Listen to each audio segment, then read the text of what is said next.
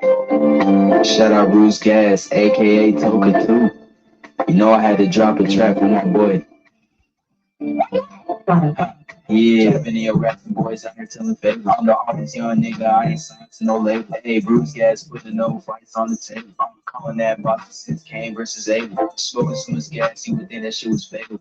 I'm the people's champion like Muhammad Ali. Just shut up, Bruce Gas. One day we gon' meet. Yeah, we gon' blow it down. We gon' smoke hella weed. Yeah, we gon' blow it down. Take a hit out the Tulsa 2. Slipping hella shots. Feel like Tyson with the people. Little Glock on my side, but it hit just like Isaac Cruz. Shut up, man. Chat real shit. That's my fucking dude.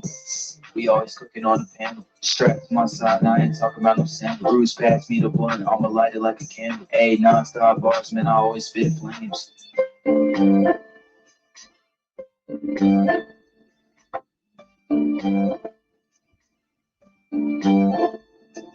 Feel like Bruce Gas always got a different strain. Bitch, you ain't like me, you can never feel my pain. You win and you lose, well, this a fight game. Don't beef on the net and the shit won't change. Said that on the stream, gotta do it for the game. Said that on the stream, gotta do it for the chat.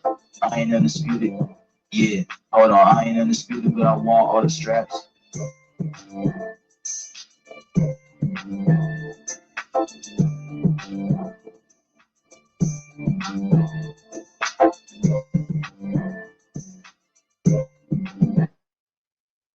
Hey, good evening. Bruce Gas here with you, man. Bruce Gas, Boxing, Jazz, and Mo.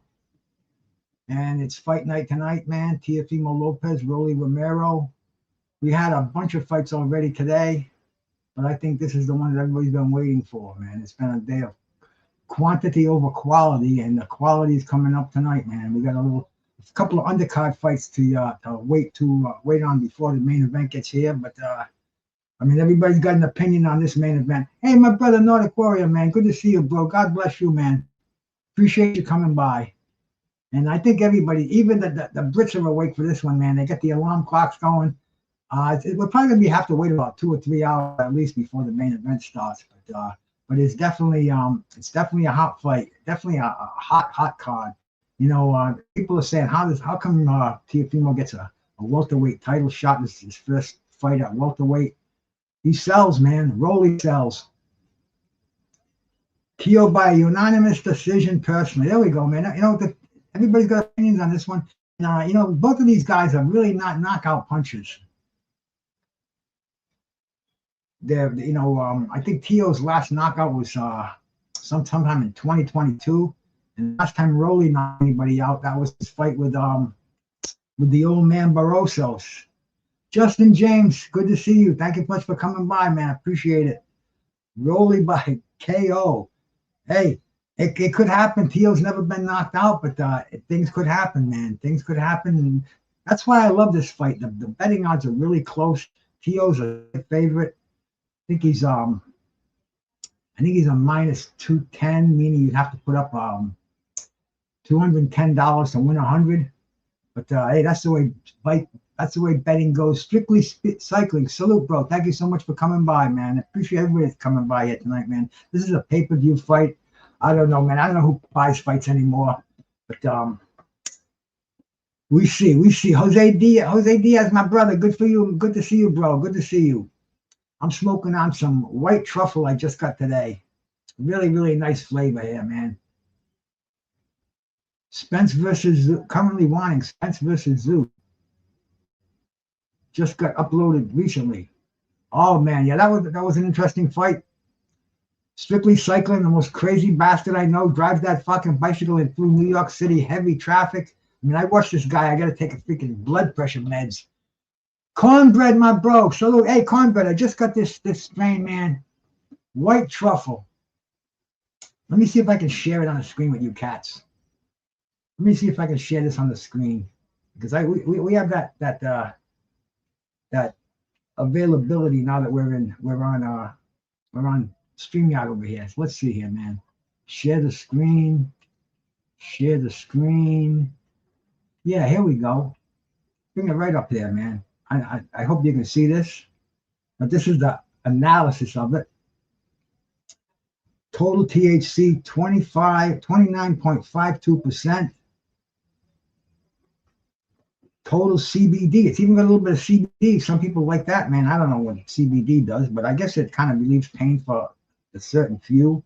Total cannabinoids, 31.139%. So that's a good strong strain. And what I like about this, too, they give you the certificate of analysis, which, I mean, who knows if that's legit, but it's not just the analysis on the strength and stuff. It tells you if it's got any mycotoxins in there. It tells you if it's got any microbials, heavy metals. You know, we don't want any of that crap in our bodies.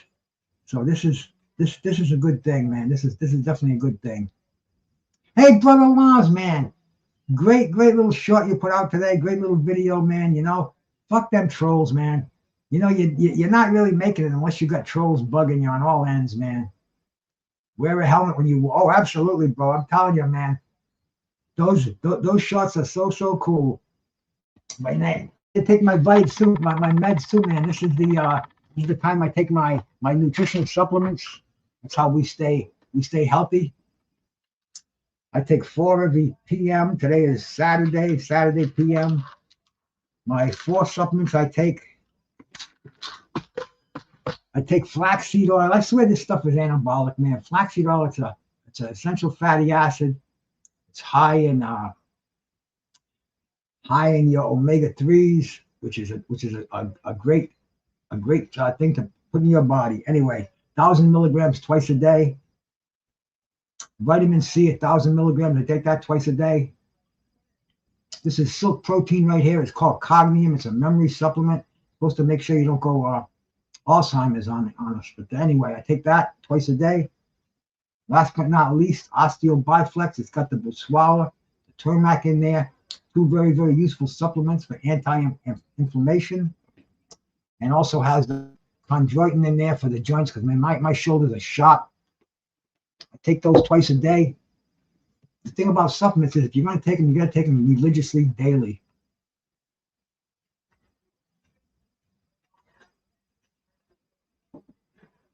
Yeah, Lars. I mean, this is tough the way that they put these fights on. Boxing is a worldwide. It's a worldwide sport. People are watching this all over the world. But unfortunately, all our times aren't on the same. We're not all in the same time zone. So a lot of my friends in UK that set the alarm clock, they're going to be getting up in a few hours with a good night's sleep, or at least a half a night's sleep, and watching this. But I mean, we're in the same boat over here. You know, this fight right here is on late for me, but hey, it's not as bad as it is for some places, man. I know my buddy Colin in Australia. He's got to get up at it's probably about 9 o'clock in the morning. I don't know how conducive that is for a good boxing atmosphere, but hey, at least we can see these fights, which is a great thing. I mean, before I get started, you know what? Today is a historical day in boxing. Today, I want to say something about this fighter that's from my home state, Rhode Island. He's the oldest living former champion in boxing. His name is Harold Chubby Gomes. He's been boxing for a while. I mean, he was a champ there in the 50s. Harold Chubby Gomes. Jose, I can't for some reason, man. I can't read your comment there. Okay, Bruce, supplements. Do you have to take them every day? I heard they only stay in your body for 6 hours. I take mine twice a day also. Yeah. You know, most of these are water soluble. So if your body has to absorb them, if not, you're going to just piss them out. You know, I'm not. See, if you got a really clean diet where you're getting all your nutrients through food, that's a better way. But see, the food we eat today is not like the food our fathers used to eat. You know, the soil's been over harvested, over planted. We don't have the nutrients in our meats anymore. They're loaded with probiotics and growth hormones. So, you know, supplementing today for somebody like me is a good idea. And I've been taking nutritional supplements since 1995. And, you know, they're, to me, I don't know, man, I'm 71 years old and I'm still doing my thing. I think they play an important part of that. So yeah, supplements are an everyday thing for me. If I miss a day, I feel shitty. So that's how important I think they are. And let me see if I can get a stream here, because I was watching the prelims and they went out, and now we're gonna have to find us a stream to watch the main event card. Let's go into bear with me, please. Bear with me while I find the stream. And that's not too difficult in this day and age. And it sure is better than paying. Let's see here, man. It was Boxing Live. Let's check this VIP Sports. Let's go into their boxing hookups here. Rolly and Teo.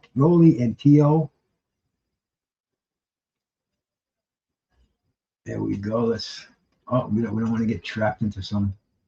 See, when you do stream fights, you have to be careful because they try to send you to different they try to trap you, send you to different things. But here we go. We got it. We have a good picture. Yes, we do, man. We are on VIP streams, watching Sergio Mora and who's that other dude? But they are getting us ready. And like I said earlier, we have a bunch of undercard fights for this, so the main event's not coming on for a little bit. My bro, Terrible Tim Witherspoon, I just talked to him a little while ago. He's on his way back from New York. He went to a signing event this afternoon. Mike Tyson was there. Ray Mercer was there. Junior Jones. I'm sure he's going to tell us all about it when he comes on here. But let me tell you about this cat, Harold Chubby Gomes. He's the oldest living former world champion out there. Today's his birthday. 93 years old today. This guy was the super featherweight champion back in 1950, in the 50s, and I'm sorry, in the 60s. He fought. He won the title, the vacant WBA, well, actually the National Boxing Association super featherweight title, and he lost it on his first defense to the legendary Hall of Famer Flash Eldore. But he lost this fight, his first fight outside the United States, in front of 30,000 screaming Filipino fans of Eldore. But he's actually the oldest living champ. I saw him a few times refereeing bouts at the Providence Civic Center, the Rolando Auditorium. You know, he's stuck with boxing right now. I think he's in a nursing home, but man, 93 years old, and what an era that was. But happy birthday, champ. It's Harold Chubby Gomes. It's tough to find any footage on him. He had an amazing career. And today's the dude's birthday, so man, I'm big on birthdays, especially the old timers. So shout out to Harold Chubby Gomes. De Niro, my brother, good to see you in here, man. Strictly Cycling. Thank you so much for stopping by once again. Jose Diaz. Jose knows it. I'm going to clean my... See, I don't smoke weed anymore. I smoke it a little bit once in a while, but mostly I use this dry herb vape. This is to me, this is the ultimate way to smoke the stuff. And you're not smoking it, you're vaping it. You're dry herb vaping it. And what I do is, comes with this little glass tube. Fill this little glass tube up. It's a little bowl. Holds maybe, I don't know, maybe about 1/10 of a gram or something. This goes in there. And you put that in this dry herb vape. This is the main component. That goes in there. Turn it on. It's got a countdown. It's 8, 7, 6, 5, 4, 3, 2, 1. And then it's a little smiling face. And then you set your temperature, 383. And some say it's a pain in the ass, man. I think it's the best way to puff this stuff. But the card hasn't started yet. This is the main event card. We saw the undercard. The undercard was on YouTube. Jordan Roach against Chanel Perez. Joseph Brown against Altel Wiggins. We had Marco Romero against Khalid Mitchell. But see, this is a pretty weak undercard. There is one fight that I want to. I mean, there's a couple of decent fights on it. The Victor Santillan, Gary Antonio Russell. That's going to be a good fight, man. That's an elimination, I believe. But and also there's this cat on here on the card called Yoneli Hernandez. He fights out of Providence. He's undefeated. I think he's from Cuba. You may be familiar with this guy, Jose. He's a middleweight. He's fighting Francisco Daniel Varan. But Yoneli Hernandez, he lives in Providence, man. I should see if I can get in touch with him. He's an undefeated fighter, originally from Cuba. He's 10-0. I've seen him a couple of times on YouTube boxing, and he is an up and comer. He's fighting in the middleweight division. He should win a title real shortly, because I mean he's that good. But the first bout is starting on the main event card right now. Let's see who it's going to be as we do a few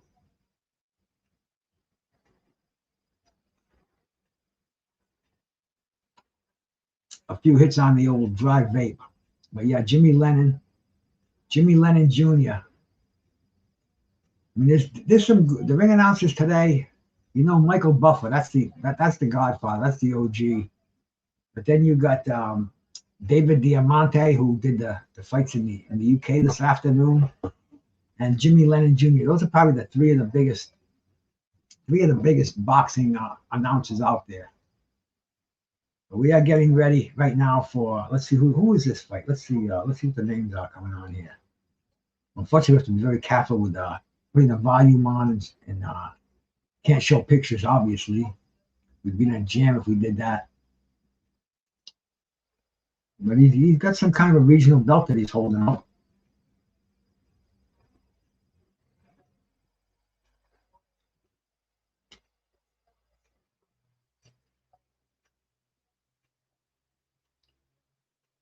I know Tito Mercado was on this card. I don't know if this fight got canceled or what.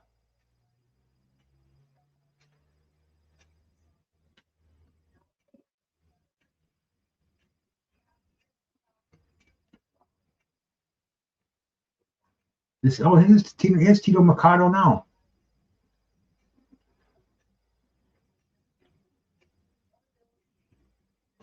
Israel Mercado. I'm sorry. Is Israel Tito Mercado? I know there's two Mercados out there. And I think Israel is Tito. I think that's his nickname is Tito. No, his nickname is Bad Ways. This could be the cat that I had on the show, man, Israel Mercado.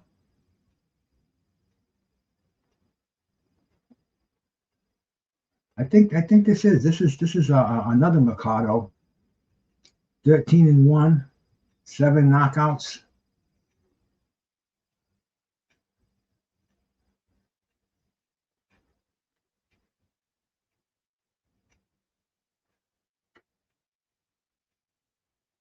It should be a pretty good fight, though, man. Let's see what Carlos Atara is a 14-0 undefeated. Oh yeah, man, this could be a quality fight we got coming up here for the opening bout. This is in the super lightweight division, 140 pounds.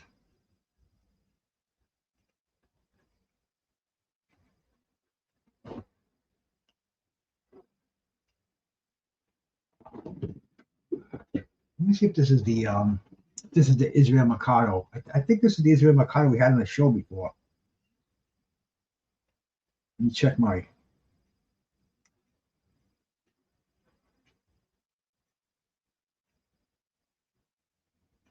Yeah, Israeli Mercado, man. That's that's our man.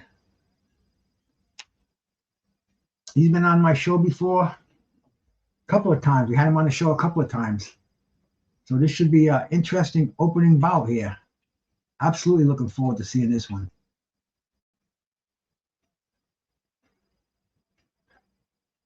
Tony Weeks, man. High-grade Nevada referee.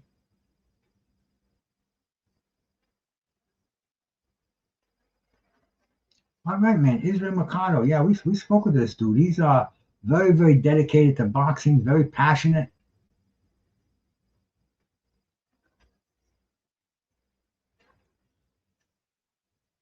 "31 years old,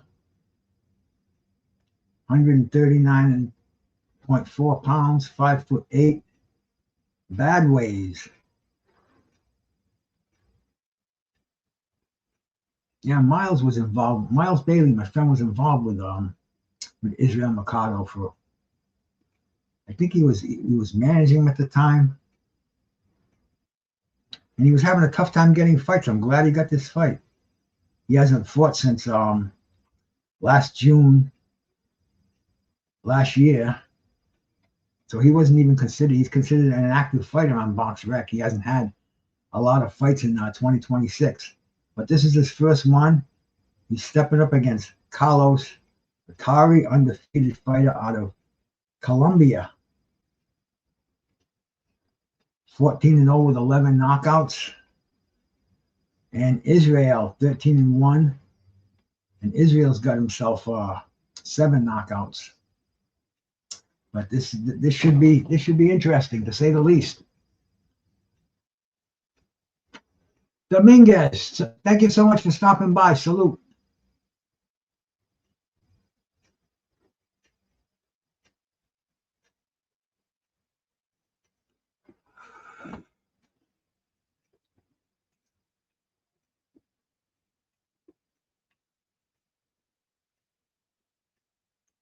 Mills Lane was an awesome referee. No doubt about that, man. I like a lot of these new referees, though. We're in the center ring right now. Israel's sticking out that jab. Oh, big overhand right by. He tried a big overhand right. Atura. Israel keeping his cool, standing on the outside, peppering him with that jab.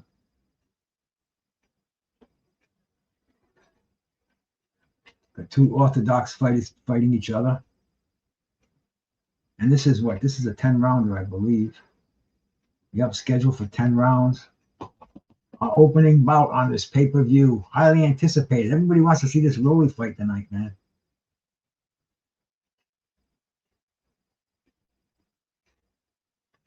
Looks like Qatar is the aggressor. You can see he's got that shoulder roll. He wants to use that shoulder roll defense. A lot of fighters use that now. I don't know, man. You know, Floyd kind of spoiled the generation with that move. You can see he's got that left hand, that right hand real low. Left hand, I'm sorry. Left hand. Oh, nice left hook by Mercado.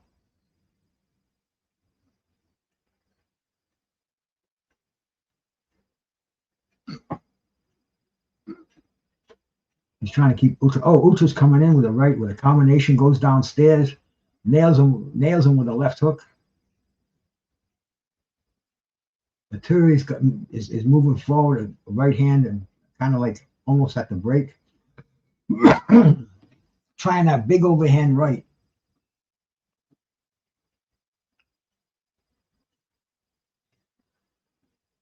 He's got Mercado on his back foot. Oh, man, he just missed a big combination. Mercado came back with a left hook. These guys are going for the freaking home runs already, man. They're swinging for the fences, as they say.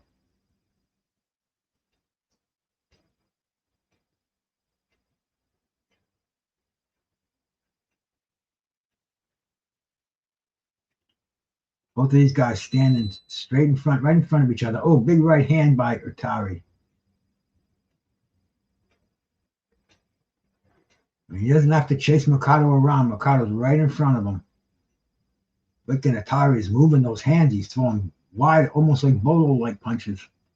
Mercado with a left hook. Mercado sticking that jab out there. Oh, Atari just missed that 1-2 at the bell. That was a close round. I don't know if my boy Daniero's out there, but he's my main scorer, man. He keeps great scoring of fights. That looked like I'd give Arturia that round. Arturia getting the towel getting cooled off in his corner.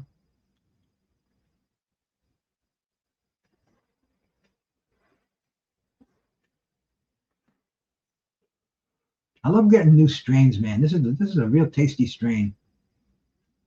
White truffle. Total cannabinoids 31.8%. So we got a winner here. And I feel it creeping in. I feel it. I feel those fingers in the back of my head massaging my brain. It's definitely working nicely. Ready for the second round. Let me call up my man Miles Bailey and see if he's in on this. See if he's watching this right now. See if I can get him on the phone.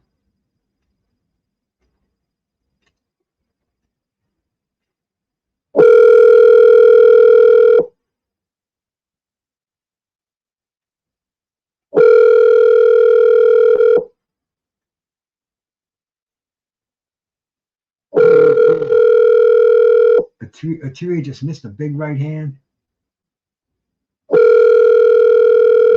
I guess we're not going to get Miles right now. Yeah, talk to me. There he is, Miles Bailey. Hey, I'm watching Israel Mercado right now. He's on the undercard. Yeah, that's my fighter. You make sure you tell him that's my boy. I'm his advisor.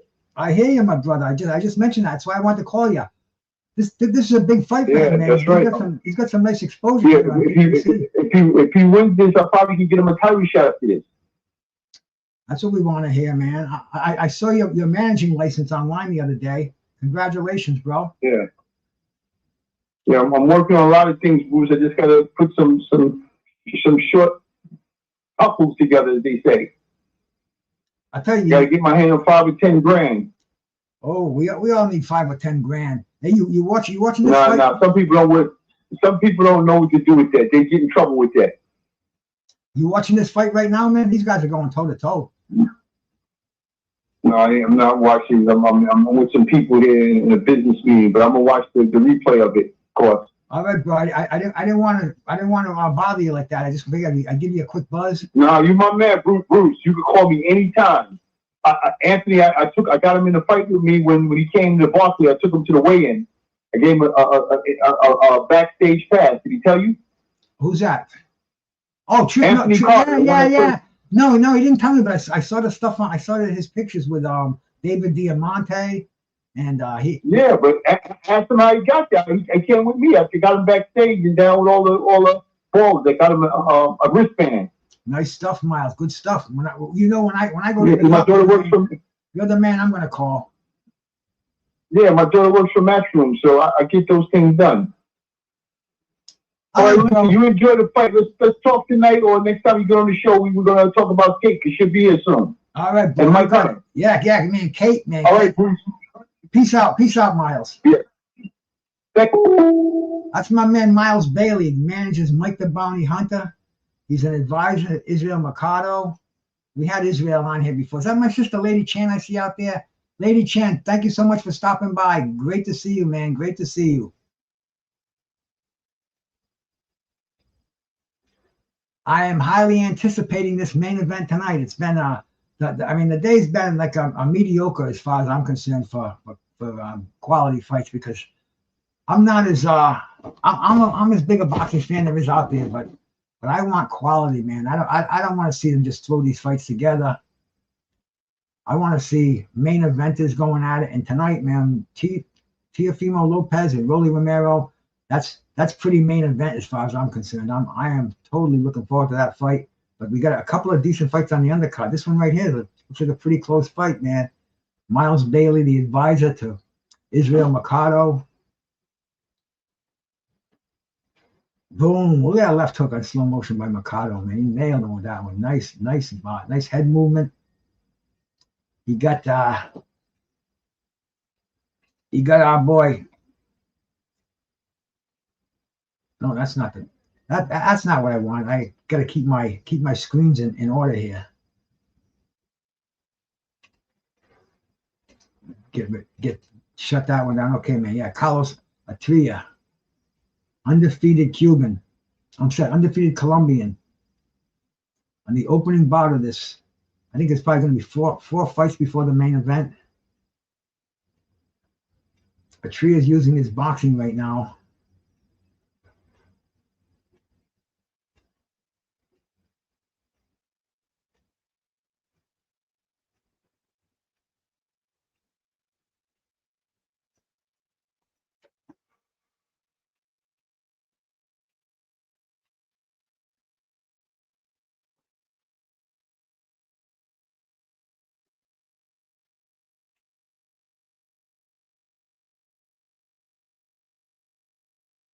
Mercado coming forward now. Atria is switching stances. Southpaw orthodox. And Mercado's just coming forward. Yeah, man, I like to see Israel Mercado now finally making some noise. His cousin Tito, also an up-and-coming 140-pounder. Oh, nice. Oh, man. They're going for some home runs over here. They're going for some haymakers. Terry just got his chin out of the way. That combination whizzed by. Terry going downstairs. Mercado blasting away upstairs. Comes out of there with a nice left hand.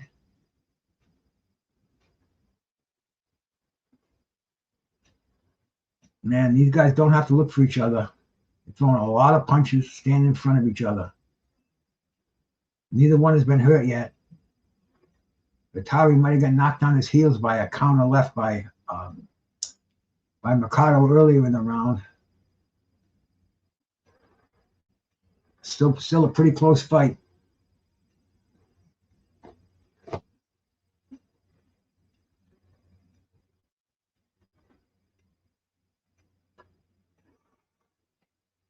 I got to take a quick look over at Facebook too, make sure I'm on that platform.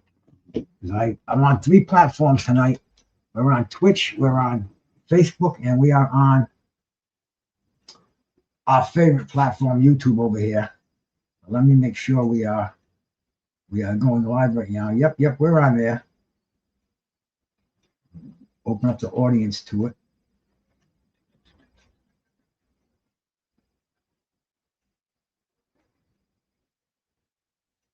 Okay.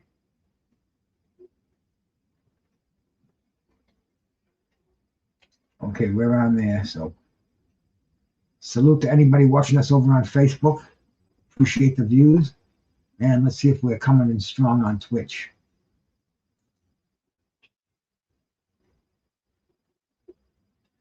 Yes, we are. All right, man. We're global over here. I'm waiting for my boy Terrible Tim Witherspoon. He was doing an autograph signing today in New York City. I talked to him a little while ago, and he's cool. He'll be coming on shortly. So bear with us. We'll have some expert commentation on this. Some expert commentators going down. Man, Mercado's doing nice over here. He just got blasted with some body shots. He's going upstairs. Boom, boom. There's that overhand right by Mercado. Good punch for him. Boom. Oh, it's like a Hail Mary too. He made freaking Atari's ears shake with that one. But here we go, man. We are in the 4th round, 4th of 10. Atria is going downstairs. Mercado going side to side.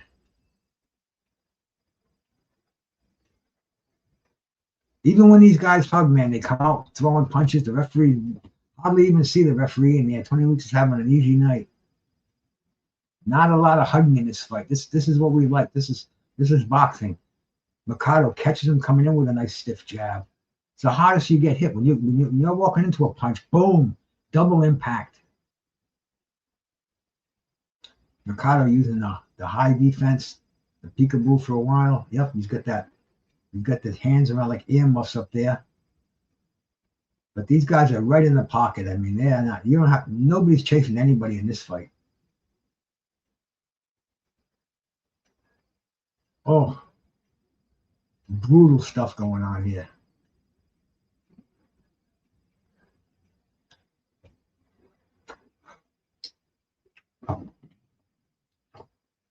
Load my chamber up over here. Please don't forget to hit that like button. I don't know why, but I think it gets the message out to more people. So do me a favor. Hit that thumbs up, please. As I fill another bowl of this white truffle.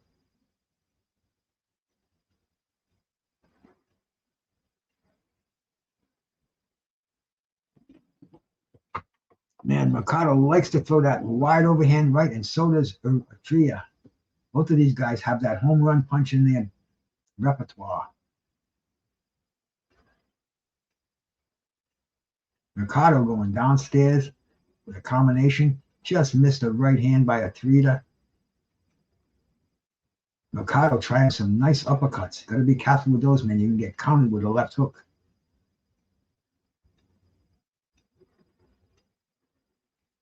Oh, beautiful, beautiful work inside. Both of these guys are scoring.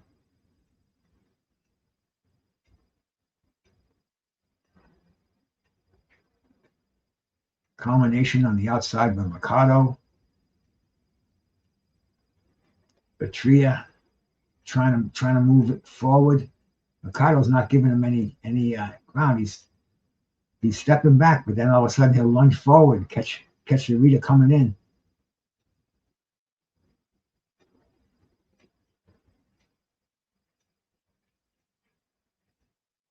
Mercado trying to fix. Oh, he just missed a big right hand. Mercado blasts him with a counter combination. Must have thrown about 5 or 6 punches in that combination. Good stuff. Good round, man. Definitely a round from Mercado. We get some good boxing over here. This is only the opening bout. I think we're going to see 4 bouts going on. We're going to see Centillion and Gary Antonio Russell, highly anticipated. Your Neil Hernandez, Cuban fighting out of Providence, Rhode Island, my home state, man. This is a big day in Providence. Harold Chubby Gomes, the oldest living former world champion, his birthday today. We got your Neil Hernandez making a, I don't know if he's on the co-main event, or is that Gary Antonio Russell? I'm not sure which, but it really doesn't matter. We're going to see all the fights. I hope you're comfortable. Hope you're kicking back on that couch like I am. Oh, man, they're showing slow motion now. That big, big right hand by Hernandez. By Mercado. And here we are at the start of, now we're on round number 5.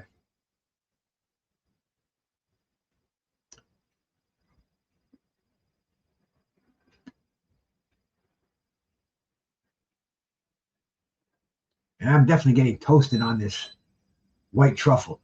If you haven't tried the strain, I recommend it. A very heavy indica, nice PM stuff. I hope I can stay awake for the evening's fights with you. But I mean, boxing, that's an aphrodisiac. That gets me wide awake, man. That's a stimulant.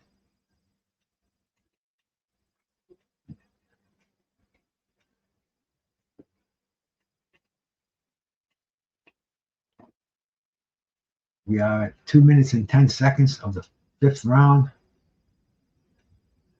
Almost at the halfway point. A very decent undercard fight, man. Israel Mercado. Carlos Atria.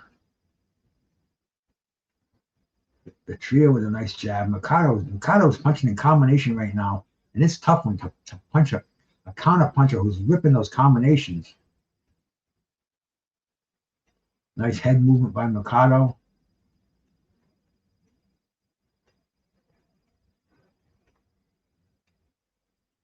And Mercado just kind of bites down on his mouthpiece, comes in.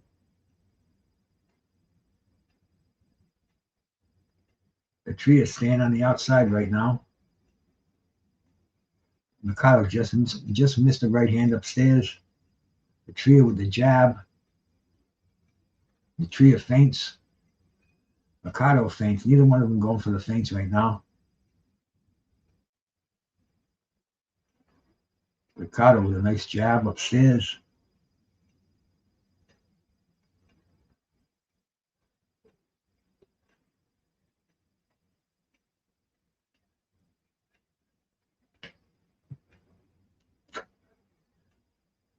I don't know what that warning was about, but Petria kind of went back on his heels. Oh, beautiful right hand by Mercado. Right on the jaw and an uppercut. Petria with a right hand over the top. And Mercado rips him with a combination. Good stuff here, man. Back and forth action.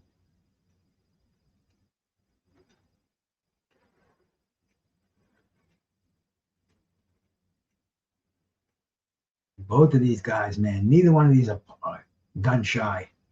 They're both unloading with combinations upstairs, downstairs. Good action fight.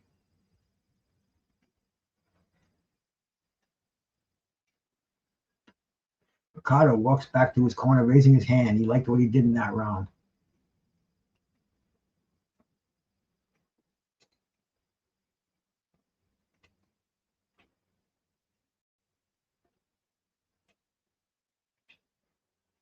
Hey, my brother Thomas Hill, man. Appreciate you stopping by, my bro. Great fight night here.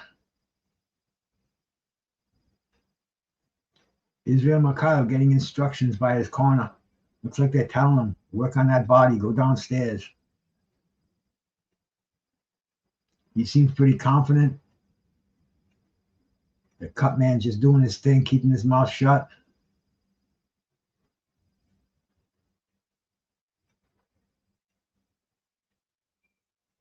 Watching the slow motion, Mercado getting nailed with a big right hand by Utria. I wonder how this fight sold, man. Being in Vegas at the huge stadium out there, I don't know if it's sold out or not. Maybe they're counting on a lot of walk-ins.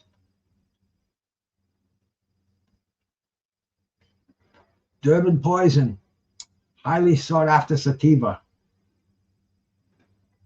I was thinking about getting some, but the place I buy from now, it's like quarter pounds. Really hell of a tremendous deals on quarter pounds.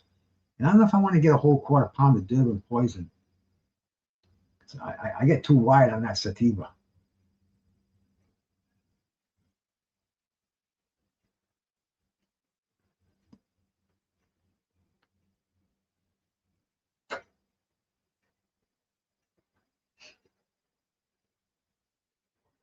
They slowed down a little bit now in the second half of the fight. I mean, they're spending so much energy. I'd love to see the punch stat on this one too.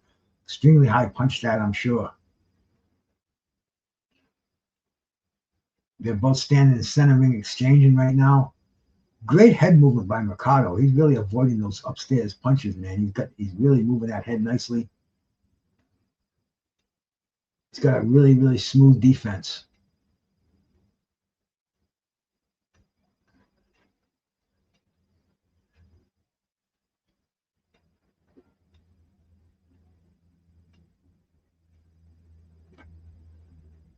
Petria trying to counter him with that right hand. Ooh, just nailed him too. Oh, good punch downstairs by Lurita.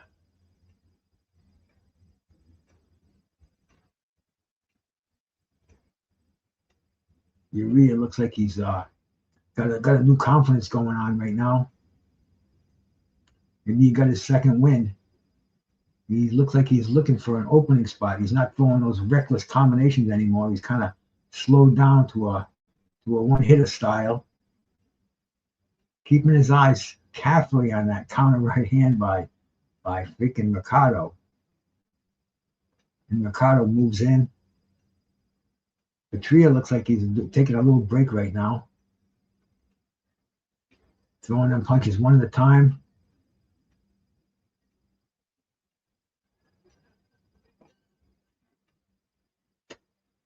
Man, I love this dry herb vape. I don't know if any of you cats have ever tried one before. The absolute best way to smoke your herb, as far as I'm concerned. Coughing, hacking, that's a thing of the past. I like cough and hack. But I mean, there goes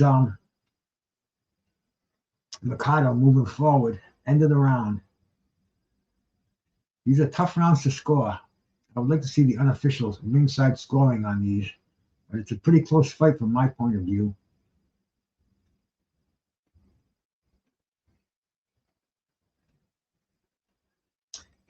Coming up September 4th, Andy Ruiz back in the action. This guy is fighting KNY Nuba. I don't know where he's from. I think he's undefeated. I think I remember reading that. But it'll be good to see Andy Ruiz back in the ring, you know, even if it's just to get beaten, to get out of the game, because he's been kind of hanging around for a long time, tempting us with all these comebacks that he's going to have, man. Let's take a look at the poll and see how it's going so far.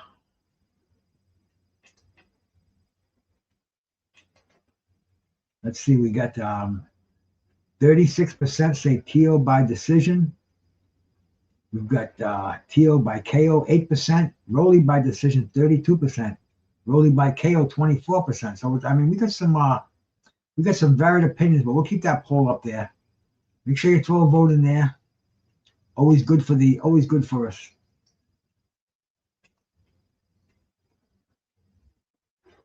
Ureta throwing a nice combination.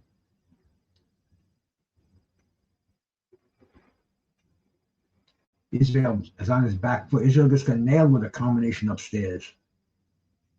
It only seems to spur him on.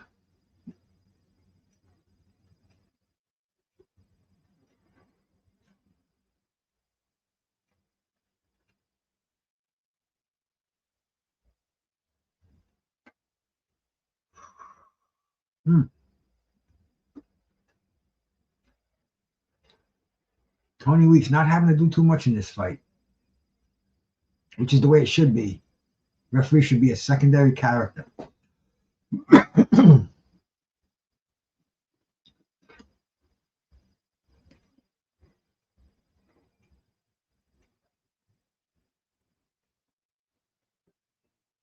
Maybe we'll do a few dabs later. I got my plate spiced up with a little bit of shatter, a little bit of live resin sugar, and then a few drops of distillate on there. So that should be nice for a little head ripper as the evening wears on here.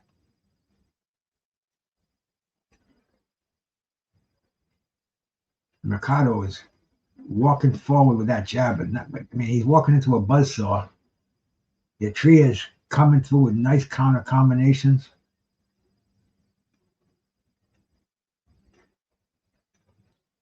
Mercado moving forward. Mercado's got him up against the ropes. He's unloading his hands, man. Oh, and good defense by Yatria as he punches out. But it doesn't deter Mercado at all. He keeps moving his hands. Beautiful counters by Yatria. Mercado, nice overhand right. Nice combination. The jab right on target for Mercado. They're in a little clinch right now, but these clinches, you don't even see the referee break them up because they're punching out of the clinches. And a good straight right hand by Mercado as he came out of the clinch.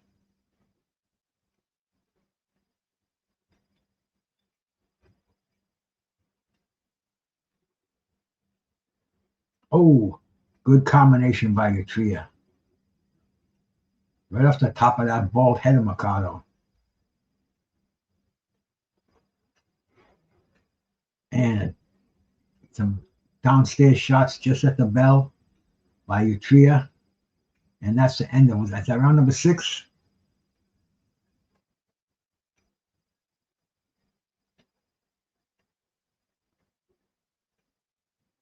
And this is why I like open scoring the way they've had these. They would show open scoring in round 6 and round 9. I like doing that, man. It lets us know what the boxing, the only sport where you don't know the ending until 3 judges at ringside tell us what it is. I mean, the only sport really when you think about it. Every other contact or non-contact sport, it's pretty much we're seeing it unfold before our eyes. With boxing, you never know. But man, look at that. These guys are. This has got to be a razor thin fight. Oh, both of these guys taking and landing.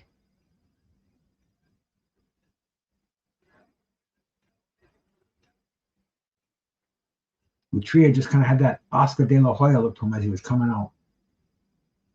Making sure he's breathing through his nose. Israel ripping combinations. Yatria is just moving forward. Behind blazing hands.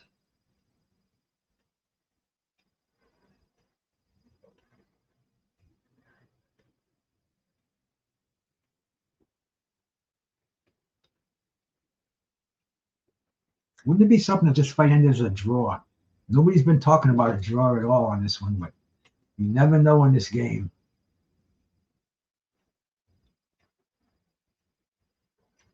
I don't know. Rolly hasn't had a knockout since that highly disputed stoppage of Barroso, and that was several years ago. Oh, nice combination by Uturi upstairs. Always ending with that overhand right. Mercado's got to keep those hands up high. And Mercado moving forward, the jab and the hook. Oh, Mercado's got him against the ropes, but Atari just blasts out. He's not getting caught there.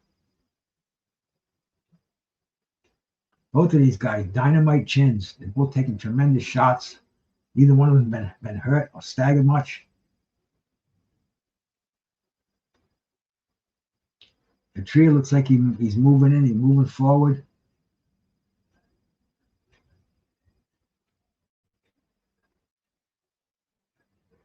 You're throwing a lot of those punches, and every time you miss, you're going to get countered. Both of these guys are throwing counter punches. I don't know what that was by Mercado. A little slow. Maybe the fatigue is setting in.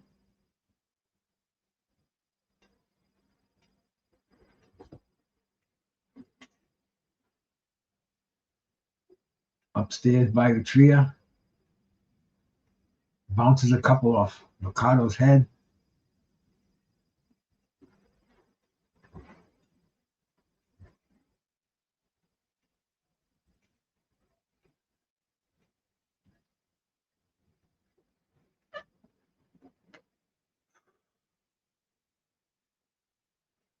I tell you, these guys are rock'em sock'em roboting it out here, man.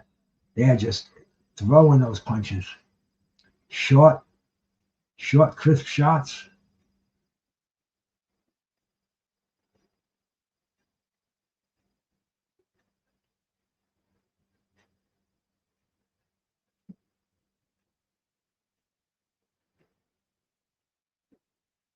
Good punching off the ropes by Mercado. The trio just comes right back. Both of the exchanging big bombs in the center ring. Wow. This is an amazing contest here. Rolly's pulling up to the arena.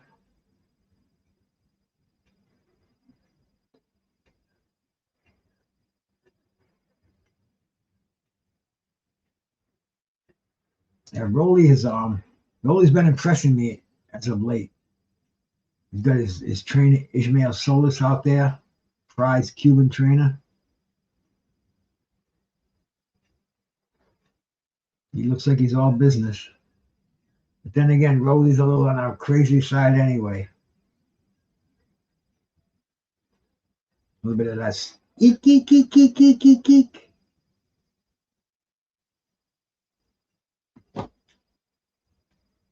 Making that long walk into the arena, heading to his dressing room. And like I said, he probably won't be fighting for another couple of hours at least. But I'll be here. I'll be here as long as the weed's holding out. Plenty of weed, plenty of water. And my wife made a nice meal tonight too, man. She made some pork chops baked with apples, brown sugar, really tasty. And it's been kind of seasonally cold around here too. Usually it's around 80 this time of year. Today it barely made 70. I think I just got a text. Let's check and see who that was.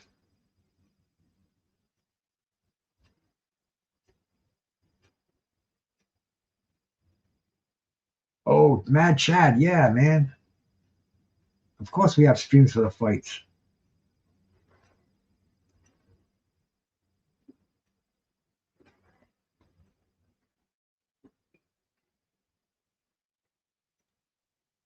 Oh, but I have a very difficult time putting them in here, putting them on the phone. Let me send them to your email. I'll send them to your email.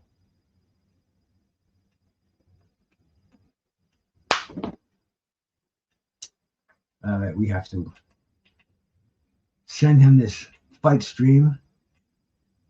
I know how it is because see the streaming cat groups. I mean, they get closed down all the time. So Mad Chad needs a stream. Mad Chad shall get a stream.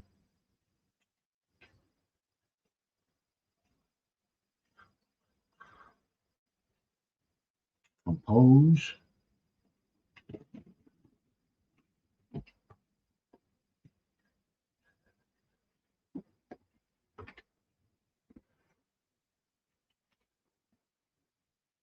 Here he is.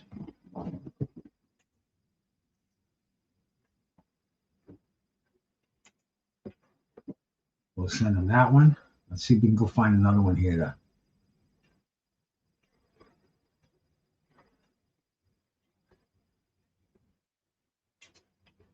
We're in the ninth round, 9 out of 10 rounds. Let's not lose track of this fight. I'm multitasking over here.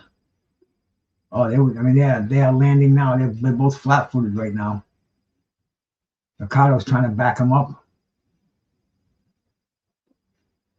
They're exchanging on the ropes.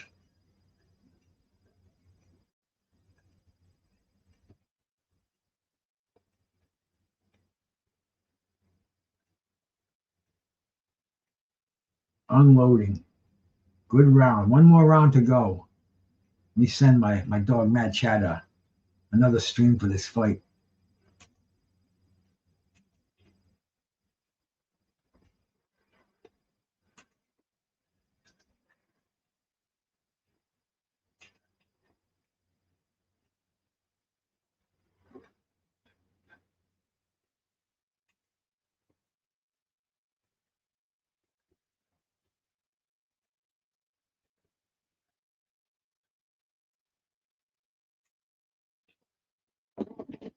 Send him another one here.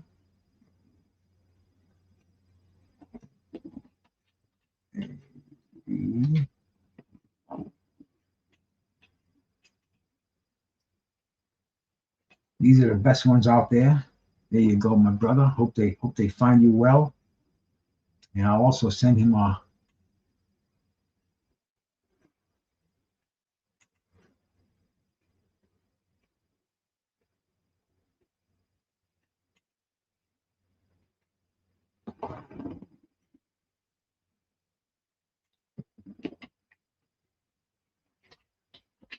okay, we are in the 10th round now. 85 to 86.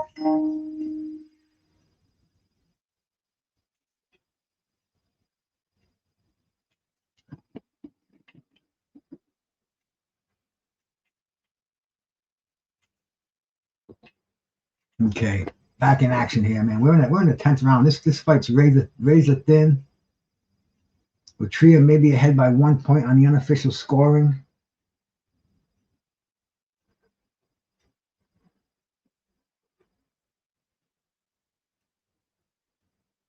All right, Matt Chad, you got it, buddy. You got 2 streams right there. You should be able to get on there nicely now. I mean, both of these guys know what's on the line. They are exchanging. We got 2 minutes to go in this round.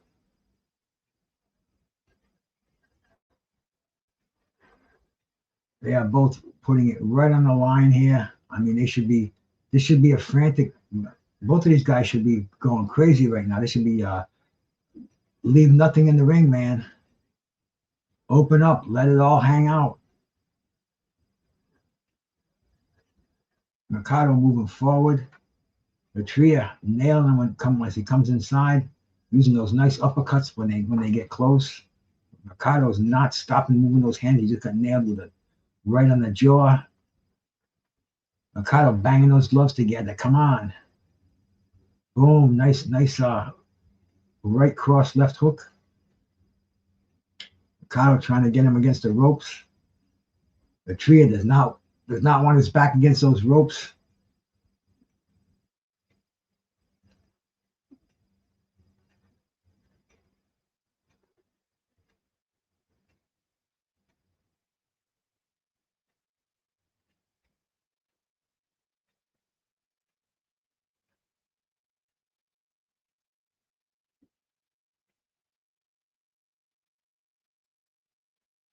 Man, Atria with a combination, getting counted by Mercado, one shot on the inside. I mean, Mercado should really stop moving those hands. This should be frantic stuff right now. The winner of this fight's going to get a big fight, as according to my man Miles, who advises Mercado. Oh, nice shots upstairs by Mercado. Oh, Hernandez says, come on. I mean, these guys are leaving nothing on the line right now. We're in the last minute of the 10th round. Both of them, the fight's over. It's going to be an interesting decision. Very interesting decision.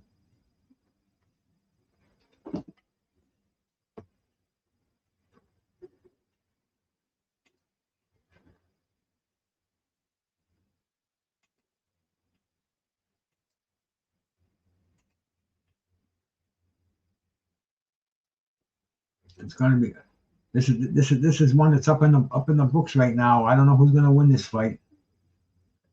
I would have to give the nod slightly to Mercado, but it was close. 58% of the fans on Fan Zone said Mercado won it. 42 says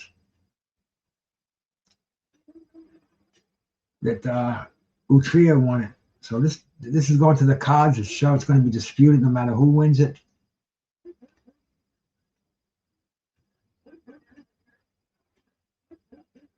Sean, how we doing, Sean? Putting $50 on the draw at plus 160. And nobody wants to see a draw, but man, that sounds like a pretty smart bet. But I can see this fight going the distance. You know, neither one of these guys has had anything knockout worthy recently, so we're definitely looking at plus 1,600. Whoa! Now that, my man, is a good bet.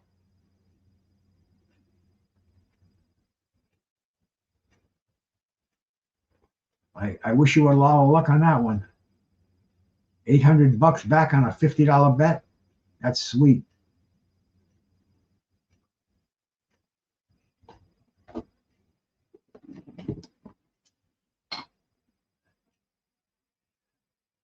And here we go. Let's see if we can get the Carlos Utria. Judge of ringside, Steve Weissmanoff, position 96-94 in favor of Israel. Split decision, man. Patricia Morris-Jarman scores the action 97-93 in favor of the winner. And still undefeated. Damn. Israel's going to be pissed about this one.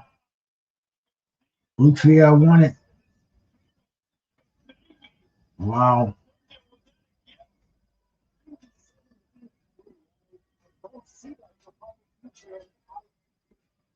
Pitiful score by Patricia Jarman. 97-93. I thought it was much closer than that one, man. This fight had all the makings of a draw. I mean, these two went back and forth for 10 rounds. Israel Mercado is not happy about this one. Like the last time I talked to him, he was just coming off that draw. He had a draw, and he really wanted to avenge it. He had an undefeated record, and he went in the ring against Leonardo Rubalcaba, undefeated fighter, and he came out of it with a draw, and he didn't want to go back there again, but he just lost a split decision by the scores of 94-96, 94-96 in his favor, 94-96 in Atria's favor, and Patricia Jarman 93-97, and it gave Carlos Atria the win by split decision. Tough one for Mercado, but life goes on.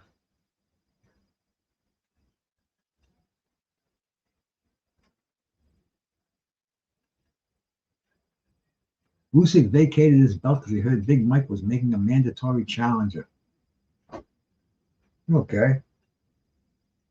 You know, I like the belts being split right now, and Next weekend, we got a great fight coming on. I really cannot wait for this. I love heavyweights.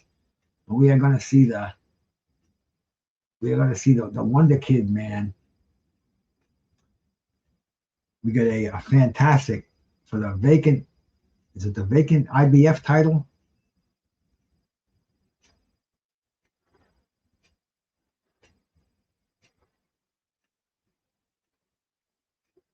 Okay, I need a few tokes here. My mind is getting a little clogged up. So please bear with me.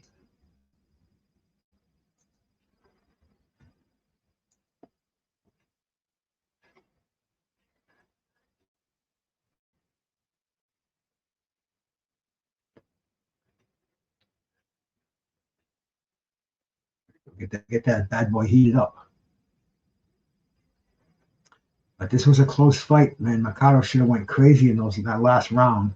But even so, that wouldn't have made any difference because Jarman had it 3-7, 97-93, and that pretty much locked it up right there. But I mean, these guys, they should do it again. It was a very entertaining fight. Will they? I don't know. The undefeated Utria. Does he want to get into another close fight like this? These fights out of Colombia. I mean, hey, he's getting his meal ticket. He's fighting on the biggest stage of them all in Las Vegas.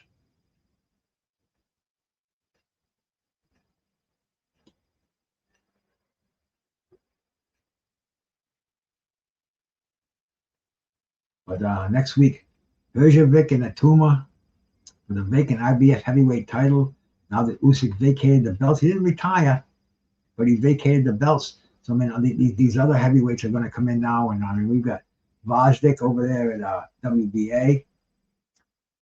We've got Caballel with the WBC, and we've got Daniel Dubois with the WBO. So I mean, any of these fights between these fighters, unifications.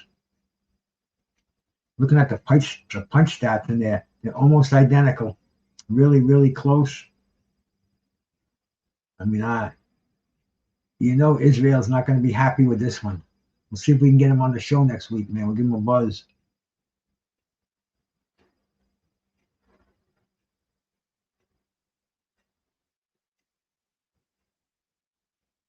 Many, many good fights coming up. Ryan and Conor Ben. That's going to be interesting as they come.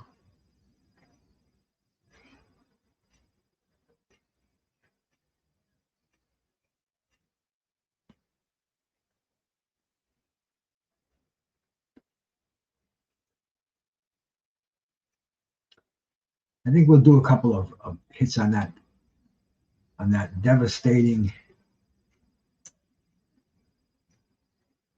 dabs.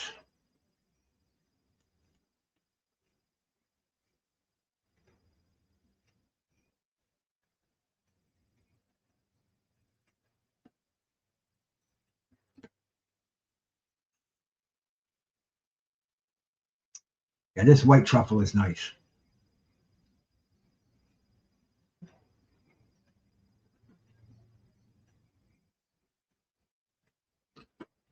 But that's one fight out of the way. We still got, let's say, 3 more undercard fights to go. We've got Chantillion and Gary Antonio Russell, and then Hernandez and Francisco Varane. Francisco Varane, I think he's an undefeated fighter too, so Hernandez is not going to have an easy fight. Let's see, man. Francisco Varane, 17-1 with 10 knockouts, 17-1-1. And he's fighting out of Argentina. We have 2 Argentinian fighters on this card. The dude who Antonio Russell is fighting is Argentinian also. And I'm trying to look and see if there's any names on here. Roman Villa, that's one name that we recognize. He fought him in Florida last November 21st. He beat Roman Villa. Brian Adams his lone defeat to Brian Adams at 154 pounds. Adams is the one who beat what's his name? The Ukrainian, the guy who knocked down Virgil Ortiz twice, Boachuk. Boachuk got beat by Brandon Adams. Brandon Adams, a very, very up and coming. He hasn't gotten a push after that Boachuk fight. He hasn't fought at all. And that was back in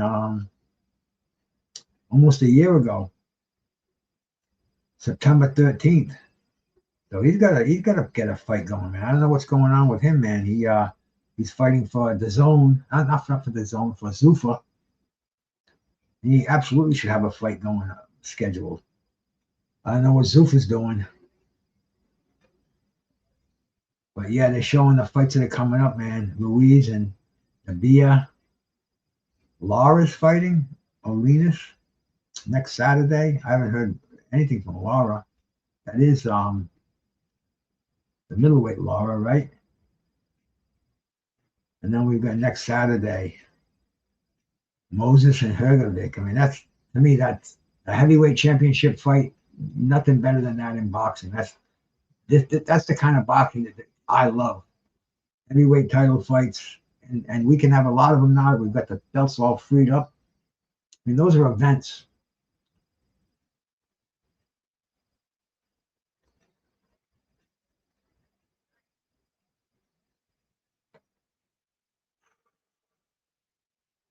One thing about this dry herb vape, you can taste that flower. You know, nothing, not combustion, nothing burned, absolutely no paper, just your clean vapes of your flower.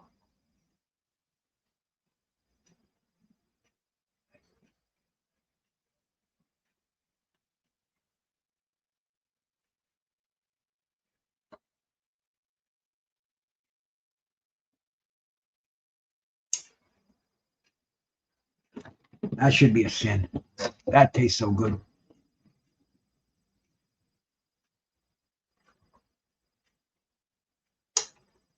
And water too, man. Nothing like it, man. Ice cold water. I haven't drank anything since 2022, except for water. I had a frozen lemonade last week, and that's like the first non-water thing I drank. It wasn't even drinking. It's almost like eating it. Adele's lemonade. I went to this folk festival in Warren, the Warren 10th annual Warren Folk Festival. A little cup of Dell's lemonade, $4.50. Whoa.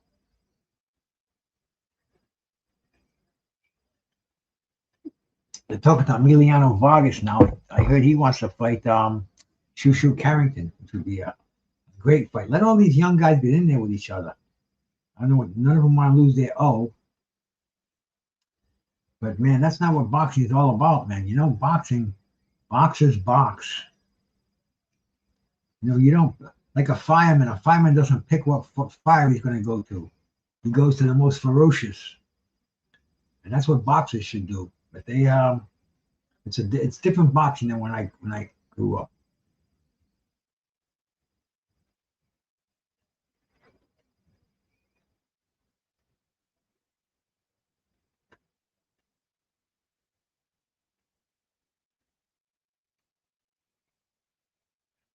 They're showing some highlights of Emiliano. I mean, no doubt, he's an extremely talented fighter. But let's see these young guns all get together. You know, let's see them start to go for titles. You know, these guys get way too much coddling. You know,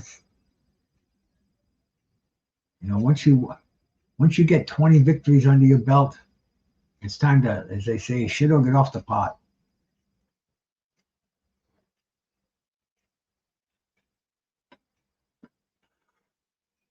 See if we can just listen to what he's.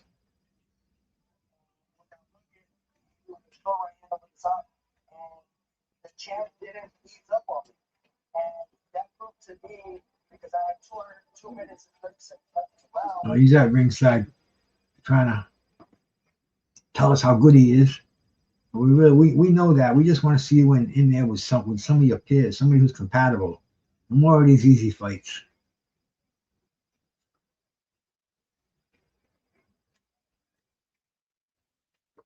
Talking to Malik Scott. Malik knows a lot about boxing. Not the greatest boxer himself, but he's a historian. He's got the brains for it. Makes a good commentator.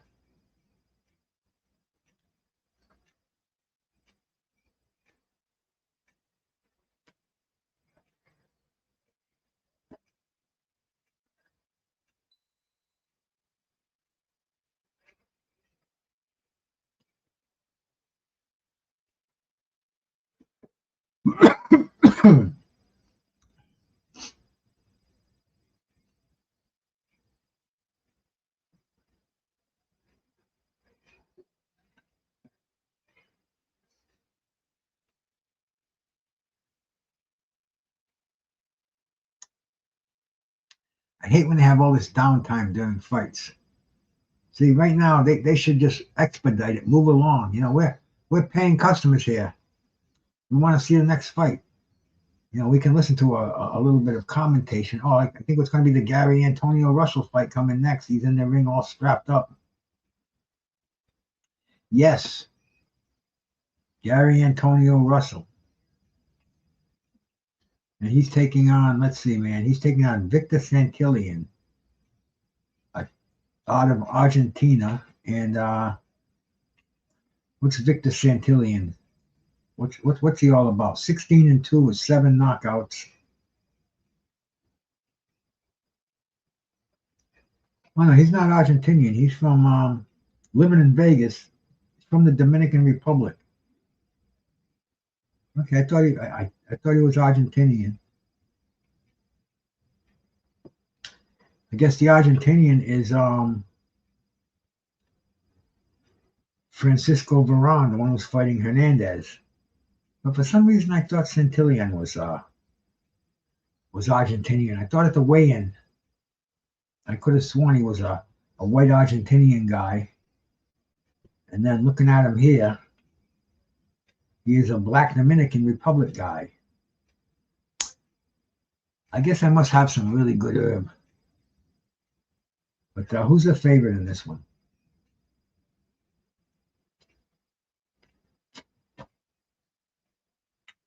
Russell doing some shadow boxing. I mean, the Russell family, they got an awesome gym down in Maryland. A whole family of fighters. I'm sure they have no lack of sparring. You know, the father died, Gary Russell Sr., a couple of years ago. And Batman was in the camp, man. He was one of the cousins. He died. It's a tough life out there on the streets, man.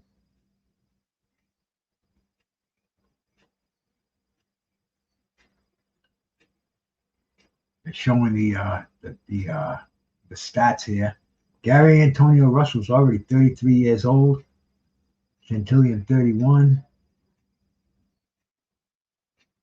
Gary Anton Russell's been boxing since 2015, so he's already an 11-year veteran. And he doesn't have a belt. Has he ever had a belt? Let's see.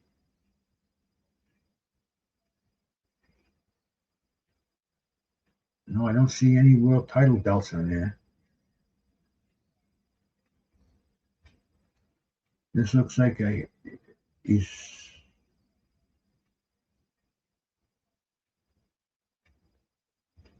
Nope, this is the...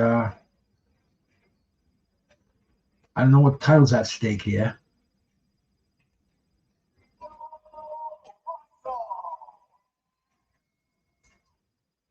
But it's a 12-rounder, so there's got to be some kind of a belt at stake. Maybe it's a eliminator. Maybe it's an interim. We'll see.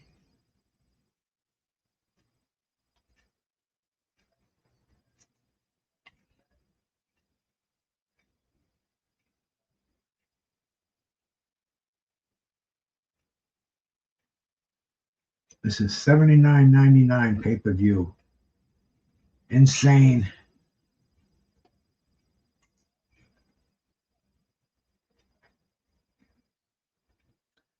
Yeah, Laura's an old dog. But at least he's fighting again. At 160, people are starting to come around to 160. You know, they realize there's a lot of openings there. We got some easy belts that should be available. There's one of the other Russell brothers in there. I'm sure his name is Gary.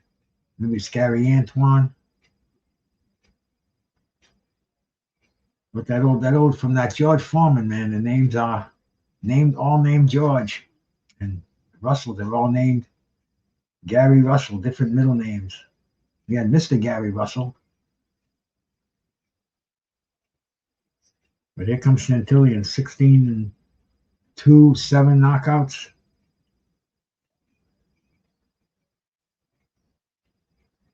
And we're coming live from the T-Mobile Arena in Las Vegas.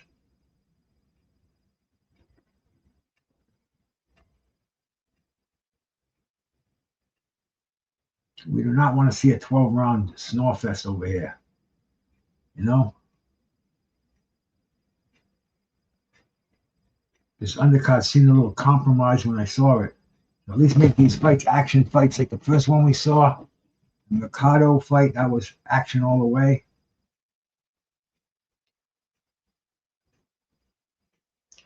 Santillan and Russell, let's see if that's going to be action all the way, huh?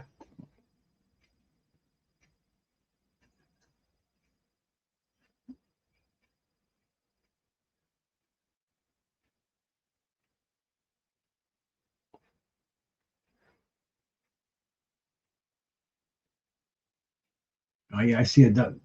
It's not in box rec because it's WBA title. Let's see what title's on the line.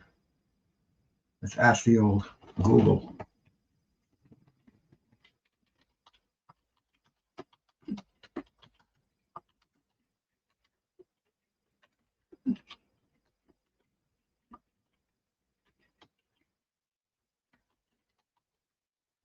Okay, there we go. Google kind knows what I'm looking for. Let's see. It's the interim WBA Super Bantamweight title. So it's not one of the biggest belts in the world, but it's one of the biggest organizations that puts you out there number 2. No, I guess no. The WBA, they have the regular title, the super title, and the interim title. I'm sure there's a few other ones in there, but this is for their super bantamweight version. None of these interim titles guarantee you a title shot. I found that out over the years. But they are fairly prestigious, and they are big name belts. And they're also sanctioning fees for these crooked organizations. So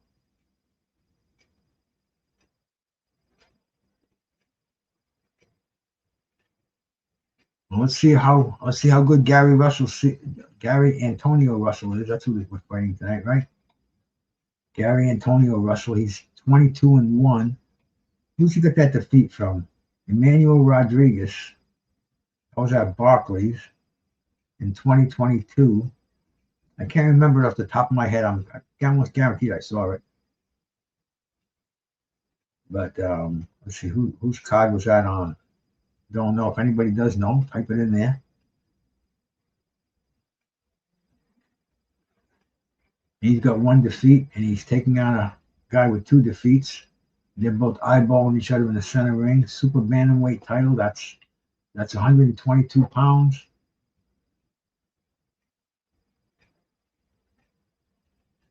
No, I think that's even lighter than that. That's like 120 pounds, isn't it? 121 pounds. 122 limit. I was right. And they both came in at 121. Santillan 121.25. Russell 121.5. And here we go, man. We're in the first round. They're already hugging each other. This referee is already going to have to break them apart. We definitely don't want to see that.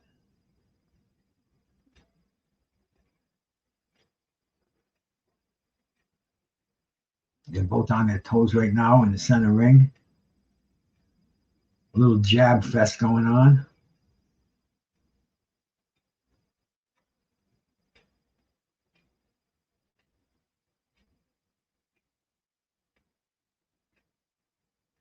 Oh, good shot by Russell downstairs. Kind of, you could almost see the oof.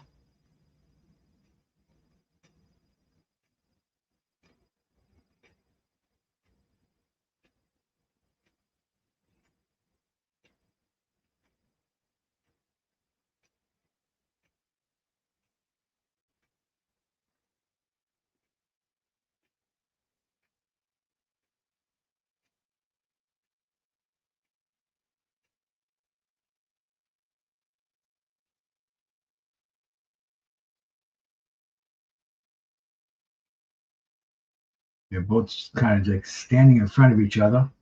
A lot of posing going on right now.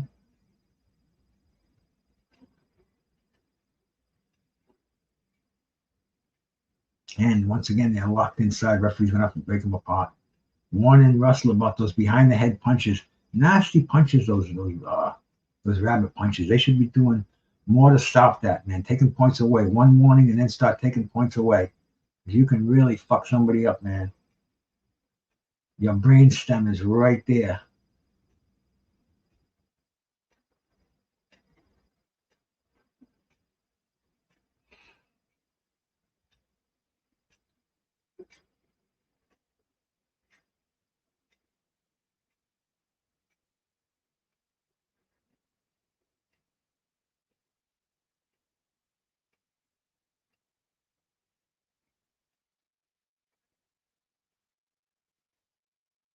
Greg Santillan is the aggressor here.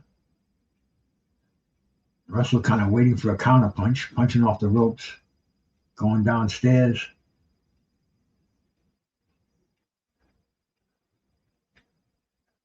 This is the super bantamweight division. This is the division where Fredo Gomez ruled.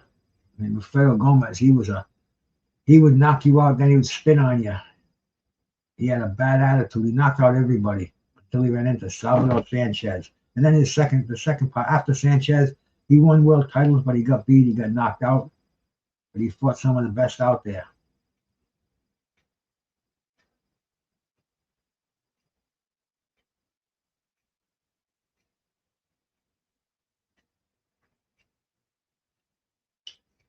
I think we'll blast a couple of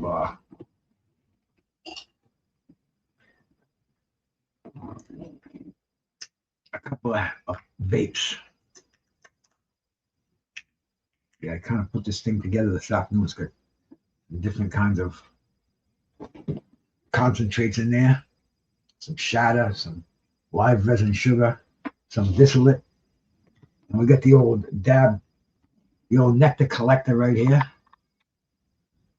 The torch. Everything we need.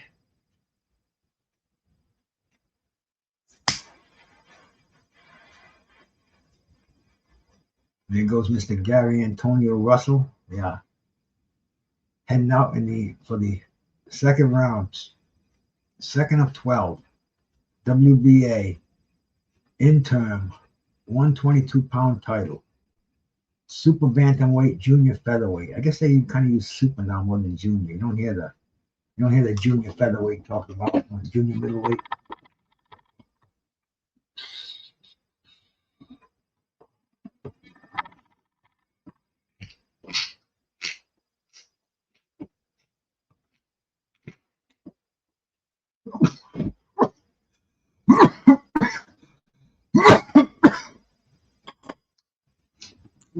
Whoa.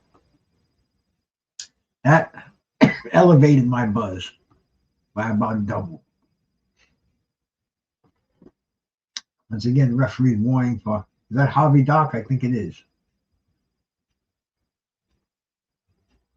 Very good referee, probably one of the best out there right now. Oh man, Santillan ripping the body of Gary Russell. Russell kind of going back. He said, those hurt. Let me give you a couple of those shots. But Santillan zeroing in on that body. These guys are starting to warm up to each other. Starting to see some fists fly.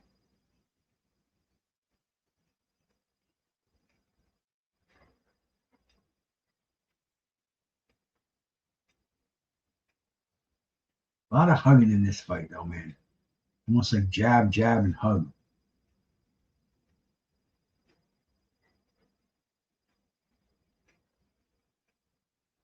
They're getting tangled up in the ring. Referee has to break them apart.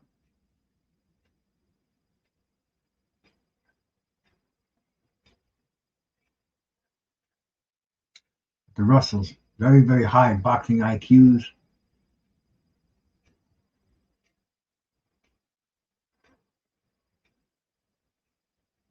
Not using as much offense as I'd like to see, but the fight's young. They're still feeling each other out. Awful lot of hugging going on, though.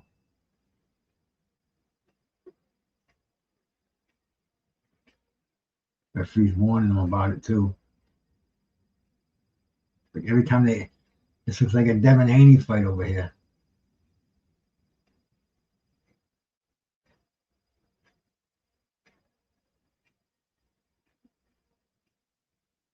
Way too much hugging, way too much hugging. Referee's going to have to, I don't know what he could say, because he's not taking any points away. He's not giving any official warnings. I'm sure he doesn't like what he's seeing. Oh, that was a nice little shot before the bell by Russell. I mean, he, being a veteran that he is, he just kind of timed that. He knew how much time there was. Just a few seconds. Let me just drop this in just before the bell rings. And he did.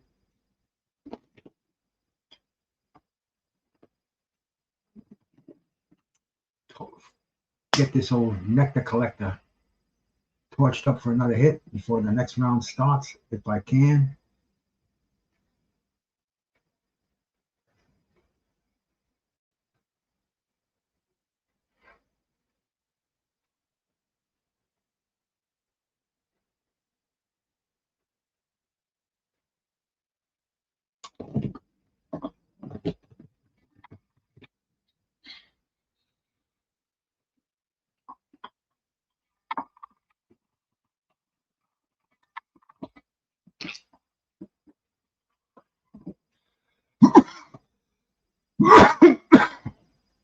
Got the live resin sugar on that one for the taste. And the it's called gelato mints. I like those concentrates, man. There's nothing like it. They never had any of this stuff when I was a kid. It was only like in the last 10 years or so. But when I was first started smoking, you got your weed, your hash. Once in a while, you got lucky. Some hash oil came around, some Thai sticks. I mean, the quality was like, actually, literally blows the stuff away. When they tell you that this weed is 10 times stronger than the weed your parents used to smoke, they're full of shit. Because we used to get some Colombian gold, some freaking Jamaican tops, some freaking Panama red. Those things would put you in a coma. And they were real too. They were just so, they took whole seasons to grow, very, very crafted. The growers were very proud. It was different. This was like an international thing. But I remember 1975, the year that Colombian gold hit Boston. It just changed the whole cannabis scene. You know, nobody could go back to those Mexican fucking bricks anymore. And we smoked enough of those and survived. I mean, this might be too intense for millennials or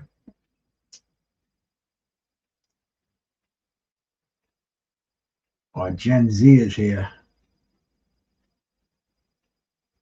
But the cannabis of yesterday, it was so much different than it is today. See, referee, I knew he was going to put these guys together. Too much hold. I'm not even paying attention to the fight. I'm paying more attention to the weed. It's like, come on, you guys. This is pay-per-view boxing. Time in. Russell's kind of looking at him like, oh, no, my fault. Both of your faults. Come on. Once again, he said no more hugging. Russell's trying to not be a co-hugger. See, there we go, man. Russell's on his toe. He looks so much better when he doesn't have the hugging intent, when it's not just jab, jab, hug. Same with Centillion. Oh, nice ripped combination there by Russell. Hugging again. Don't do it. There you go, Russell. You know how to get out of a hug without being a ref there. Just move. Keep those hands moving. Nice.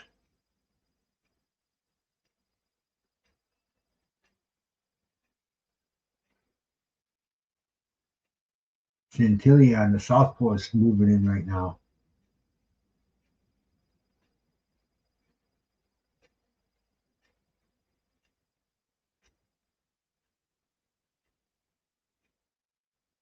End of the round. That round picked up a little bit. I was actually nodding off there on this thing in my head. It was getting so boring. The referee just had to say, hey guys, come on. Fight. You guys are boxers, not dancers. This isn't Dancing with the Stars. Get out there. Come on. Move those hands. No more hugging. And let's see if the message sticks.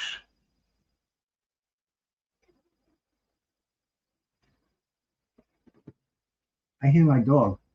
I don't know if I told you, Katz, I got a new dog. I didn't wait too long after Bruno died, man. You know, I went to the vets and I got another one. Not the vets, the dog pound, the animal shelter. They get that ice thing that they put in the ice, that metal face mask to keep the swelling down.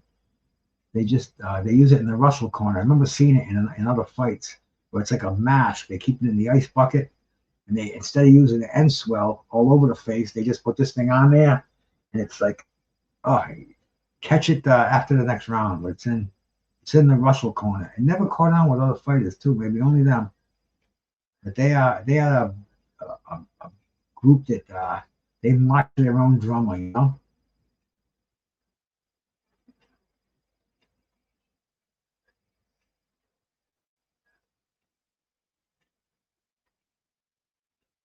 He must have went to the corners between rounds and kind of emphasized that no hugging, because I haven't seen a hug yet in this round.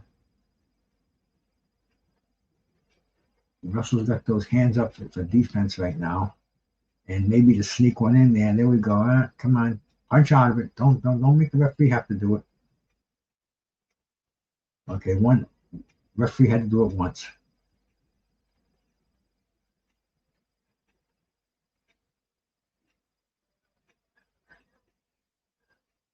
Russell looks like he's looking for a counter. And Tillian bouncing in, sticking that jab out. Come on, man. We want to see at least one knockout on this card. You know Rolly and Teo is not going to end with a knockout. We already had one bullshit decision, right? I mean, it was close, but the way to end all this debate is knock the man out. Make the referee stop it. Make him stop on his stool. I mean, that's why back in the Jack Johnson days, man, you know, 20 rounds, 45 rounds, crazy amount of rounds. You know, they're all out there. You can only imagine the condition of these athletes to do that. And these weren't fighters who were fed the food that we get, sleep on the same mattresses we sleep on. Totally different. I mean, they came up in a hard area, hard era. Just totally not even the same anything. But it was done out there. Fights were, you know, this is a 12-round fight, and it's like, oh man, 12 rounds. Well, you know, I come off the 15-round fights, and I wouldn't want to see a lot of fights today go 15 rounds. You know, I wouldn't want to see a 15-round dance. We didn't really see a lot of those either. Even like a one-way fight, John Tate and Mike Weaver.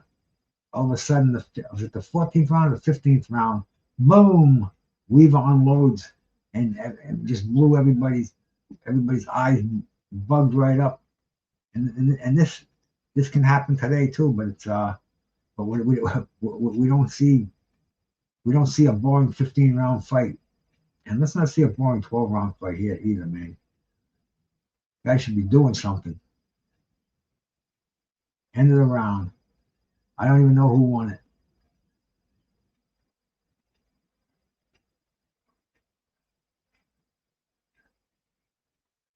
They're showing Centillion's corner.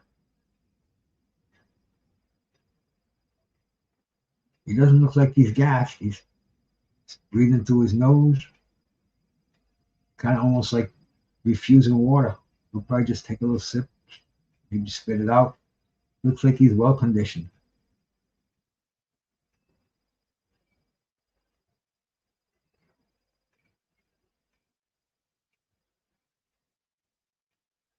I don't know what instructions he's getting. That's the thing, man. We can't even listen to that. Because I've seen streams shut down. I've had mine shut down, and that sucks. You don't know if you're getting strikes or not.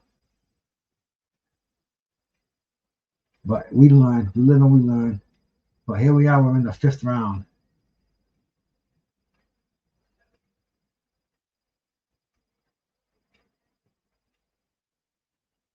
A nice combination by Russell. Kind of snuck that left hand over the head.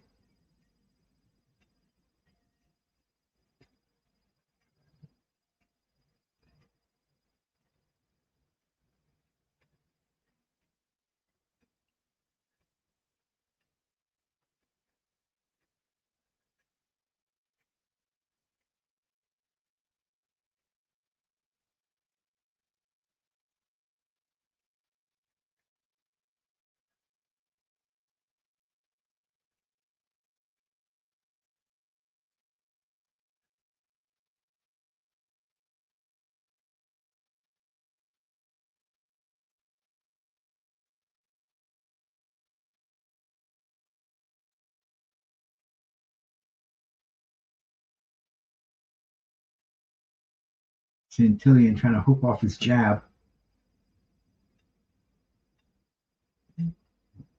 Popped a few in the face of Antonio Russell. But man, you're gonna hear him bitching about this fight tomorrow in the chat rooms. About this whole card, I bet. Well, we'll see. Maybe I'm just talking this fight. This is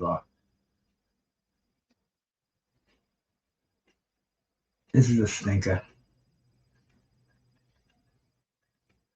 Who are the better junior bantam, super bantamweights out there?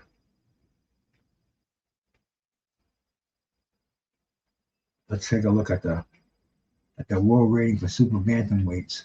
Who Russell should fight? Inoue, Nakatani, John Rito Casimiro, Sam Goodman,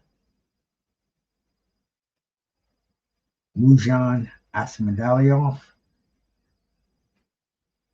Ryaksu Nishida, Jose Tito Sanchez. I mean, freaking our boy Santillan is what's he ranked?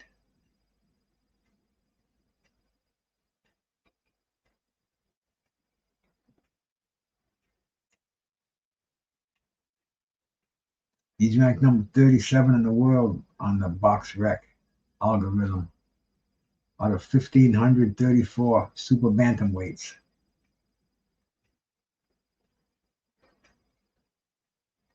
I guess Inoue rules the roost over here. Would Russell ever go to Japan and fight Inoue?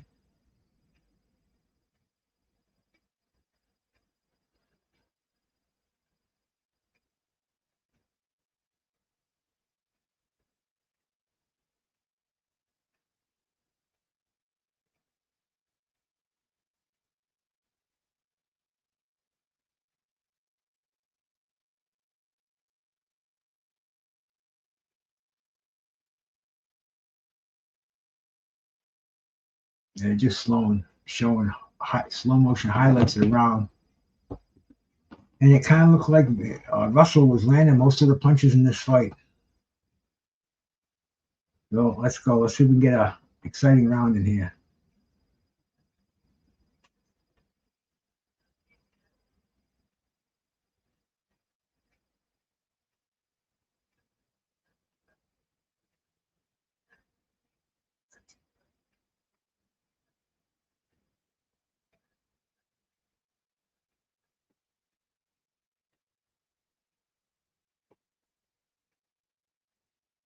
StreamYard's got this thing in there where it says new comments, but when you click it, nothing happens, and it just takes up. Like I can hardly read any of the comments coming in. Yeah, that was. It wasn't exactly the end of it, but it was definitely towards the end. The end of it was my friend Vinny Paz. He claims it was him and Greg Haugen was the last 15 rounder, but I think I think it was it really was. I'm trying to get the fact in here. Might have been Tony Tubbs, and it could have been Tubbs and Witherspoon, but I think it was like Tony Tubbs, but it wasn't Mancini and Kim, but that was the signal. Injuries are happening beyond the 12th round, so let's get fights lower. And there was another fight at the time that it was same thing. It was Johnny Owens. He got killed by by Lupe Pintor. I'm pretty sure. And right at the same time, boom, the sign went out. Fights 15 rounds is too much. And then I think it was Larry Holmes against Randall Tex Cobb, and he just fucking beat him up for 15 rounds. And that was it, man. They said that no more 15 rounders. But Dooku Kim was the fucking one that made the most headlines. I was like, death, Ray Boom Boom Mancini, All-American Hero, just killed somebody in the ring. Wow, man. There's movies made about it, documentaries, and we're still talking about it today. So that was huge.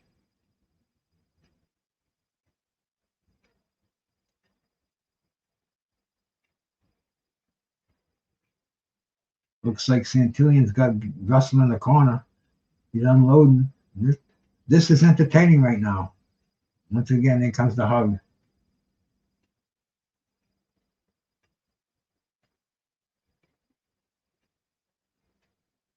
Hug again.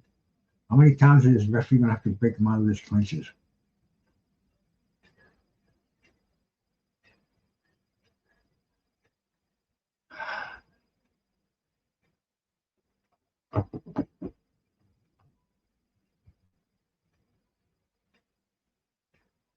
This is crazy.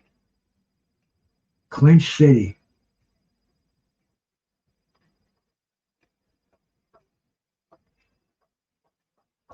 Las Vegas is a huge city now, man. I think they're showing Vegas because that's where the fight's coming from. And man, I didn't think it was such a built-up metropolitan like that with skyscrapers and stuff. I thought it was casinos spread all over the place. I mean, I've been there twice. And did I go off the strip? Not that. I don't think. No, the first time I went was so long ago. It wouldn't make any difference if I did go off the strip. But the last time I went, I just kind of stayed on the strip for a couple of days.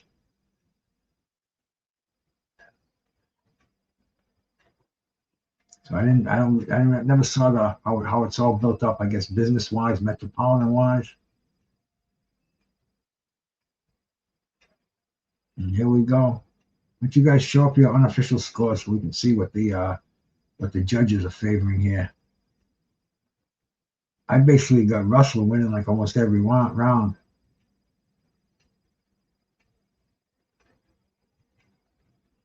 First clinch of the fight, of the round rather, of the fight.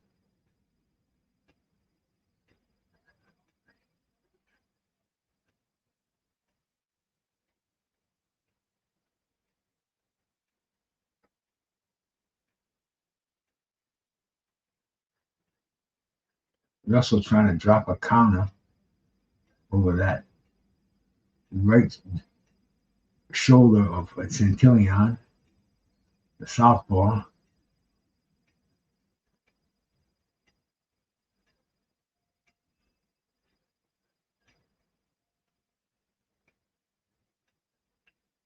I'm surprised the fans aren't booing this fight, man, really.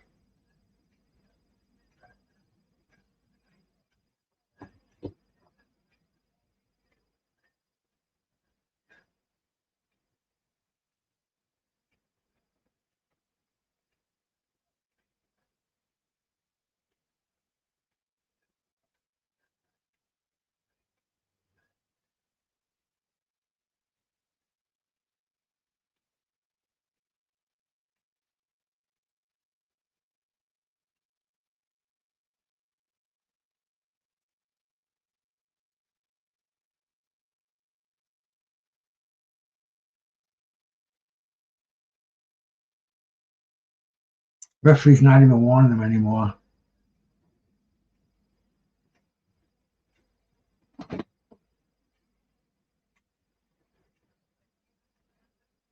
De Niro, what's up, my brother? You watching this? This is a sleeper right here, man.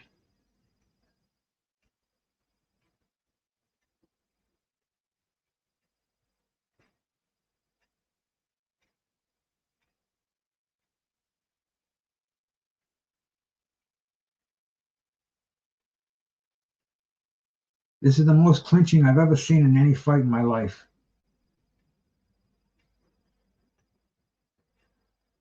And it's like, I can't even tell you which one's to blame.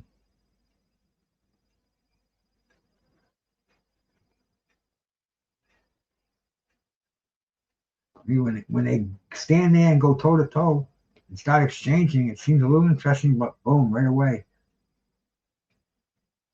This is Saturday night. Aren't we supposed to go out dancing?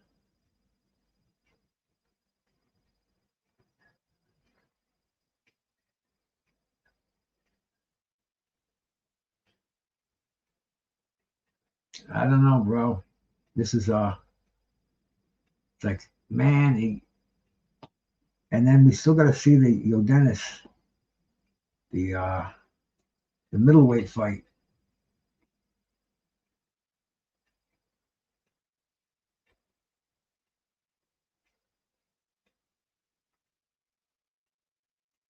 Teo getting ready to head into his dressing room, I guess. His father. I guess that's his girlfriend and his kid. How about Benavidez' kid? You ever see him throwing those combinations? That's wild. Teo's kid might be doing the same thing.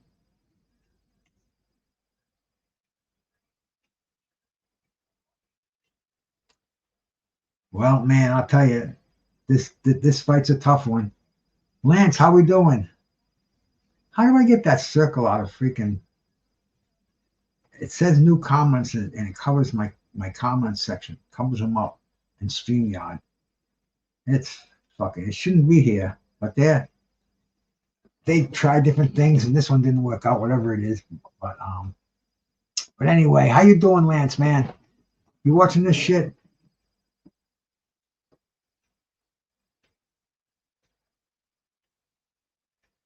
This was my biggest fear tonight. I want to see Teo and Rolly so bad, man. My biggest fear was the undercard was going to suck, and I was going to see. That's almost the reason why I went on, because if I go on, I'm not going to nod off. If I was here by myself, not talking, believe me, once that brain releases the melatonin, Russell's pitching a shutout. I just freaking I can't fight it. If it takes over me, I'm gonna go to sleep. And I don't want to go to sleep. I want to stay awake for this one. It's only 10 o'clock, so I mean, normally I don't start to wind down till about 11. You know, go to bed about 11:30, maybe asleep at midnight, and then if I can wake up at 7, that's 7 hours is good for me. That's big time. But I never sleep a full night. Always get up for something or other. But anyway, if I was sitting here alone, I think I would probably, a fight like this, this would be conducive to taking a fucking Valium, you know?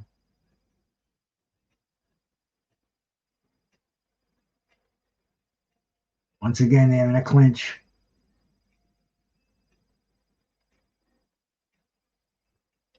Russell trying to unload. I mean, he's pitching a shutout, but it's so boring, man.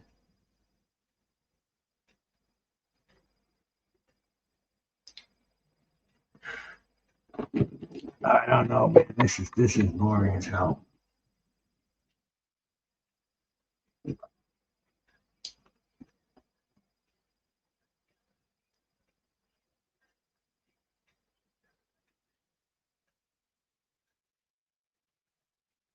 I can imagine what the commentators are saying.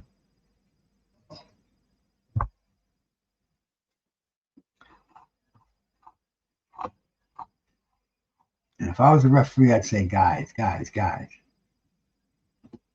You want to be known as fighters or you want to be known as runners, huggers, Dancing with the Stars contestants?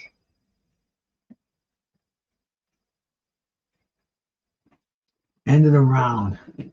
Thank goodness.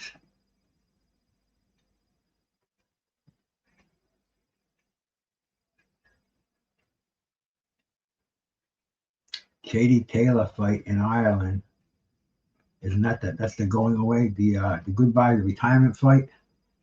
See, I'm just not a fan of women's boxing. I watch it, but it's tough enough paying attention to men's boxing. So, you know, people don't realize back in the day when Don King, when he had Layla Ali and the coal miner's daughter and Mia St. John, Christy Martin. I mean,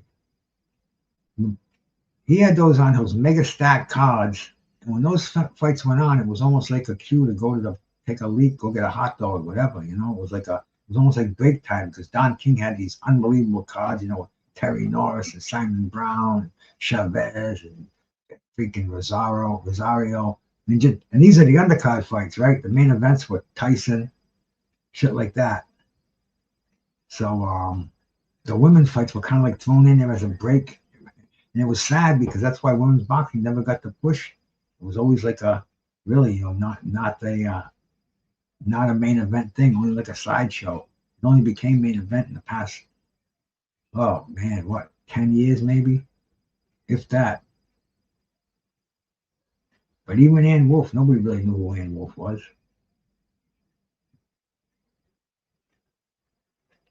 Well, let's see some boxing here. How long we can go without a clinch? That should be the bets right now. You know how they do proposition bets? How many seconds without a clinch? The official clinch is the referee has to win and break them up. But not if not. As soon as I say it, come on, guys.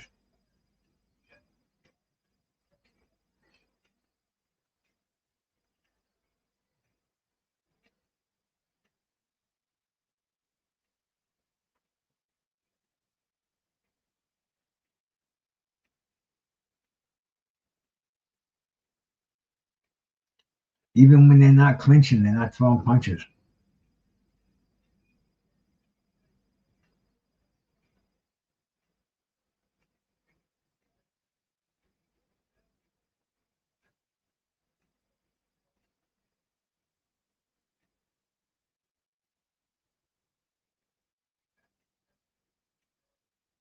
Well, that's been at least 20 seconds without a clinch.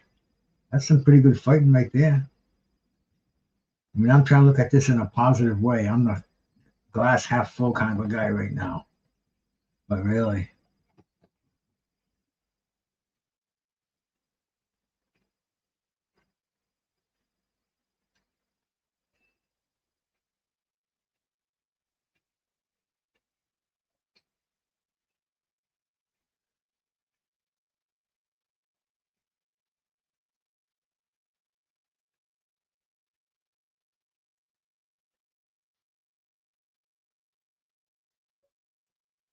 Once again, just kind of standing in front of each other, posing.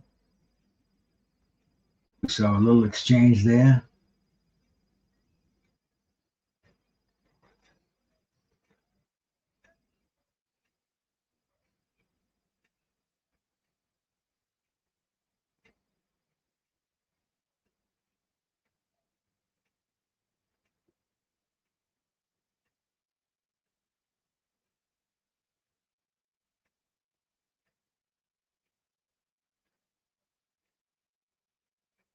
Oh, there.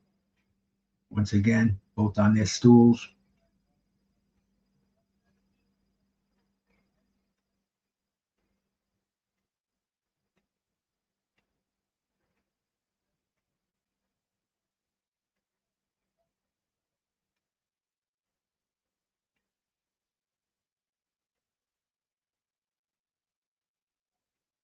There's that crazy mask they got.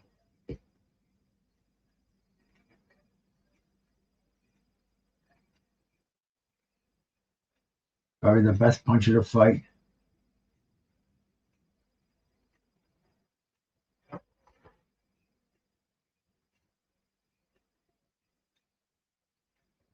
Freaking overhand left by Russell.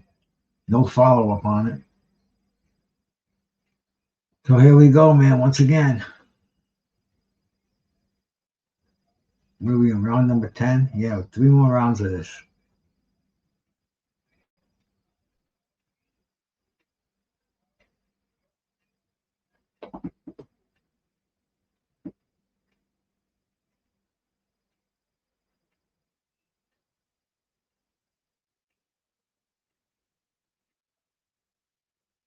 Couple of pit-pat jabs.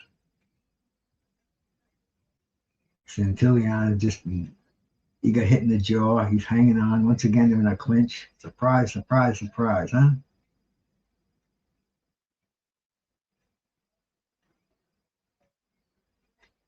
Russell's trying to fight out of the clinch. To no avail. Referee breaks him apart.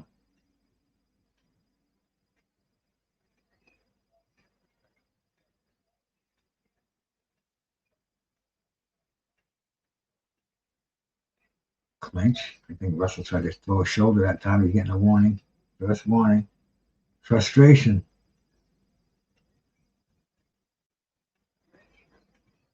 He thought he could get away with that shoulder, huh? That's pretty funny.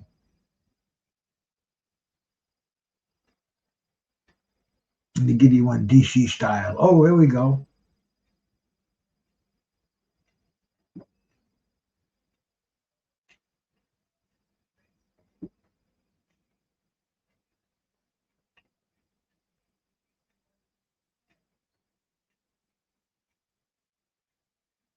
Santillan trying to throw a crazy left.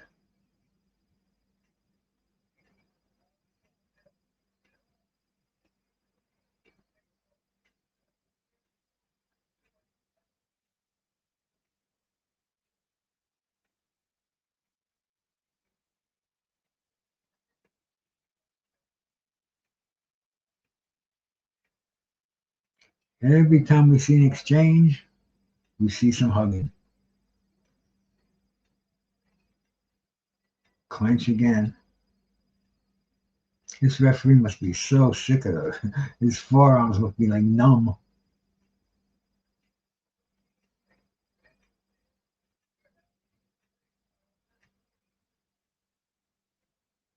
The fight we had before this, man, the ref didn't even hardly even saw the referee.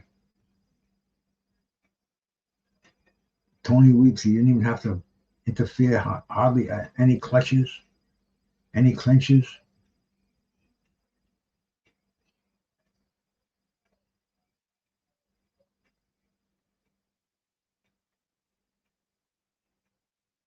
Dude looked like Hagler going back to his corner.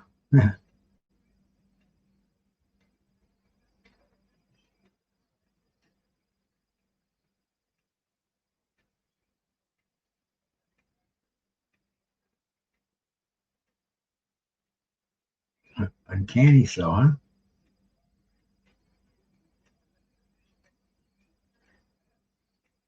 Well, I tell you, you're way behind. You want to do anything memorable, go for the Hail Mary. What was his record? Let's see. He was got a knockout punch in him. 16-2, only 7 knockouts. He's only got a 43.75 knockout percentage. That's not what we're relying on. I don't see the home run bomb coming in.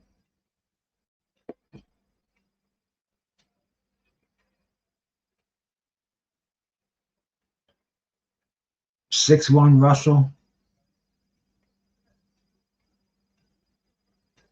Yeah, see this fucking this StreamYard is really pissing me off.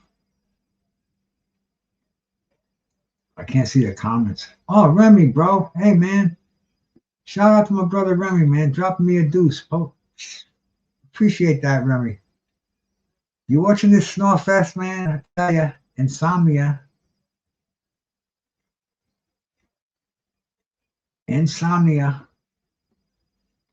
Oh, but see, I don't know what happened, but my StreamYard came back to normal. I can see the comments again.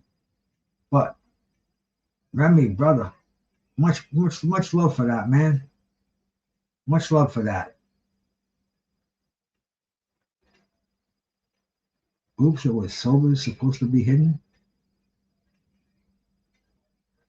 No, bro, I didn't hide nothing. Oops, it was supposed sober supposed. No. StreamYard is StreamYard was hiding. I couldn't see the chats. It kept coming up with this thing.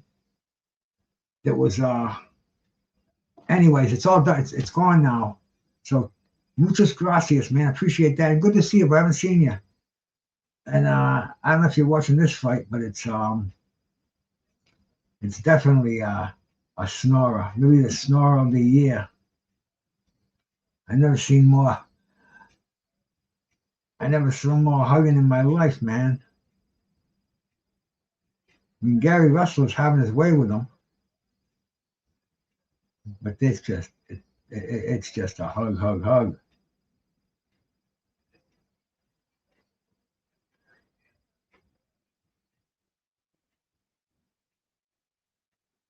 We're only in the 11th round. Now this reminds me of a 15-round fight.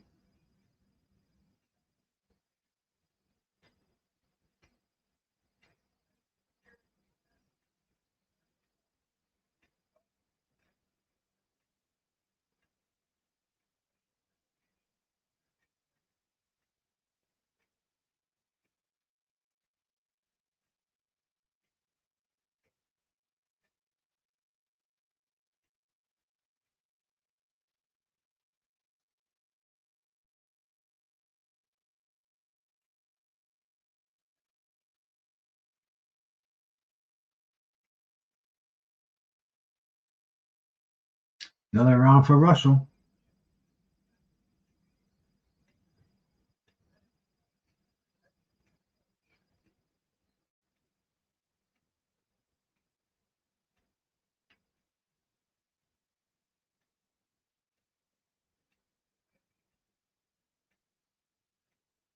I don't know. Shutout going on here. This is the last round. No urgency in anybody's voice. If I was Centillion's corner, I'd say, man, you gotta let loose over here. And see, I mean, he's getting owned on the inside, and then they hug.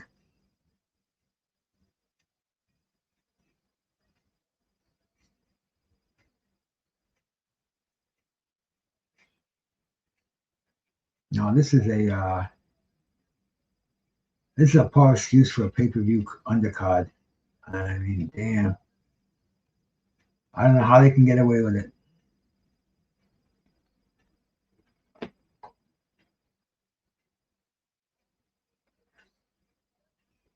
I'll tell you, this is a tough one.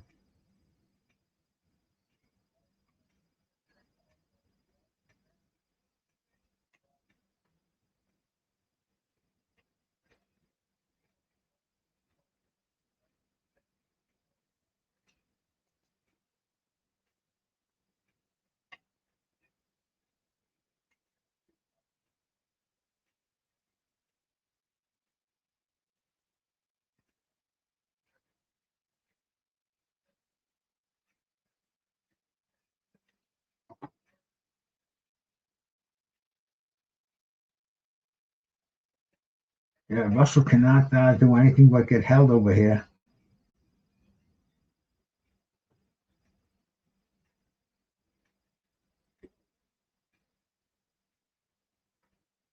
I guess Centillion's just going to be happy to take his dough.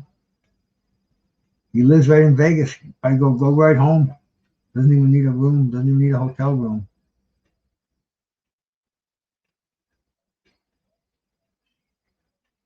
Good luck in your next fight, though.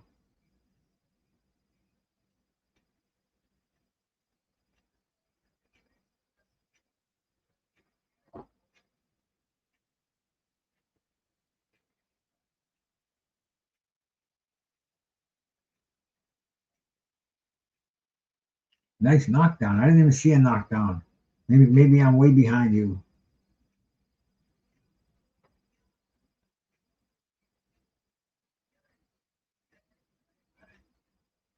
If I'm that far behind, I'll go find a new stream. I still have 54 seconds to go.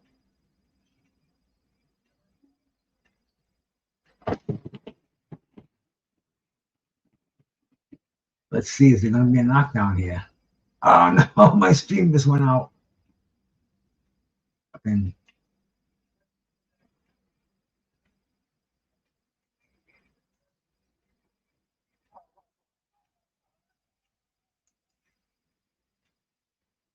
back on again. Just had to refresh it. So what happens when you stream fights, man? Sometimes they go out on you, but there's always one there. So you know, it could be bad. Could look better than knockdown or something like that, a knockout. But let's see. Is there going to be a knockdown here?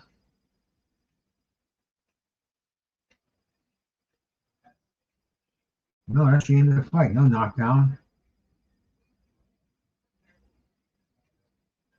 Oh, at the start of round 12. No, man, I didn't even see it. They'll show it in slow motion then, huh? I mean, they'll show it in the replay.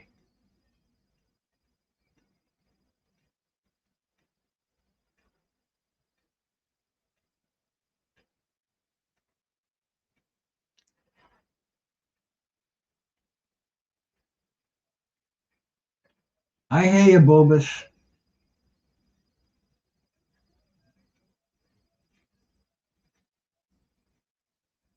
That was a freaking cheesy knockdown.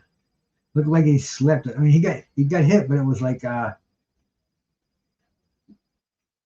I guess he hit him on the tip of the chin. He just kind of was on Queer Street for a second. But it wasn't, that was not like a, show that again. Show in slow motion. Bang.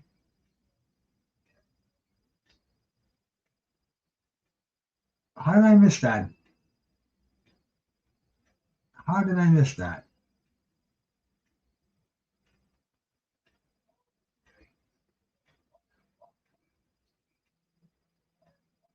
Well, unanimous decision for Russell. And let's get that freaking Cuban living in Providence up here, man. What's his name again?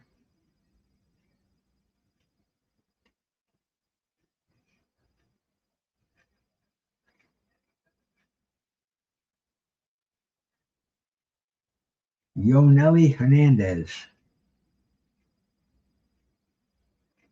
And Francisco Vernon, middleweights. Yeah, Hernandez from Cuba. He lives in Providence. And he's supposed to be one of those next best things coming out here. So let's see what happens, man. He should be in the next fight. And let's hope this one does not go to full 12 rounds, man. Or is it a 12 rounder or a 10 rounder? I don't even know. Let me look. Let me check.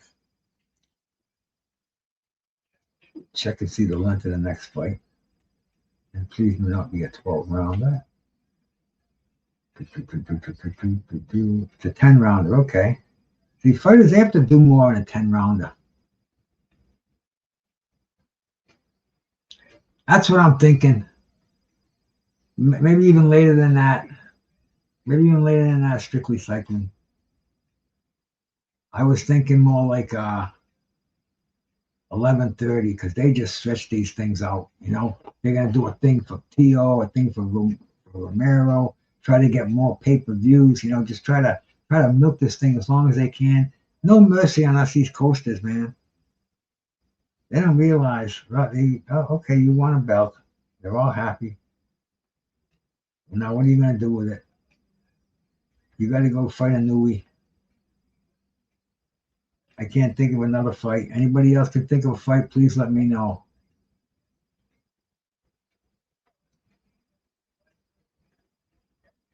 I think that's Gary Russell Jr. or Mr. Gary Russell over there on his right-hand side.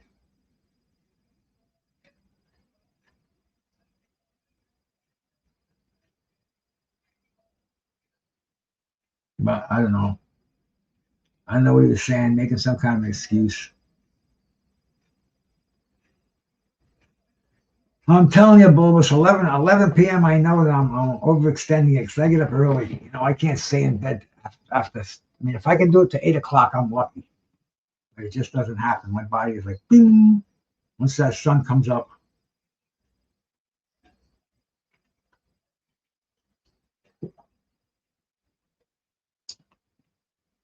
But even, who's that? That's Emiliano Vargas again, right?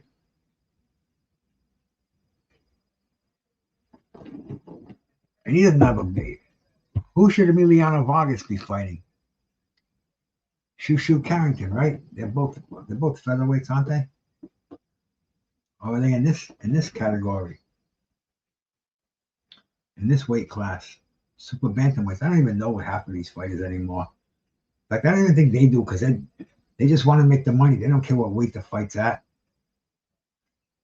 People want to see 135 pounders fight 147 pounders and 154 pounders. They don't realize. Oh, some stupid Facebook notification came in. Yeah, that was that knockdown. It was a classic delayed reaction knockdown, I guess, but nothing big.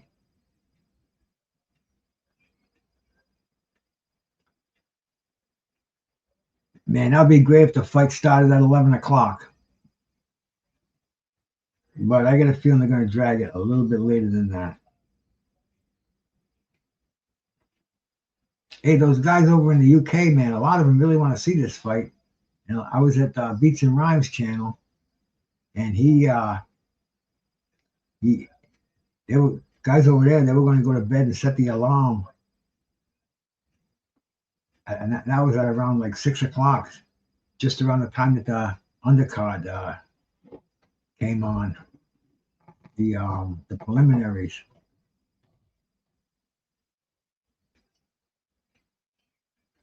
But yeah, they're gonna do a little more bullshitting up there. This is definitely not like that. Not like the old days. They go right to the fights. If there was 3 first round knockouts, then the card was only going to last an hour. That's just the way it was. But over here, I don't know what he's saying, but let me see what division he's in.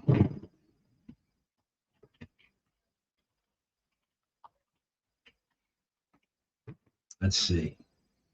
Emiliano Vargas he's a super lightweight. So he's up there in the 140-pound division.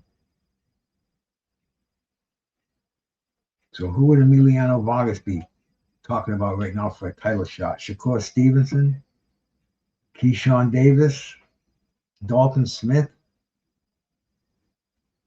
Gary Antoine Russell, another one of the Russell brothers. He's ranked up in that division. He was probably at ringside too. Yeah, I'm sure he was probably in his corner.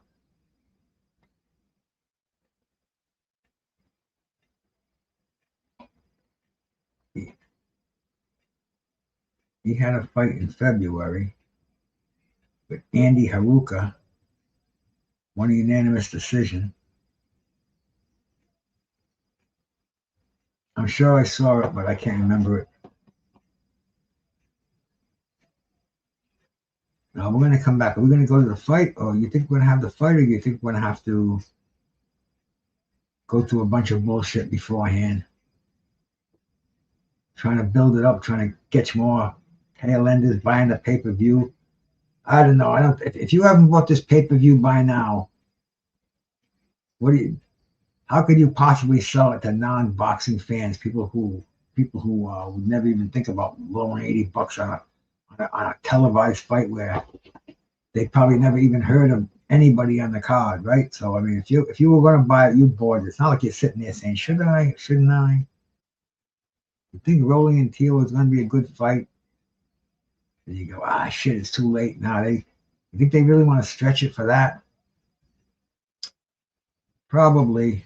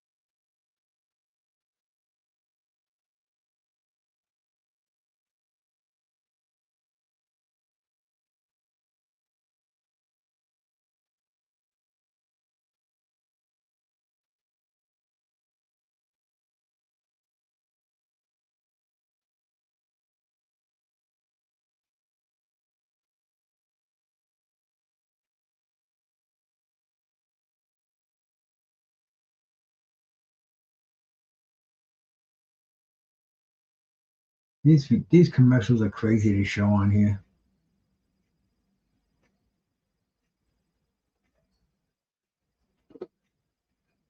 Most of them are for things not even tangible. Betting. What's this one for? It's in a language I have no idea what it is. But it's something that's not tangible, just some .com kind of pie in the sky company. You know, the things people make millions of dollars on and then gone. Like a fart in the wind, gone. Yeah, next week, Atuma and Herjavec. That I really want to see, man. And that's a Saturday afternoon. See that? These are the kind of fights I like, Bulbous. The fights from England are right around 5 o'clock. The main event starts around here. It's like perfect. It brings me back to the wide world of sports days, the stuff I grew up on. So that, and even in the fights in the Canelo Mobility fight, that's in Saudi Arabia. Now, the last time Canelo fought in Saudi Arabia, right when he fought Skull, they did that early in the morning, so it could be on prime time over here and in England. Either way, it was fought like early in the morning, like 4:30, 5 o'clock in the morning. The stadium, you could tell people were like, you know, the energy wasn't there. I don't know if they're gonna do that, or if they have it regular Saudi time, then that's like 3 o'clock my time. So that's cool too.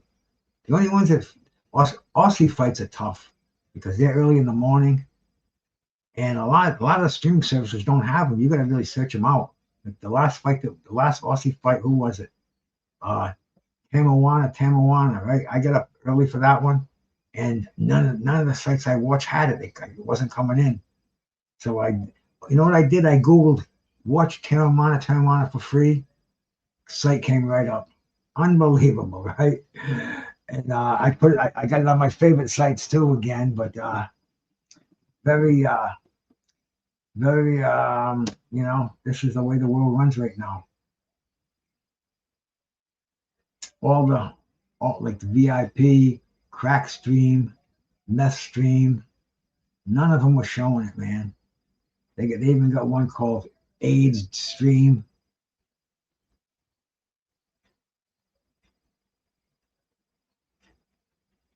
The Russian YouTube. Oh, really, man? I never knew that Russian YouTube channel. Let me see if I can cut and paste that. No, I can't. Maybe let's see if I can do that. I think I can do it in YouTube.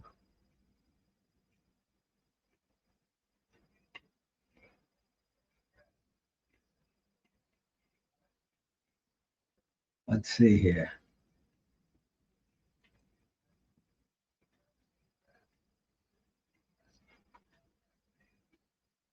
No. If you can find the link, post the link for me, and I'll click it. I mean, it's all for money. See, Rumble in the Jungle, right? That was Don King. He wanted to make. He found a sucker who ran a country and was going to give him millions of dollars to so he'd make a lot of money, and he thought it was all, you know, I'm going to get the 2 Americans in Africa for the people. He's making money, just like this fight. Oh, it should be in England. Who gives a fuck where it is? They want to make the most money. Let them make the most money. The Thriller in Manila.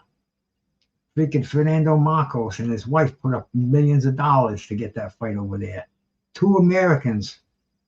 Ali and Frazier. Should they be fighting in Madison Square Garden, right? Even Vegas? Nope. Send them to the Philippines. Doesn't matter to me. I'm sitting in this chair watching the fights. I don't care where they are. But these fighters, they should realize that too.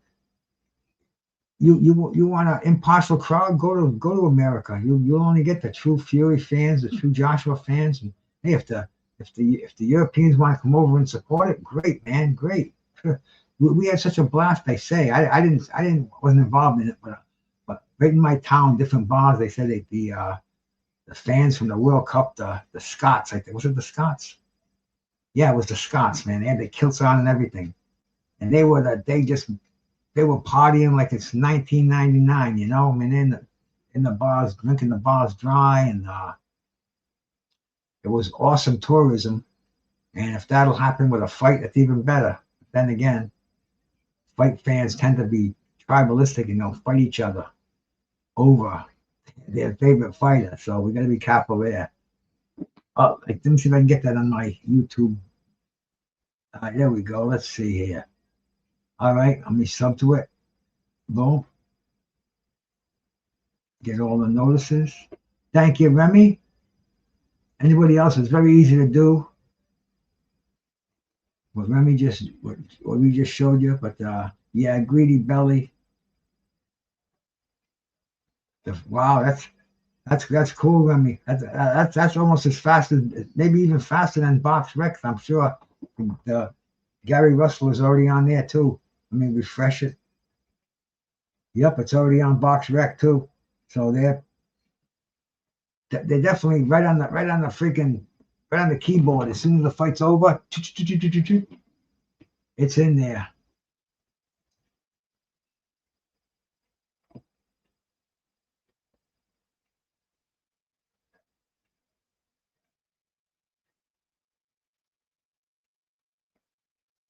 Yeah, it's Remy, thank you once again, bro.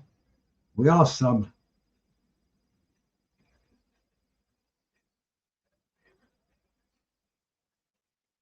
I'm not a big fan of it. I'm not a big fan of UFC either, man. I like boxing. That's kind of what pretty much all I watch.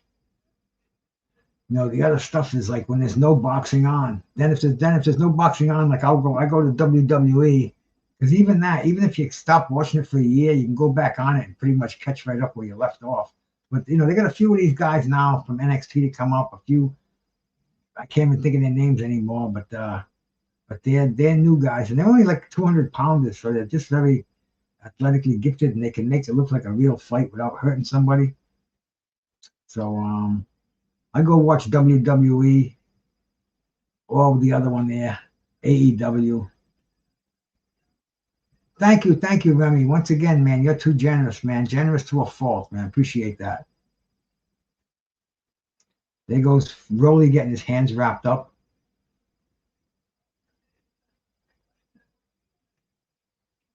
Man, I'll tell you, I got this new weed today, and the buzz is so right on, so nice. I've been dry vaping it tonight. I haven't even fortified. Well, I did do a couple of blasts on the old dab tray, but I've been dry vaping it, man, and it's nice and smooth. The buzz is right there, and variety. That's my key with herb. I have to have different strains, and my wife even come up to me today, man. She says, you know, I got this new stuff, and she's like, oh, I was going to ask you, because I only got 3 strains, and I'm getting kind of sick of them. It's like, wow, listen to this broad. But anyway, what can I say? That's my baby. So I said, oh, yeah, I got a new one. And she's like, yeah, that's pretty good stuff. I said, oh, I know it is, man. So we live a very simple life and appreciate everything, and nothing. It's always better with a little weed.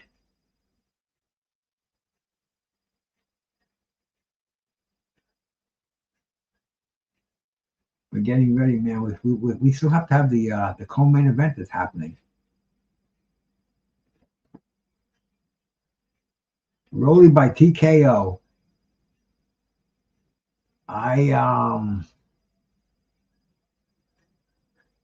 I just don't see a knockout in this fight, man. Neither one of these guys has produced a knockout for years.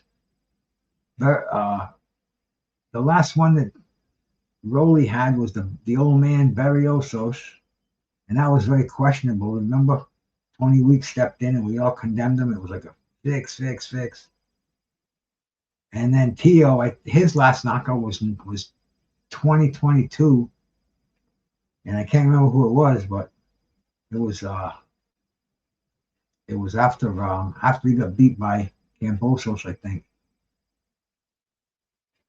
So, but neither one of these guys are power punchers, and both of them, neither one has been. Well, Rolly did get stopped by Tank, but I mean, hey, That's like getting outboxed by Shakur Stevenson. Nothing to be ashamed of, you know. But we're closing in on the co-main event. They're really dragging it out, man. You really think we're going to see the main event by 11? I don't know, but I don't know my cycling brother out there, if you're still here. But I think it's going to be a little bit later than that. And my brother, Terrible Tim Witherspoon, he's going to stop in too. He was in New York all weekend. Well, I mean, all day today. He was at an autograph signing. He told me that Ray Mercer was there, Mike Tyson was there, Junior Jones was there, Mickey Ward was there. And he was on his way home. I told him I'll be here late into the night. I sent him the invite, so we'll see if he stops in. I kind of think he might.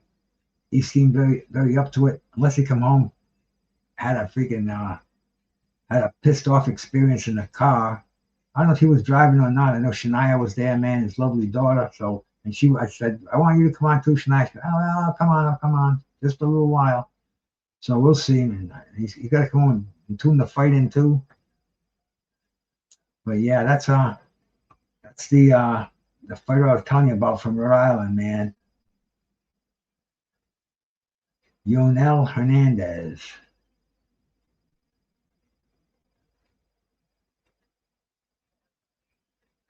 We're doing some pad work. Getting loosened up, getting ready to come down. And he's not a knockout puncher, but he punches in volume. And he really gets all over opponents. And they'll stop them with those combinations. He's 9-0, 9 knockouts and 10 wins. So he's a 90% knockout puncher.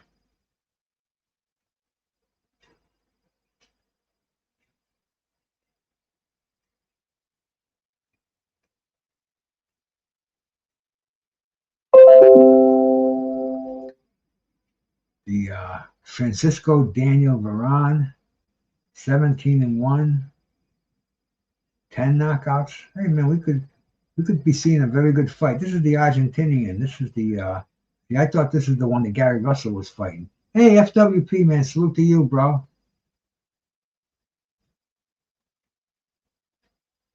We are watching we're getting ready to watch Rolly over here, man. We're Rolly and Teo. We've been waiting for a couple of hours now. And it's going to be a long one. I'll tell you, the undercard, the Israel Mercado fight, that was pretty good. He lost a close split decision. I forget the cat that he lost to already. I'll get it in my head before I talk to him. But anyway, the last fight was a real stinker, and now it looks like we got a. Are they gonna make their ring walks? Because they've been waiting. I don't know. I guess it wasn't overly long. But me, man, I'll tell you, I got the attention deficit, man. I want it now. I can't even. I start watching a movie, 20 minutes into it, I'm not into it, boom, I'll just shut it right off. No, I didn't, bro.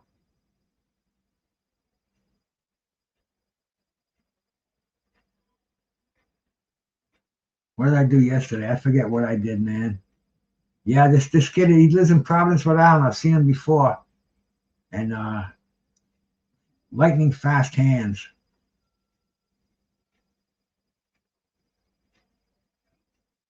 I mean, he only lives probably 30 miles. No, not even that many, 25, 30 miles from where I'm sitting right now. I don't know if he fights for Jimmy Birchfield, because he pretty much runs boxing around, in this state. But it's funny, he ended up in freaking Providence, man. That's different. Now he's taking on a Argentinian who's ranked number 27th in the world. He's not even ranked the number 1 Argentinian. Hey, Stone Cold, how you doing, my brother? Good to see you, man. You up and about for this fight or what? Now, are you from America or from the UK? You're either up early or up late. Well, that's not that late. Once again, it's the old man in me saying that, because usually, man, late to me is like midnight, 1 o'clock. That's I'm getting on the late side. Yeah, they're doing 10 bells for Pritchard Colon. Just died the other day. Was in a coma. Sad, sad thing, man.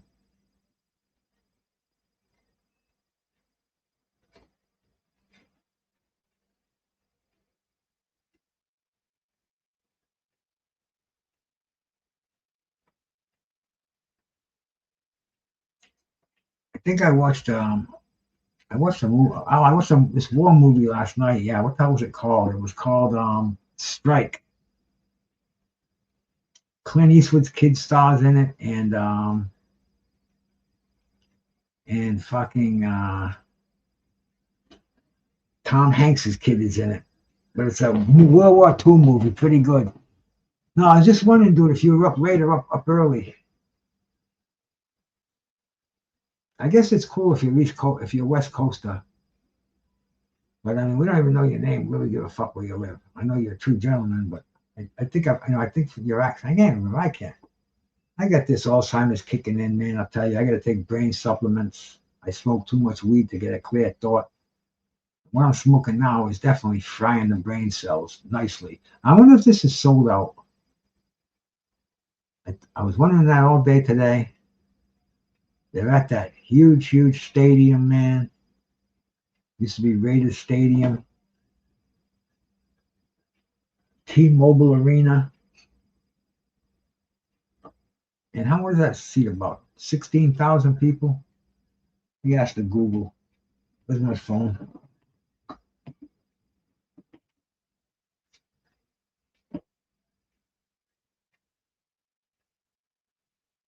How many people does the T-Mobile Arena seat? The T-Mobile Arena in Las Vegas can seat up to 20,000 guests, but the exact capacity varies depending on the event. For example, it holds about 17,500 for hockey and 18,000 for basketball. So it would be about 20,000 for the fucking fights. Yep, there goes Hernandez, the El Diablo.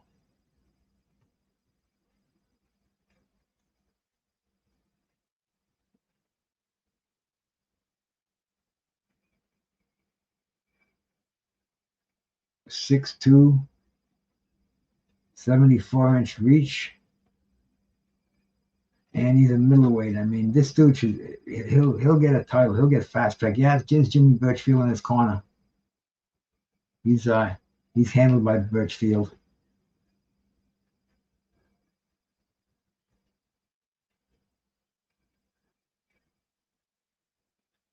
Oh yeah, Hernandez is the man on this one. His nickname is Yo-Yo. Yo-Yo means he goes down and gets back up, right?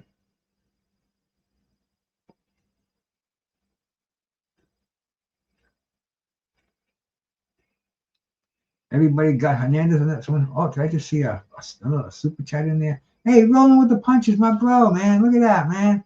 Wow, that's my third one tonight. Wow, salute to you, Roland. Thank you so much, brother, man. I appreciate that. Just stopped in. Much love, Bruce. I don't care if I make it to the fight. I'm tired. Yeah, I hear you.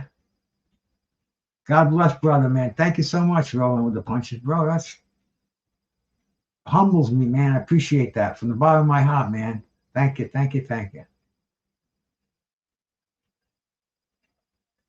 Look, we're getting ready for the co-main event. Now, has the dude's fight ever been knocked out? No, he hasn't. He's got one loss. And it was from Brandon Adams. I think we went early and we talked about this. That's the guy that Boachuk got beat by, but he hasn't fought since that upset. And he beat our boy Francisco Varane. So Varane's susceptible, but Brian Adams was when he fought Boachuk, he was an exceptional fighter that night.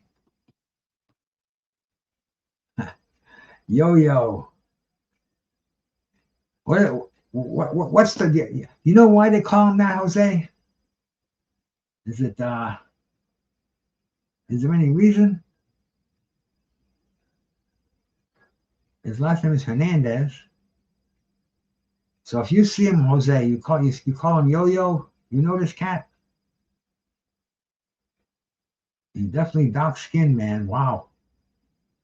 He's ready to go.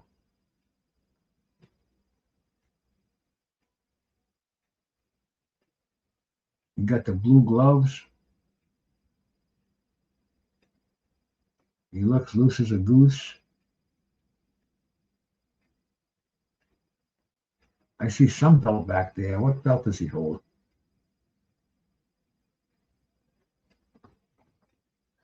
Let's see if we can find out what belt he holds.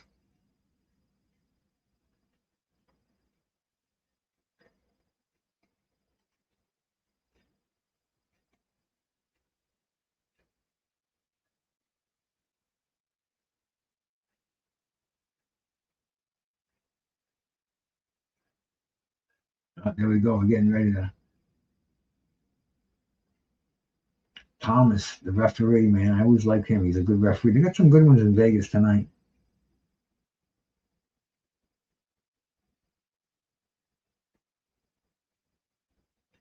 Here we go. Round number 1. Hernandez, Barone. See if Hernandez is going to go out bombing. Do us all a favor because we want to see the next fight. We're hoping you win, but I wouldn't mind. I'll give you a break, but you got to take him out in 1 round.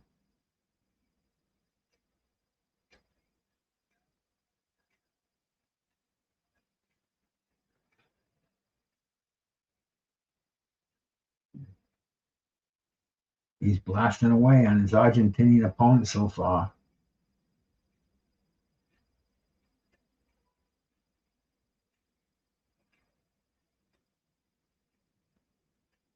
But he's covering up now. He's letting the Argentinian throw a few shots. Boom. Comes back with a vengeance.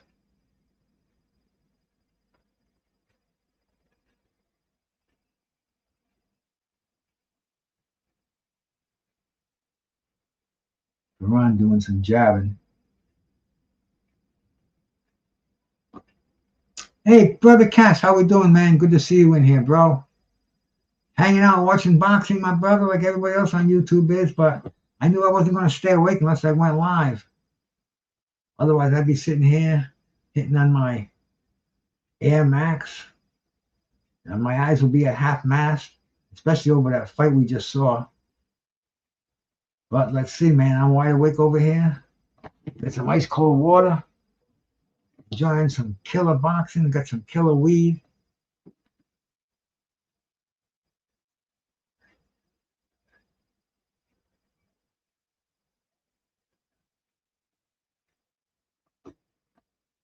No Wendy's, huh?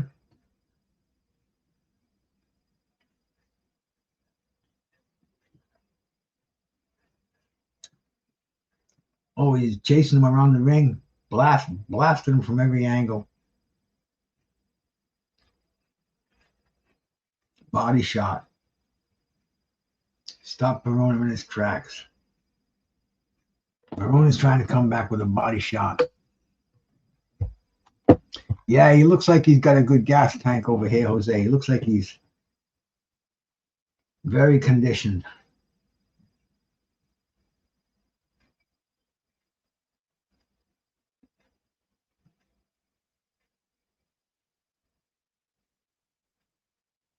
I think he just missed a haymaker.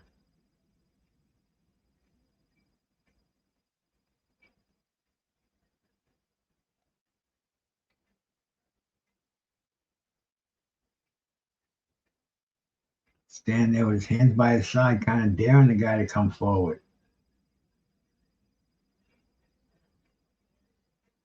That's it for the first round.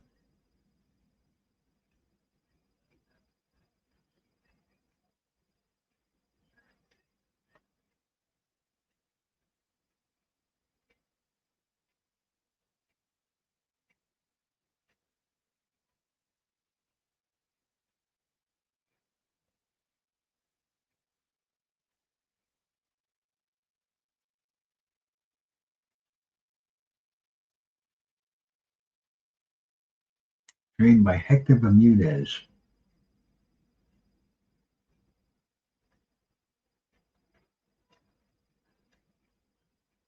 Oh, absolutely, 1-0. I saw that punch behind the head when he threw it, man. Those are tough punches, man. Yeah, he does. He does look game. But those shots behind the head, boxing got no place for those.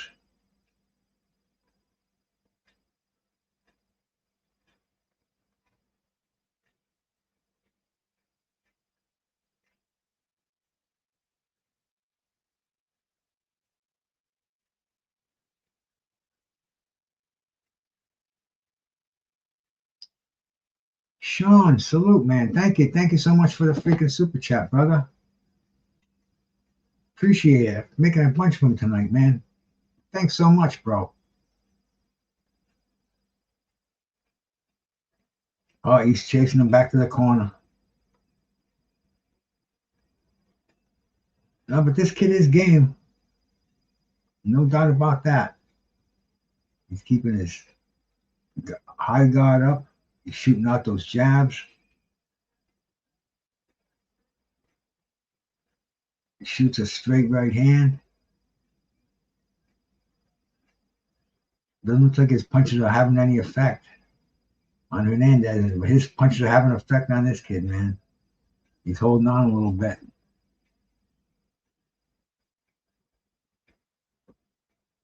Uppercut on the inside. He's throwing some nice shots, man.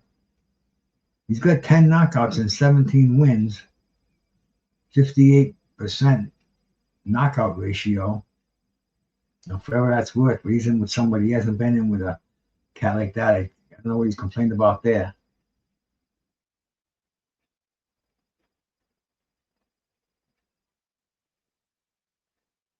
He's got that style that I don't know if we want to call it like the South American native style, where they just kind of like a Yaki Lopez had it, Carlos Monzon had it. You know, it's a they use their lankiness to their advantage. They almost use it like whips. They don't have a ton of power in those punches compared to those short, stocky punches coming in. They do a lot of arm punches, I guess you want to call them. But they use it. They use the head movement nicely. But they're warriors, though. They go down on their shield. They go out on their shield.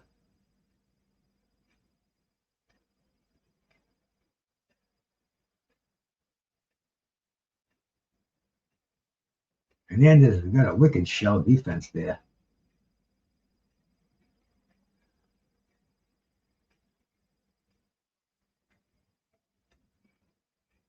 That's the Cuban shell, Jose, huh?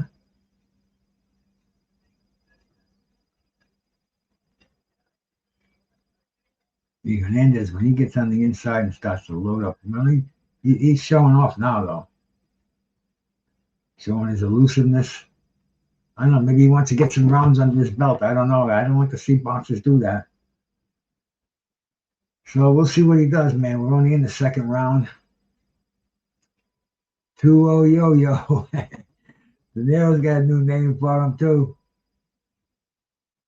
Monzon, oh, yes, he was really, really, really good. Outside the ring, he was really, really, really bad. But inside the ring, he was really, really, really good.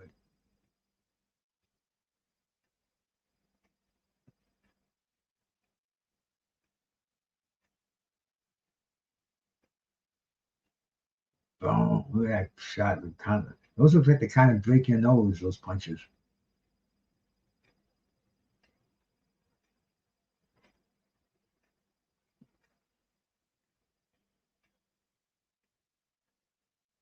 Yeah, he's putting a beating on him.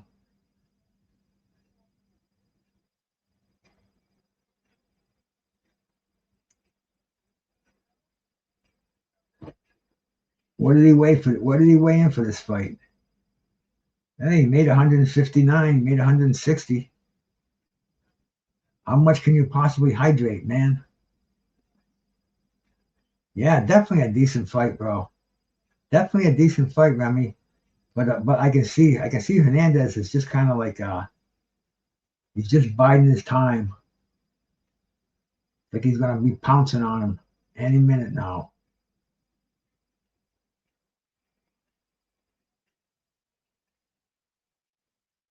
Well, I wonder what he is weighing right now.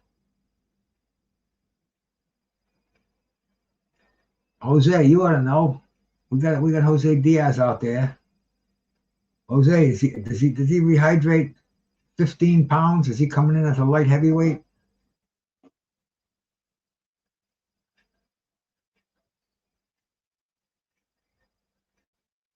I know he doesn't speak English. That's why I was going to try to call him. I thought about it when I first saw him on there. I saw he was living in Providence. But he don't speak any English, and I'd have a kind of a tough interview there.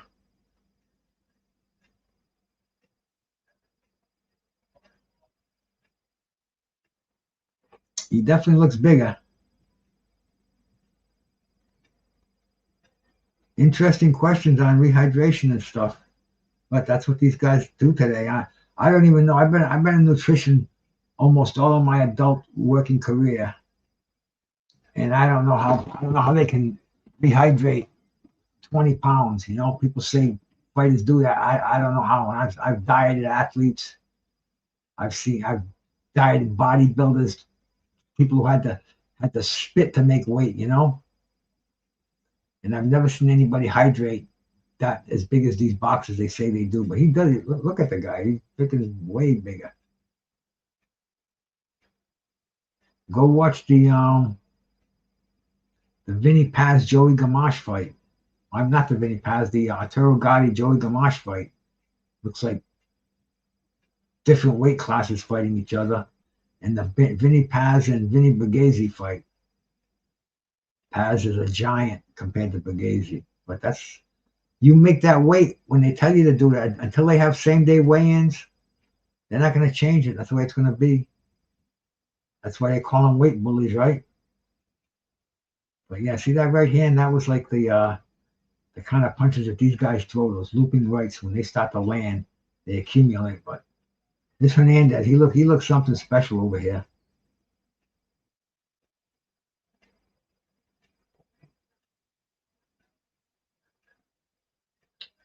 End of the round. Yeah, boxing is sponsored now by DraftKings. 169.2. All right, thank you, Jose.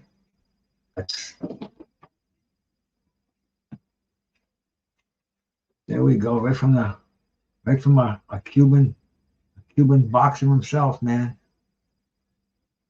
Rehydrated almost 10 pounds.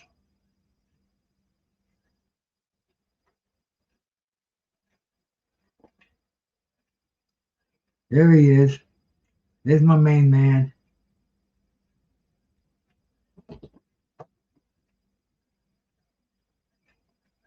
How you doing, brother Mad Chad? Did you get the fight, the links I sent you? Let me know if you did. If you didn't, that's a shame, but I can send you other ones. I got a million of them, man. I was just telling my boys out here.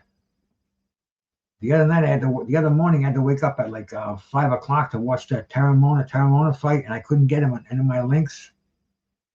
And I just asked Google. I said, "Can I watch the Taramona fight free?" And they sent me a link, and they didn't send me a link, but it was like a bunch of paid things to click, and there I was.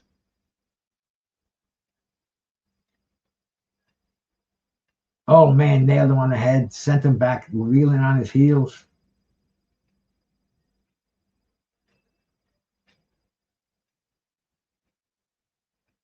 Looks like Hernandez is just kind of biding his time. He's playing. He's covering up, man.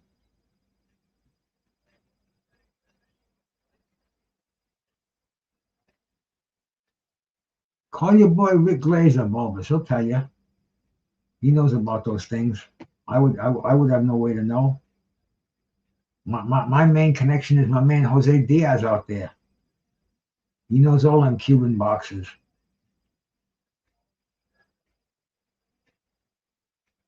Even those they don't. He didn't say 170. He said 169.2. I mean,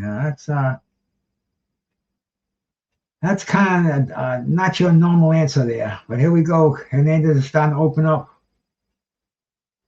But then it just gets back in his cocoon, man. He gets back in his cocoon, keeping the high guard, almost daring Varane to just throw punches. It's almost like he wants to get hit a few times. He wants to get that, tighten up those face muscles, and then go in there.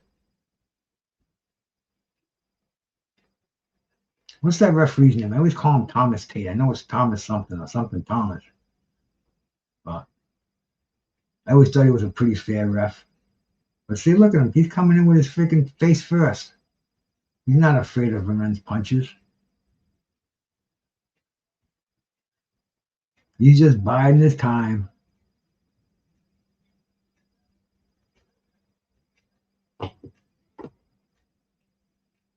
Like Matias, not that good. Taylor.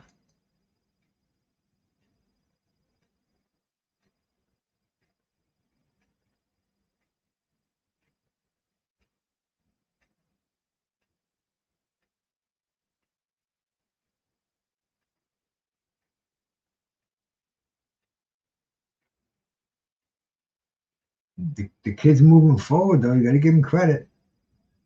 Is Hernandez letting him do it though? Is he playing with him?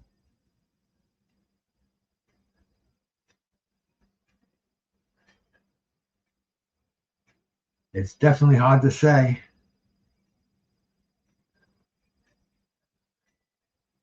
Well, he might have a cut on his eye. No, it's at the end swell, just a little swollen up over there. He's getting hit with those pitter-pat punches.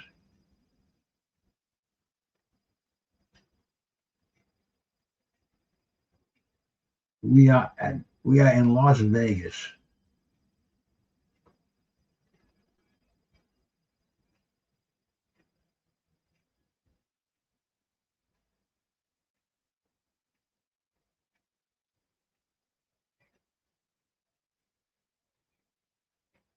All right, we're getting ready for round number 3 or 4. Where are we here, man? I think I'm beginning to get a little bit senile here.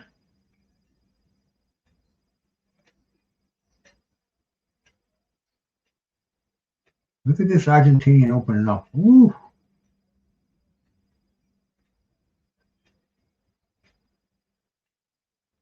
One Hernandez for forearms.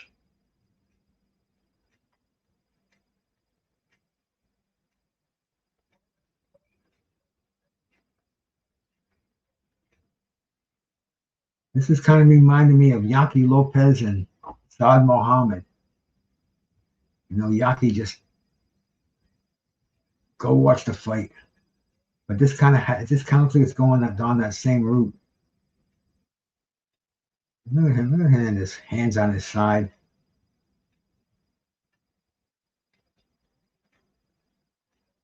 Now he's got the cross arm defense.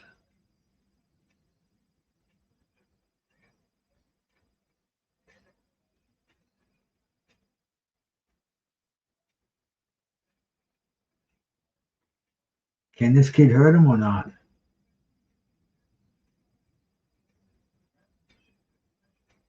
Because he's got every opportunity. He's landing. Touching him with that jab. You know, sneaking a little right in there.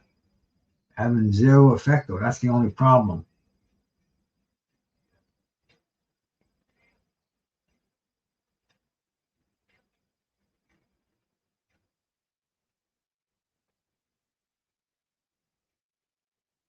It goes the distance.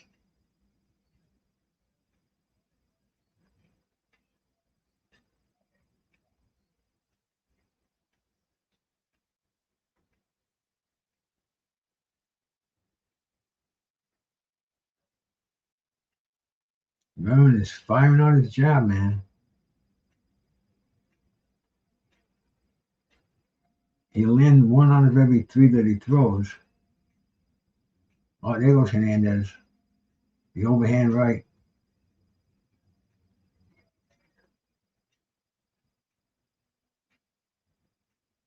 A clinch. Oh, Oh, did Hernandez lose his footing or did he get hurt? Or is he faking it now?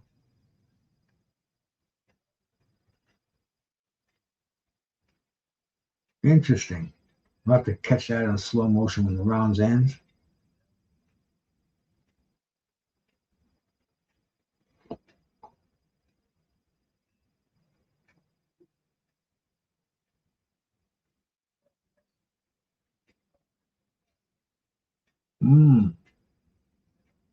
Run out of gas.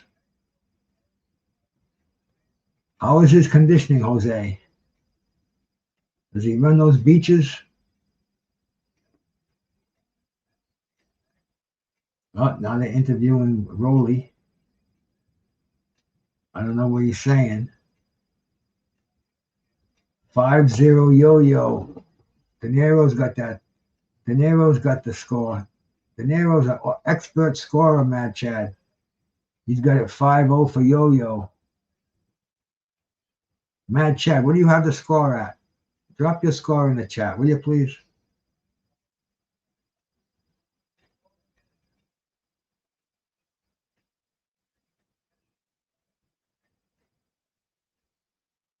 Yeah, man, he nailed him with the left hook.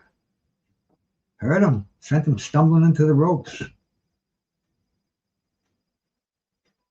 Mad Chad says Hernandez is trash.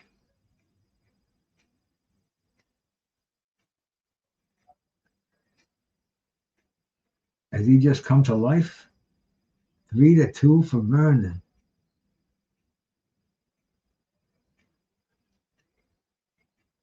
Oh, here we go.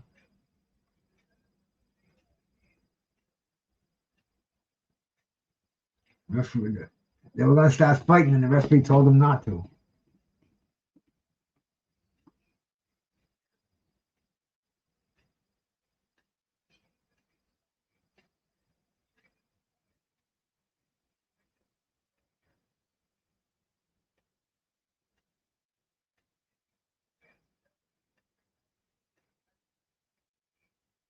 That's what I was thinking, Jose, but it looks like he's getting, he got that left hook on the jaw last round. I don't know, man. Interesting fight so far. But my main man out there, De Niro's got yo-yo ahead, 5-0.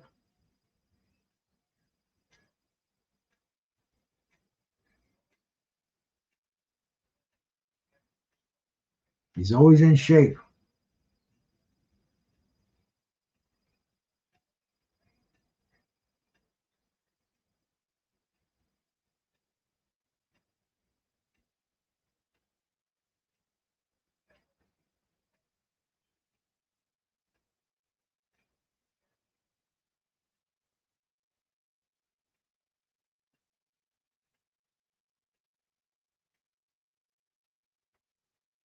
I think he's going to put this pesky mosquito away.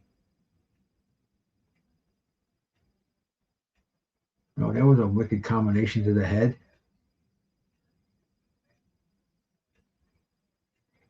I mean, he's got to get it into his head, bro. He's got to look good in this stage of his career. Like it's back to the cane fields, you know.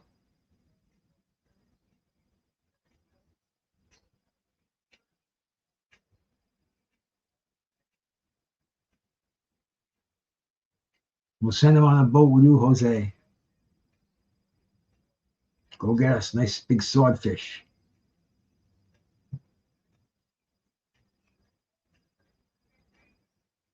That's what I was thinking, man. But he's letting these rounds go. What are we in now? The 6th round? This is only a 10-rounder, right?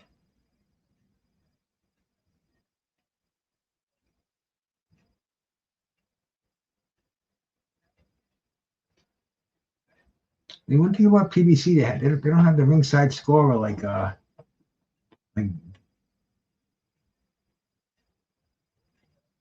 they have at most fights. It's a different setup, man. You know, they don't show what the unofficial ringside scorer like Sergio Mora and his buddy there. They kind of do a good unofficial score. Mad Chad's got it 3-3.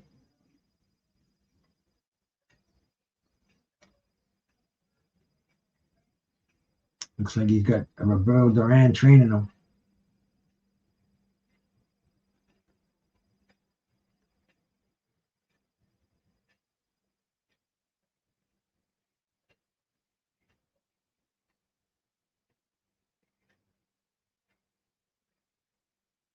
All right, here we go for the start of round number 7.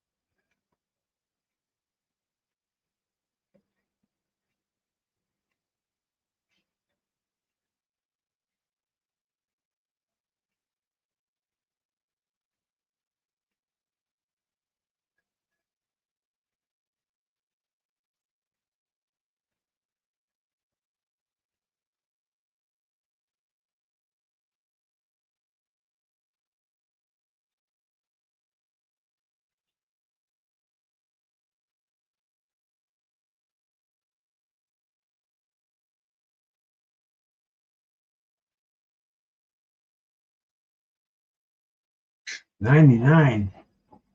I mean, you can't just go to Cuba, right? You got to go through all kind of shit to go to Cuba. I don't think it is like open border policy there.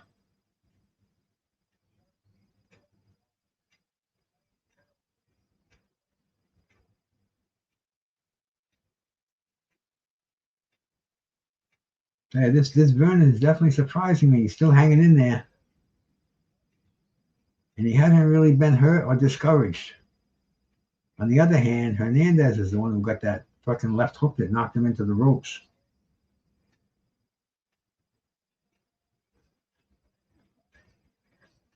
He's just beating him up, like I said earlier, man. He reminds me of those Yaki Lopez kind of fighters.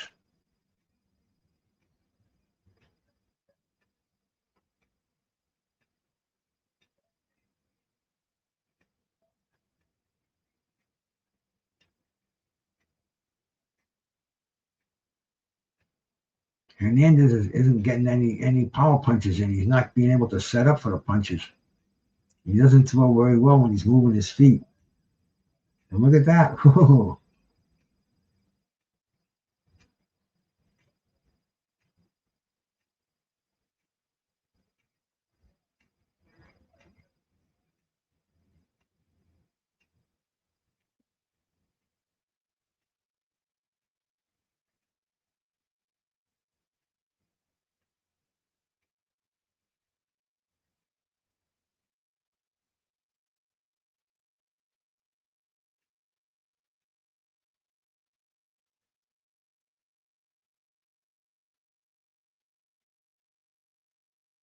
Hernandez won that round easy.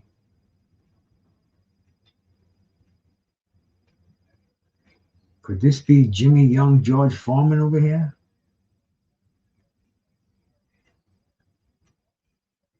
Who's that dude they're talking to? Oh, it is Carrington. Okay.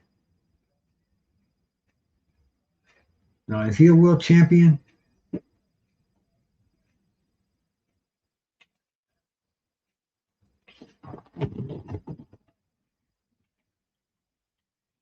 Yeah, he's like the youngest, isn't he? Let's see. Let's bring him up.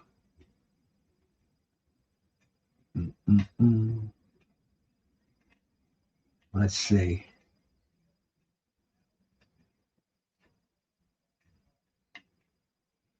He's the WBC featherweight champion. Okay. Just defended it on July 4th. And I watched it. But I can't remember none of these things. 4-3 Hernandez. I mean, Hernandez just lost that one, but here we go. We're back in round number. Is that number 8 or number 9? I can't tell because I got this little thing coming out of the bottom of my TV. But there goes Hernandez. He's going on this. He's going after him, man, with a vengeance right now.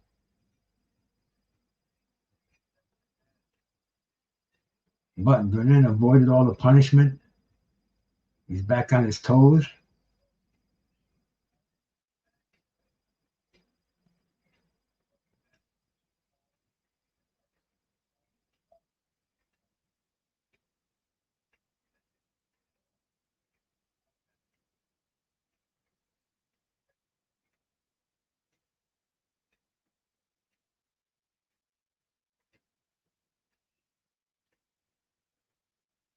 Hernandez has got to throw it in high gear, man.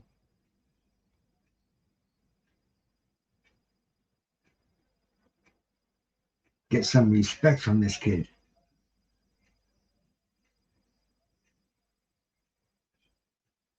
Hey, Mick Smith, salute my brother.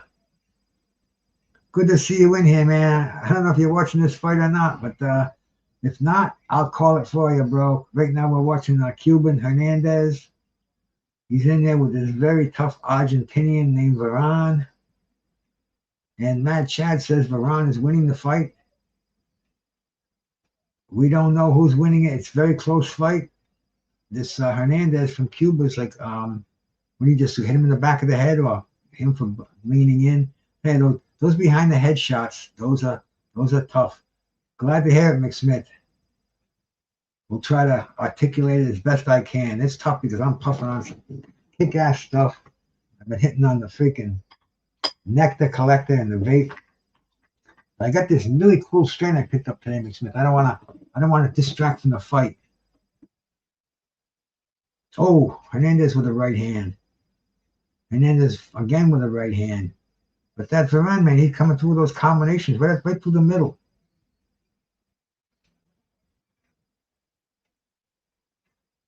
And I don't care how light he's punching. He's got to be doing some damage.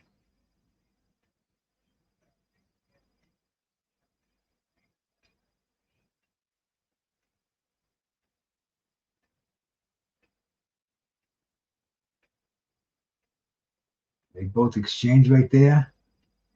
And Varane, man, he's very confident, raising his hands at the end.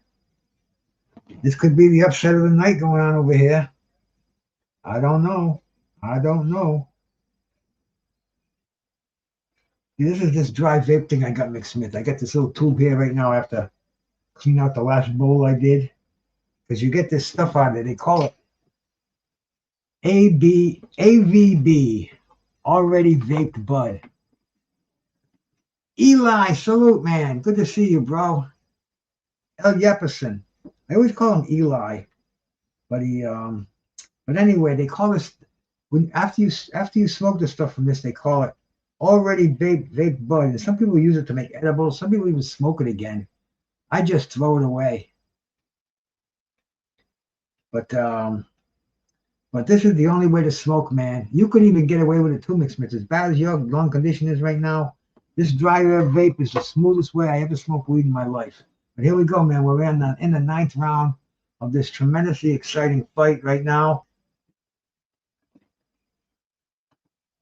Varane looked like he could possibly be upsetting our boy Yonil Hernandez, prospect out of Cuba, undefeated knockout artist.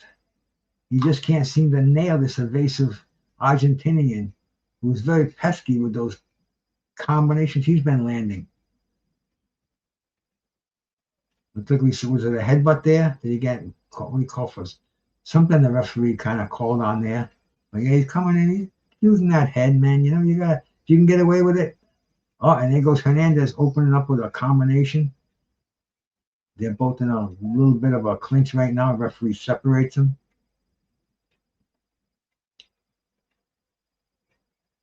Varane with that jab, he's beating Hernandez to the punch. He pushes for Hernandez off of him into the ropes. But Hernandez wants to land some punches with authority. He's really trying to close this, get this ring cut in half, man. Close the distance. But Varane, very, very slick, man. He's landing his combinations, clinching and getting outside, getting out of range, and catching Hernandez as he's moving in. And he's surprising a lot of people, myself included.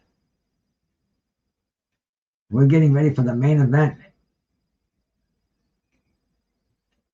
And then De Niro, the expert scorer, has got 6-2 for Yo-Yo on here.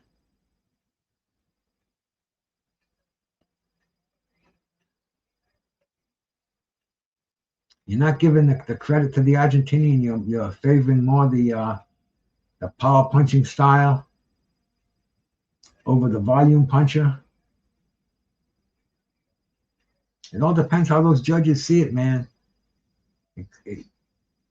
These cats have their own little way of judging these things. It could be going either way. Ooh, I'll tell you, if Vernon had power, he would have gotten a nice right hand in right there. But yeah, he's got that those light heavyweight contender look, like a Yaki Lopez, almost like a Murray Sutherland. They just got that long, throwing that jab and then all of a sudden surprising you with a right hand over it. This is going to be interesting how the judges are seeing this one. Oh, fire on my dry vape. Fire up my dry vape. The thing I don't like about it is mixed mint. It takes about a little over a minute to get this thing heated up and ready to smoke. Right now, I just turned it on. Went 10 seconds to turn it on. Now I've got it set for 383 degrees. And now it has to rise. A little light there will tell you how fast it's getting, how fast it goes. And once it gets to 383, then you let it bake for about a minute. And then you get that nice cooked herb on there. Not burnt, but cooked.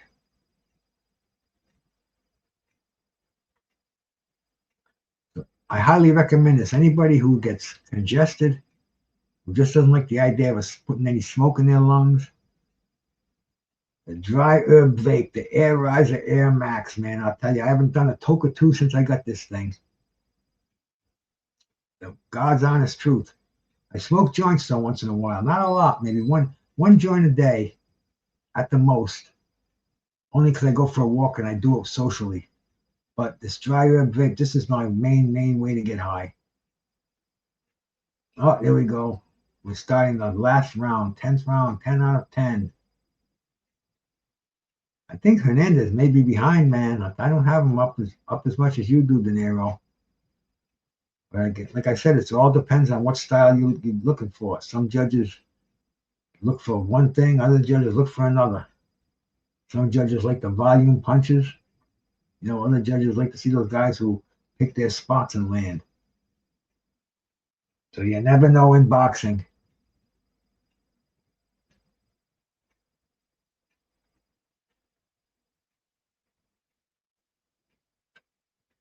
Nope, it's still not. I can taste the terps right there, but it's still not to the point where it's giving the good vapes off yet. Oh, there's a nice shot by Hernandez, straightened out Vernon.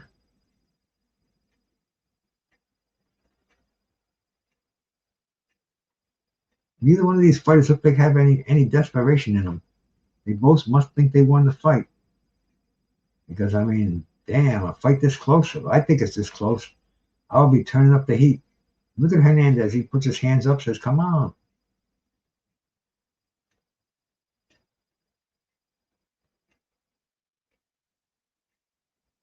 He looks like he's fighting with more emotion, but it ain't working.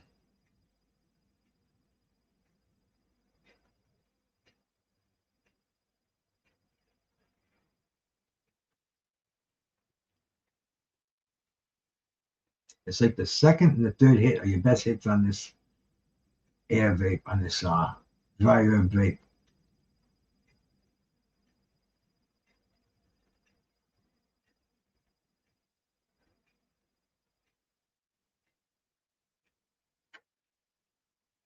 Both of these guys are landing. Nobody dominating.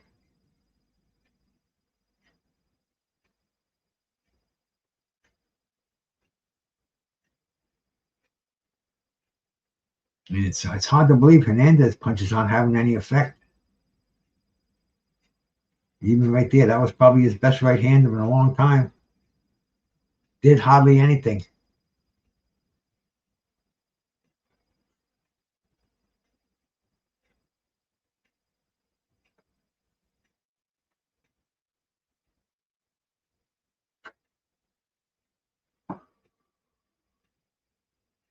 The flavor McSmith. And this flour that I got too, man, white truffle. Nice, nice.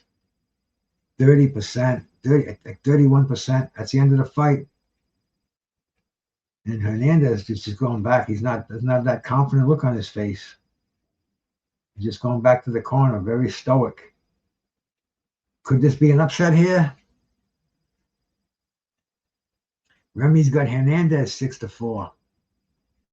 Yeah, look at him, bro. He thinks he won this fight. Wow. I kind of got in my head too.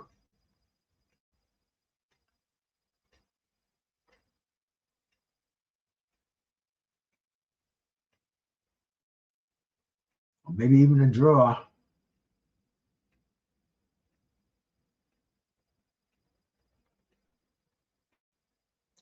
No, he was not super impressive, Chad. That's for sure.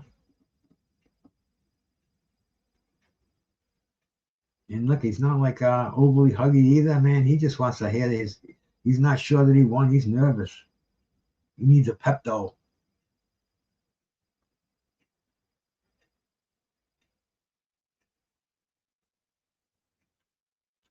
But this is it. We're getting ready for the big fight. My wife, she's probably going to get up and take a leak or something and say, "You're still awake watching? Is it the boxing is still on?" I mean, she knows better by now after all these years, but she can never quite take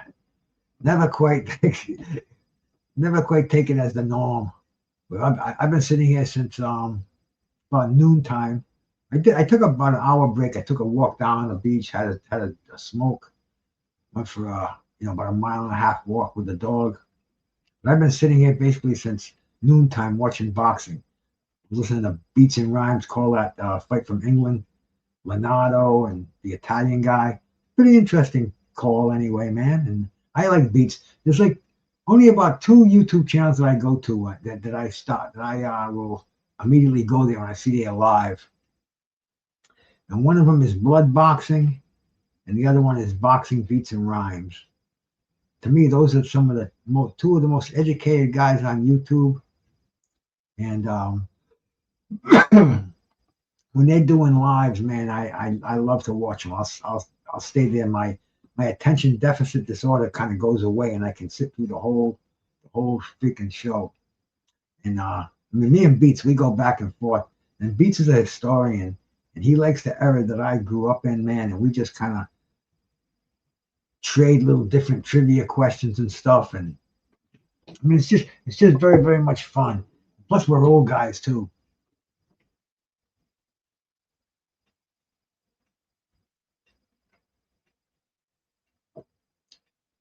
What are you drinking tonight, Matt Chad? Anything good? PBRs or something different? See, I'm dying. I think I may get off my sobriety for just like an afternoon because they got so much. There's so much good alcohol out there, and I'm not like an alcoholic, but I just haven't had a drink in years. And I'm kind of looking for some of there's a bunch of breweries in my neighborhood, and I want to go check out some of those new ales. Yeah, let's see if I can get the.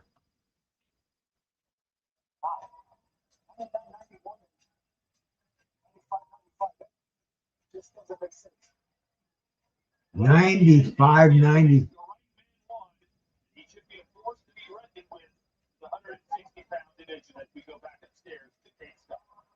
Wow, De Niro, you got that right, man. Whoa.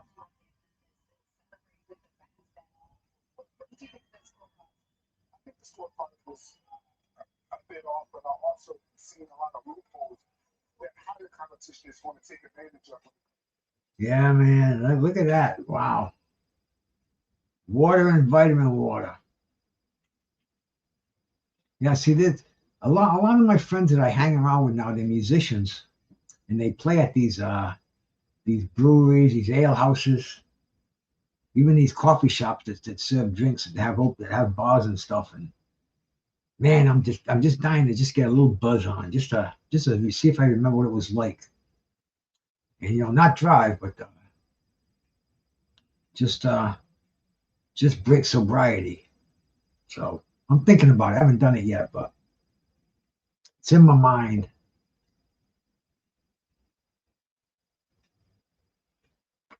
We're gonna go back. Well, I'm gonna go look and see what the scorecards on this fight was. Let's see here, man. Okay.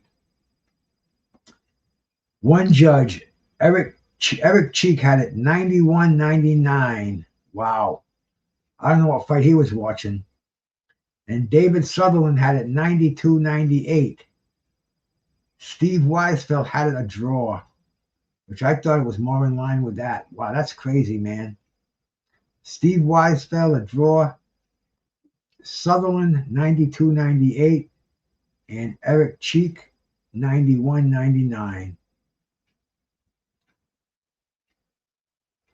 A majority decision for Yonil Hernandez. And I didn't agree with that one.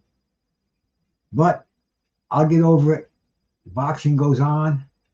We're getting ready for the main event. I appreciate everybody that came in here and watching it with me. Having a good old time over here, man. The buzz is cooking nicely. Hope everybody out there is digging their Saturday evening.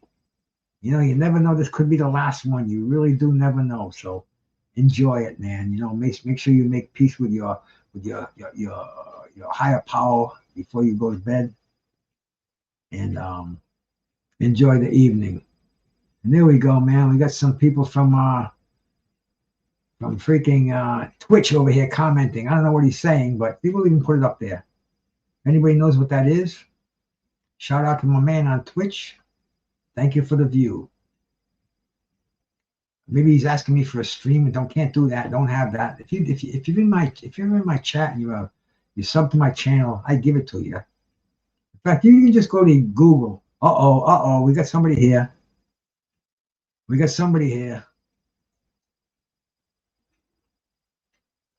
Ladies and gentlemen, with Mad Chad himself, I'm honored. Here we are at Madison Square Garden on a Saturday night in August.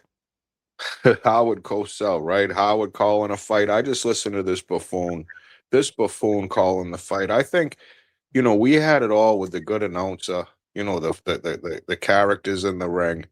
I mean, I just see some like lady in the dressing room with you know, whatever, just in with Teo. That I see the old man stagger. The old man was staggering drunk. He had to get in the picture. I knew Teo had the mic. DAZN went back there with the mic.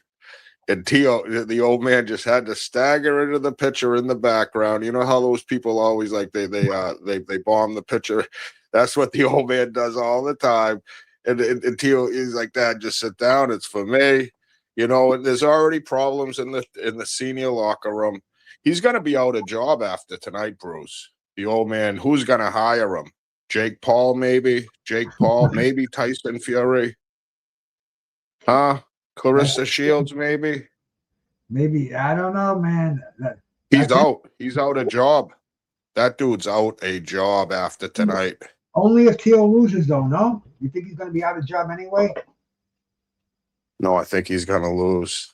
I think because he's been so used to beating up on Rolly, the unorthodox Rolly, you know, just kind of like the dim-witted sparring partner, the bull, that's just going to give you some raw rounds. You know, Rolly's, you know, since I met you, Bruce, he's one of the most improved boxers, honestly. Yeah, he hasn't knocked anybody out in a while, but he's definitely improved since, you know, since I first see him fight, you know.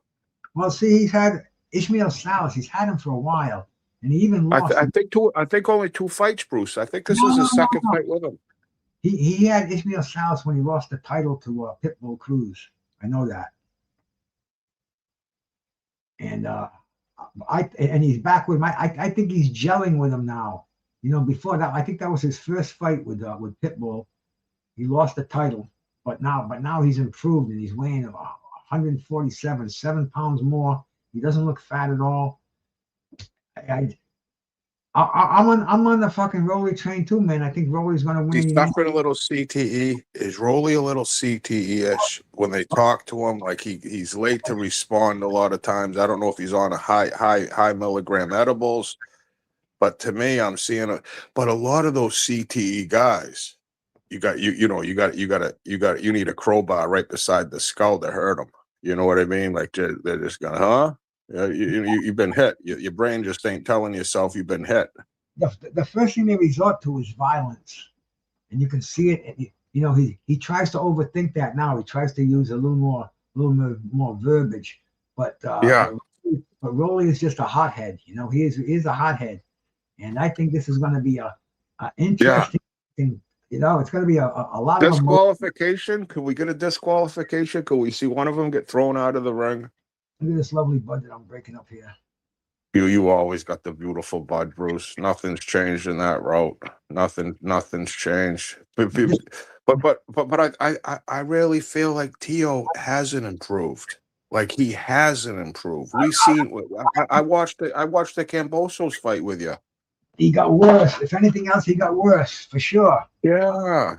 And then the David Claggett, the Shaggett, Claggett. Yep, he's one of those cats like Mike Tyson. He peaked when he was in 21 to 23, and now it's different. You know, now he just ain't the same. My son beat Lomachenko. He beat Lomachenko. I was trainer of the year in 2020 whatever year it was. I was trainer of the year. Yep, yeah, Lomachenko. That was just a blip on the radar screen. And Lomachenko was hurt anyway. Those fucking Kamash had nothing to do with it. That guy from Lewiston, Maine had nothing to do with it. Kamash, that was all my game plan. I was trainer of the year. That my son beat Lomachenko and I was trainer of the year. Hey, your boy LT is here. There he is. Shout out to LT. But that Hernandez, unimpressive to me, Bruce. Honestly, the announcer was glazing him so hard. That's why I try to turn down the volume. But on these illegal streams, you try to hit the volume, you end up in somewhere. Yeah, so I just let it play out. And this one guy, I don't know. He was saying Hernandez was the best thing ever. I'm like, wow, what the fuck is he watching, bro? That guy's just there to get hit. He's going to get pummeled. He's like Matias, maybe a little more athletic than Matias, a little more showboaty, but he's got that high guard. He just stands there, and then he'll do the shoulder roll. And then a couple times that, Argentina hit him, and he shook his head like, no, that didn't hurt. Bruce, when they start saying it didn't hurt, believe me, it hurt. Yeah. He ain't that good. Hernandez, that yo is gonna get KO'd. I'm seeing it. I put him on a high horse when he came in today. I like this. What I've seen before on the guy. He was always stopping people, making them quit on their chairs, and he didn't bring it tonight, man. You know, this kid. I think he out hustled him. I really do. I think the kid just had it. I think the kid rocked him. The kid put him on, rubber leg there. Yeah. But he stunned him.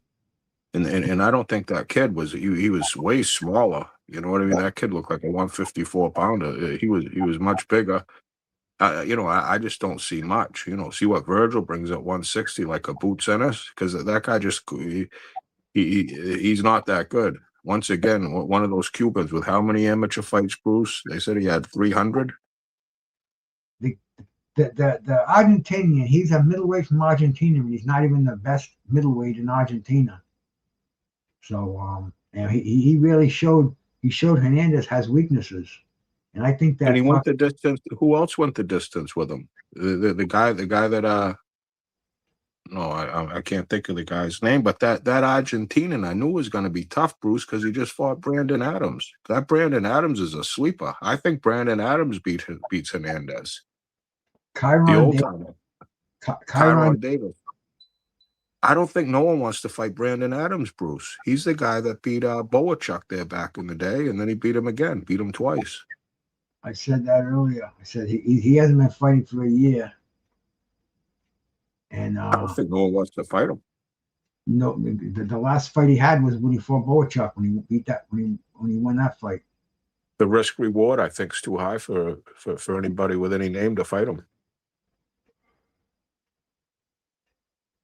They're showing. I think, Now they're showing some Teo highlights here when Teo fought Shakur. And there were highlights with Teo. No, Theo had yeah, any highlights of that fight? that's what they're trying to do right now. I'm not listening to him, but I'm watching it on my other screen. And Shakur, nobody beats Shakur. Nobody wants to fight Shakur. And that's what I'm saying. He's a brilliant motherfucker too, that Shakur, because you know, I always said Hagler until I heard Shakur talk about Hagler beating up little guys. Shakur's right. Well, Shakur's got nothing to back up. He's an unbelievable defensive fighter, but he doesn't want to mess it up, man. That's like to me he's lacking a very important tool in that toolbox, and that's why he's never going to be a great fighter, because you've got to have that fight. You've got to be a fighter. You can't be a runner. You can't be the greatest defensive fighter. Even Pernell Whitaker would get down in the trenches and go toe-to-toe with you. Shakur don't want to do that. I saw him fight Zepeda, that Williams-Zepeda fight, Bruce, and I'll tell you right now, that's when I became a Shakur Stevenson fan, because Zepeda laid it on him. He was kind of playing the ropey dope. He went in there, Turkey was ringside, everybody was saying Shakur, Twitterson, he's just going to run around. He went toe-to-toe with Zepeda. And then he really turned it on in those later rounds. He really proved to be a real precise boxer that could fight on the inside, because Zepeda was on him like white on rice. Yeah, and I thought Zepeda was going to knock him out at one point. Zepeda had him up against the ropes, letting his hands go, Bruce, hitting him with some hellacious body shots. I think after the fight, Shakur said it was his toughest fight. And Zepeda ain't no joke. Who did Zepeda just fight? Zepeda just had an impress, just became champion. Yeah, I can't remember who he fought, but yeah. Just fucking last week. It wasn't too long ago, Bruce. I can't remember either. This week got me all fucked up. No, see, to me, that was like even Shakur said he's not going to fight like that anymore. You know, that he just wanted to prove something. And then when he fought Oscar Valdez, I thought Valdez would give him a little time, even though Valdez is a smaller fighter. But still, Valdez is one of the biggest, bald, toughest fighters I can remember. But Oscar Valdez, I thought he would give Shakur, you know, some issues, and he didn't whatsoever. Shakur bullied him. I think he threw him around. Would you want to see Shakur and Devin Haney fight? I wouldn't mind seeing it. I wouldn't mind seeing it. I think it would go to the decision, but I wouldn't mind seeing it because I think with Shakur, I think if you want to put it on him, I think he's there to exchange. If you want to go in there and do what Williams-Zepeda did, he's there for it. You know, and then his last fight, he tamed Teo. He made that look like a sparring session. It's kind of Bivol-ish, a little bit of Bivol, where Bivol has these type of fights that he just tames these fighters. And that's a skill. That is a skill to be at that level, to tame someone in there trying to kill you. And he ain't running. He ain't running like the guy that fought Canelo. He'll never fight again. The Cuban dude that just ran. That was one of the most disgusting fights I've ever seen. I can't even think of that dude's name. He hasn't fought since, I can't believe, but that was, you know, Shakur doesn't run like that, Bruce.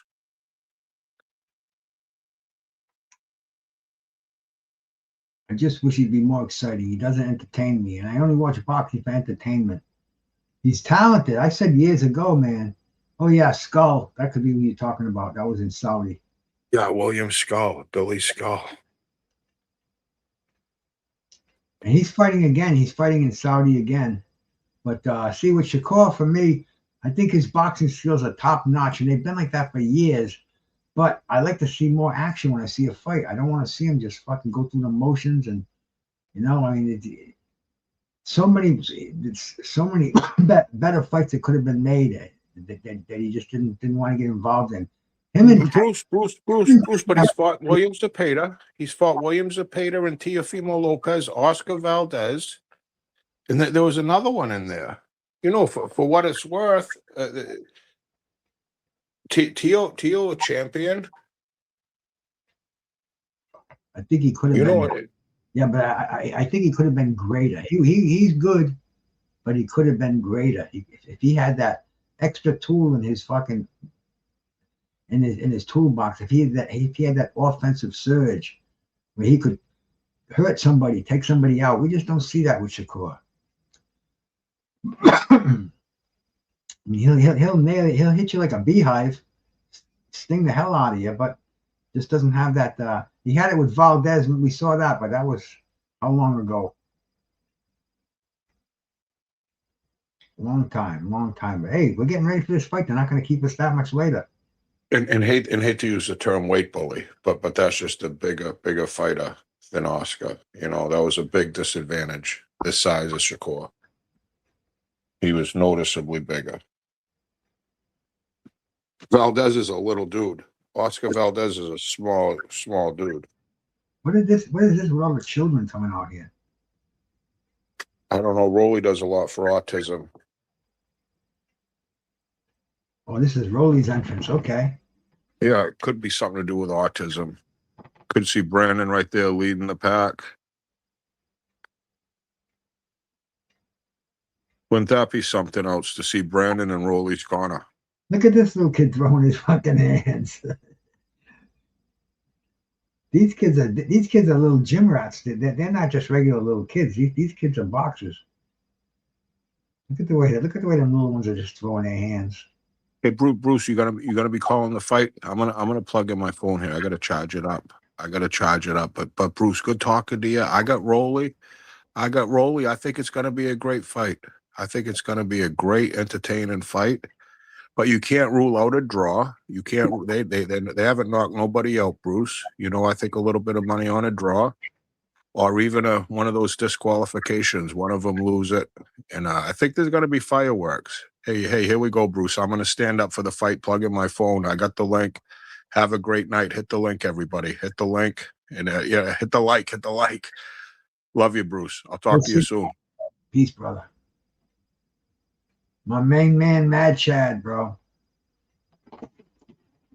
Him and I went to see Vinny Paz, Marlon Starling, Tim Witherspoon, Riddick Bowe. All the legends in one afternoon, man. One of the most amazing afternoons of my life. But we are, once again, man, we are where we wanted to be. It's 11:15 on the East Coast. I'm still wide awake here, man. No inclination of dozing off for this one. I'll probably up for another hour after the fight's over. And they have both made their ring walks. I guess Rolly made his first, which is unusual. Usually the champ makes usually the challenger. Yeah, that's Teo's made his first. Those were Teófimo children, I guess. No, yes, no.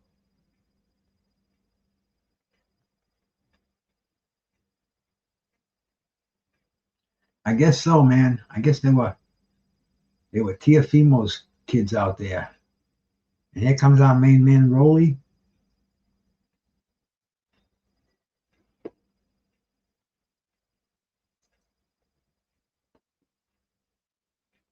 What's his weight at tonight? Let's see, man. Let's see what Rolly. Let's see what the scale said to these guys. Rolando Romero. Rolando jumped on the scale yesterday at a weight of 147 pounds on the nose. Teo 146.5. So Rolly was Teo's coming up in weight. I think he probably maxed out now. Rolly, this is his second fight at 147. So his body could be adapted to that, man. He might have ballooned up to 160 pounds, maybe 65 pounds. Let's see if the size makes any difference in this fight. It's possible. It's very possible. And I got 17 people in here. Do me a favor, man. Hit that thumbs up for me, please. We've only got, let's see, what do we got here? I've only got 4 thumbs up that I see. Let me see if I see any more if I refresh my screen here. Okay, 27 thumbs up. That's fair. But please hit it, man. Don't neglect that. That means a lot to us. It gets gives me more incentive to do these, and we keep doing them, especially next week, man. There's no way I'm not going to be doing that. The heavyweight championship fight, the IBF fight, man. Moses Satuma and the big Croatian, man. His name is at the top of my head, but anyway. let's get back to where we are. And Rolly's got the general sleeves there.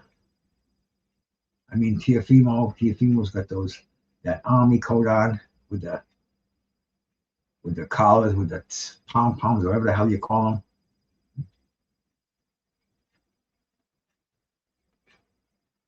Teo knows it's business time. It's coming right down to it.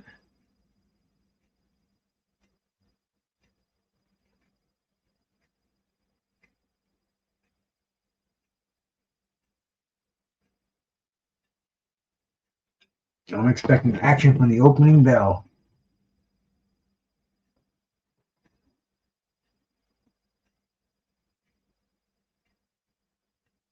Harvey Doc, one of your best referees, so that shouldn't be an issue. They got good referees in Vegas anyway, I think. Personally, I think they're doing all right with the referees.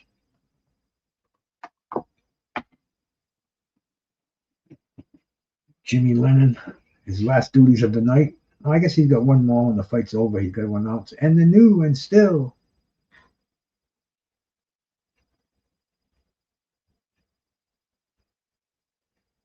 I guess we're going to have the national anthem. I don't know if I'm going to still do that stuff right now.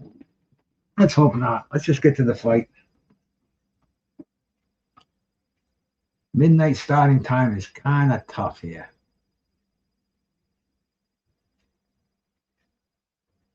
See, with me, it throws the algorithm off. Throws my cadence. I'll probably have a short night of sleep tonight, but tomorrow night I'll sleep like a log.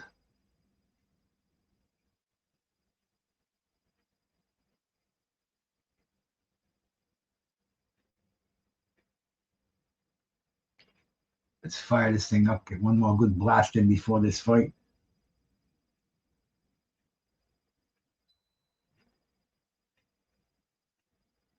It says on here the weigh-ins. It says Teófimo 146.5, Romero 147. That's what that was, the official weigh-in. I'm looking at it right now.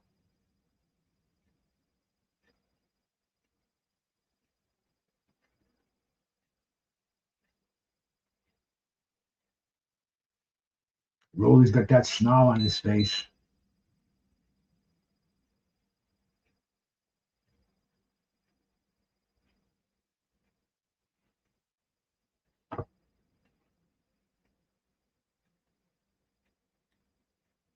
Kind of reminds me of a boxing friend of mine rolling with the punches. Like a tiger getting ready to be let out of a cage here. He's got that WBA welterweight title. Won that when it was vacated by Boots Ennis in a fight with Ryan Garcia.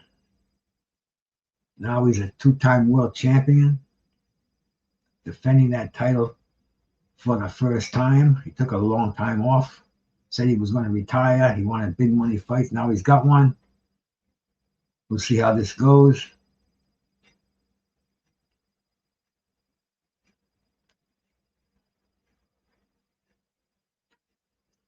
I've been eating not a lot of them, but as an occasional snack, graham crackers with the brown sugar and regular sugar on there, cinnamon sugar, I guess it's called. But they're good, man. I eat maybe 2 of them a day, but not a lot of them. But 2 of them just to keep that digestive system awake. Don't let it go into the hibernation mode.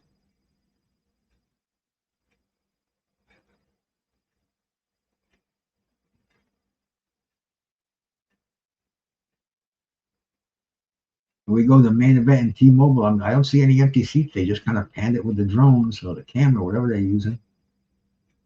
We're in the first round. Both of these guys standing up in center ring,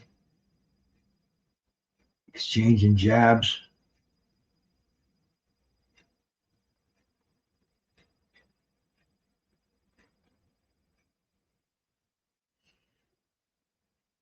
If anything, Teo's susceptible to getting dropped early. And Rolly's the guy to do it, man. Rolly dropped Ryan early. Teo got dropped by Kambosos early.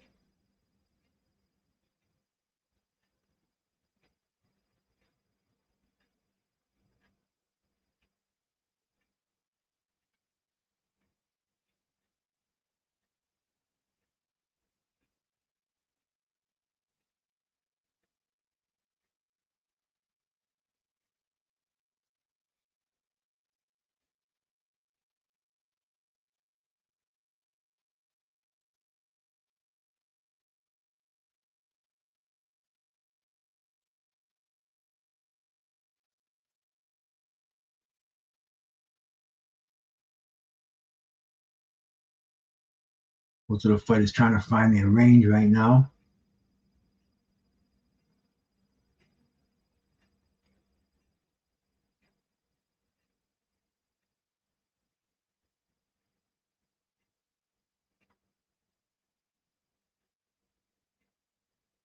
Really throwing more punches. Teo just kind of feeling out with that jab, just kind of using it like a rangefinder. Try to sneak a right hand over there. Rolly ducks his shoulder.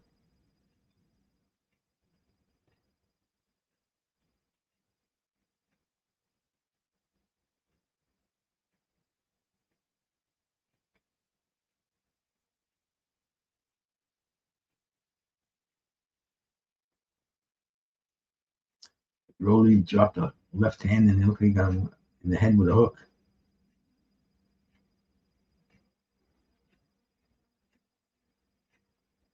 Teófimo just walking forward in a straight line.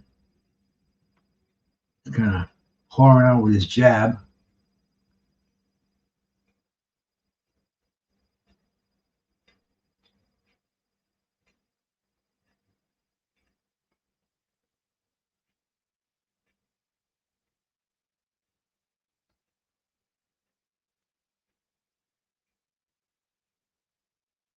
Rolly looks bigger physically, man. Like, as the round ends, they're both trying to up the pace a little bit, and that's it. Rolly getting walked back to his corner. Remy giving that round to Teo.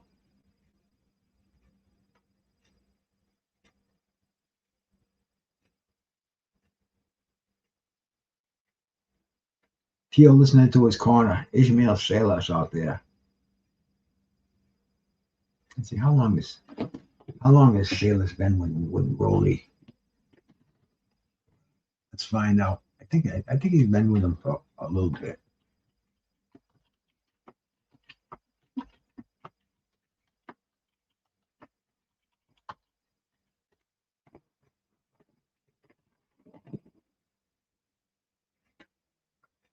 Let's see if Google knows what I'm asking without just putting it like that. How long has Salas been with Rolly? It's going all over the place. I think it might have been beyond their recognition. Oh, no, they know. He started working with Rolly back in November of 2015. After parting ways for a period, Rolly officially reunited with Salas in 2024 ahead of his fight with Isaac Pitbull Cruz. Yeah, Matt Chad, if you're listening out there, I think that's what I said to you. I was right. I just wanted to double check myself. And yes, he's been with him since for a long time before that, but on a regular basis since the Pitbull fight. So he's definitely got some gel going on with Ishmael Salas, and I like the way he was communicating with him just down low, face to face, nobody else talking. And once again, they're just pretty much standing in front of each other, occasionally shooting jabs out there.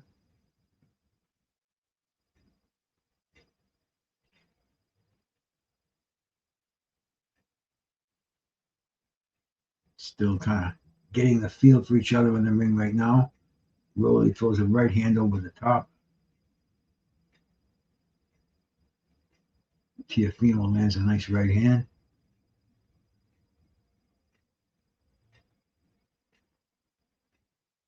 Teófimo goes downstairs to the body. Teófimo goes with a right hand.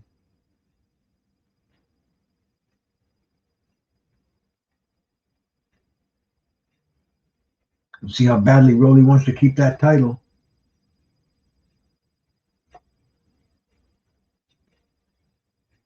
You know, some of the old timers, they'd rather die than lose that title. That was everything.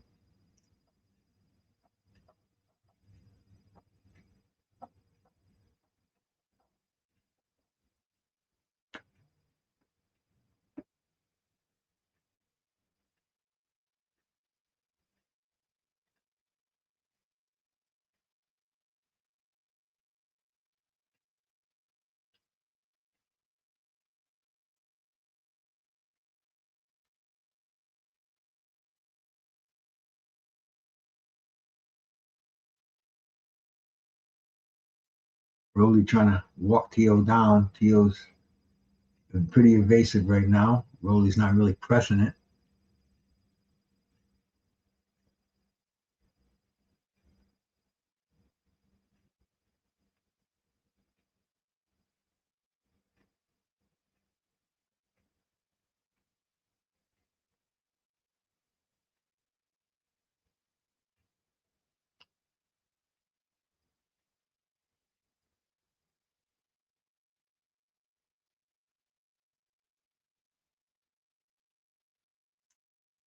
End of the round. Like Teo, another round for Teo.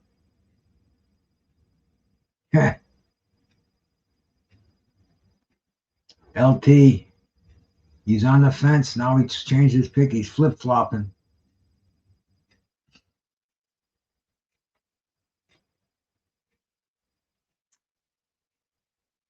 It's a long way to go, man. We still got 10 more rounds to go. Rolly, Teo listened to his pops. Kid, I know you can hit harder than that. I know you can hit harder than that. Giving him some expert key advice there.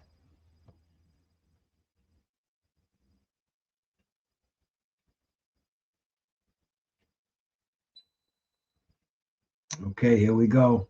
Start of round number 3. Let's see if Rolly can show us something.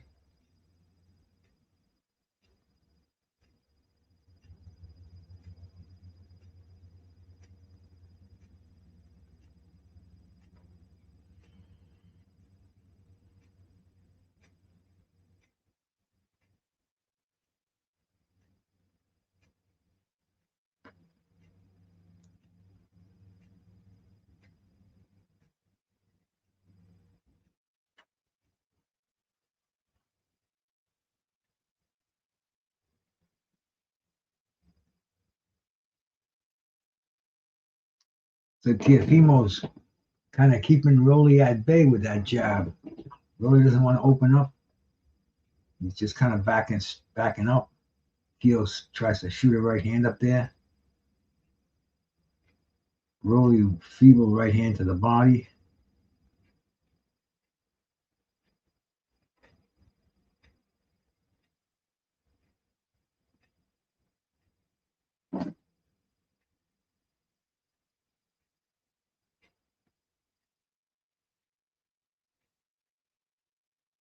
John McCuck.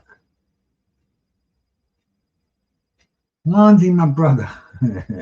Salute to you, my man. Thank you for the sub.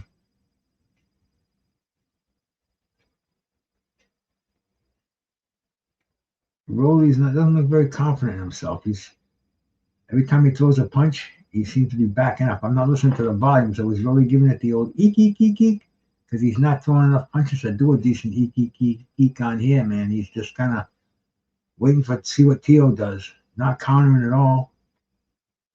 Just pretty much going on his back foot, man, and just standing straight up.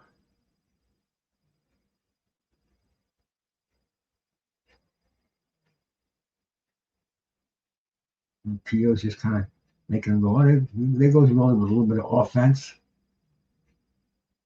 We've got 50 seconds left to go in round 3. So far, Teo's just been putting rounds in his pocket.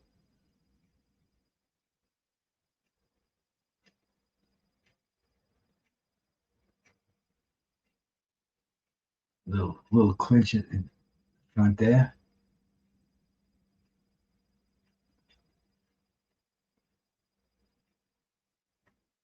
I think that's Pigeon.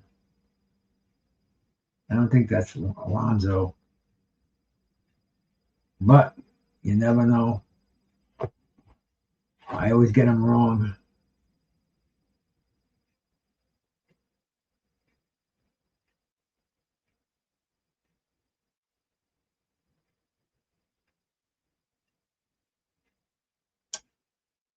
Take another round for Teo.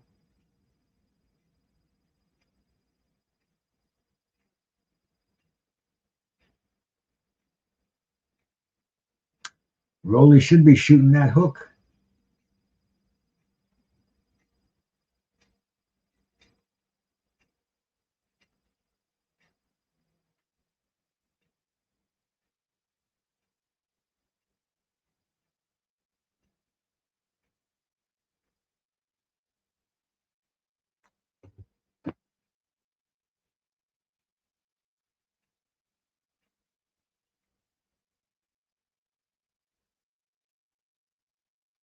Watch out for Slugger. I want inspirational shows for you, you know. Chris, my boy, how we doing, man? You up late or up early? You must be up early because I hope you're watching this fight, man. This is I don't know if it's living up to the anticipation yet, but we're only in the 4th round, so let's give them a chance, man. Let's let some tempers flare here. I don't even know who Pappy Montega is.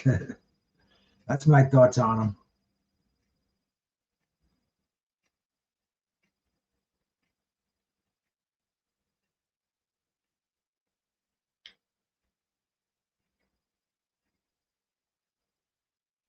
Teo's got a pretty tight defense. Rolly's not throwing at anything of any consequence. So Teo's just kind of covering up and landing.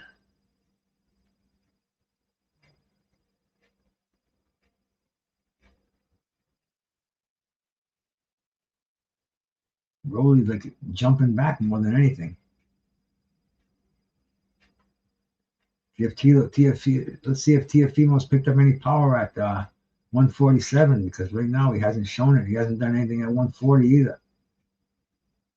As far as the power goes, there goes Rolly trying to throw a bomb out there. That's what Rolly's going to do, man. We're in the 4th round. It's not a very interesting fight so far. Rolly just kind of throwing the more of our punches in a very little punch being thrown fight. And we're in starting the second quarter of the fight. Let's see if it picks up a little better. Right now, really nothing happening. Rolly's just kind of backing up. Instead of throwing punches, he's just kind of putting his hands out there. There we go. There's a little exchange. I want to see some explosiveness going on, man.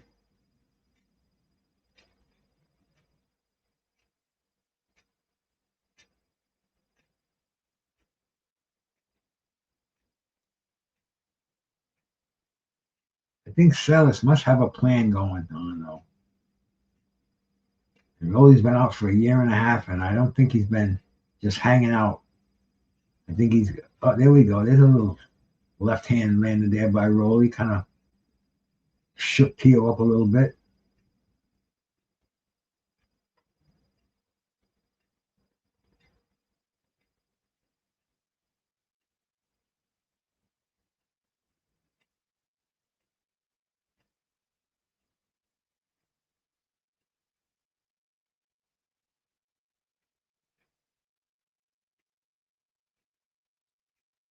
End of the round.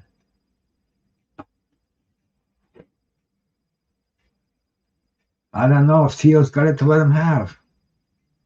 If anything, I was giving Rolly the edge and power here, but doesn't look like all that much is going down.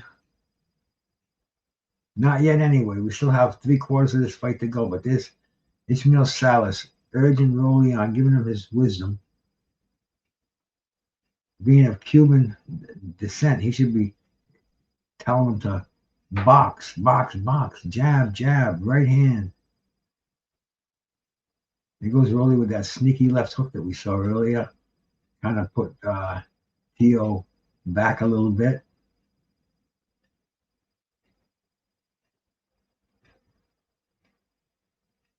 And here we go, man. We are in round number 5. Teo's up for sure. But then again, last fight we saw was crazy scoring. But I'm going to give Teo the edge right now. Rolly really hasn't won a round. We are in round number 5. Rolly once again advancing. Landing some jabs. Nailed Rolly with a right hand. When Rolly came in, there goes Rolly with an overhand right.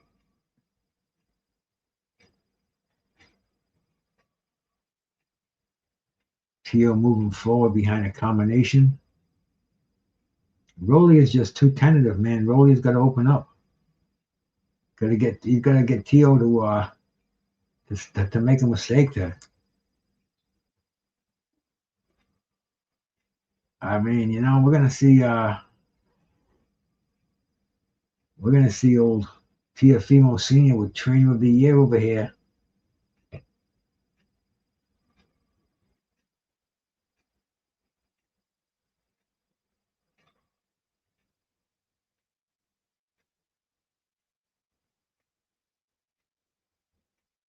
Yeah, Rolly's got to change his style. I think Rolly is following Silas right now. Yeah, the only thing I can think of is he's got a plan. Maybe he wants to let Teo get comfortable, let Teo think he's in the groove, and then move the record to another track. So we'll see what goes on here. Look at Rolly. Rolly looks like he's thinking right now. That might or might not be a good thing. Oh, I see blood coming out of Teo's eye. Blood always changes a fight.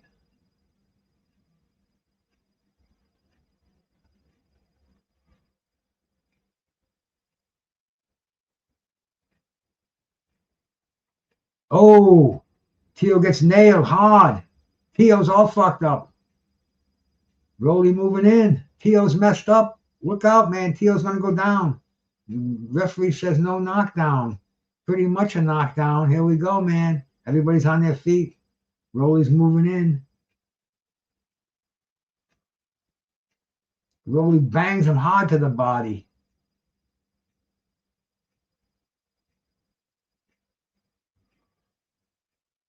Look, Teo's face is a mess.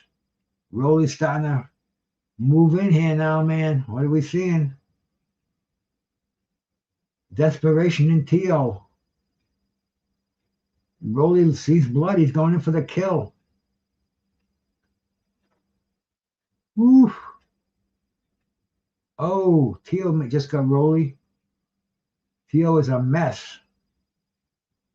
Teo's saying, no way, no way. We got Hagler Hearns over here.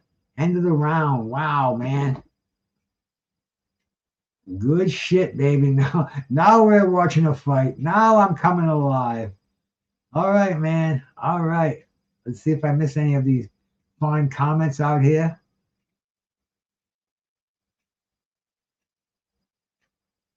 There you go, Bulbous. You know it, man.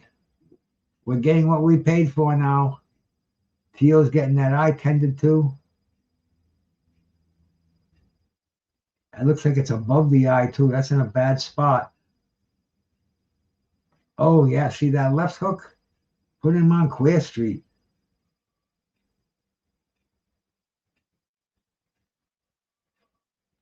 Teo was in trouble. That's a 2-point round for Rolly. Easily. Oh, no. My freaking thing went. I lost my stream. We redo this again. All right, we're back again. We're in round number 6.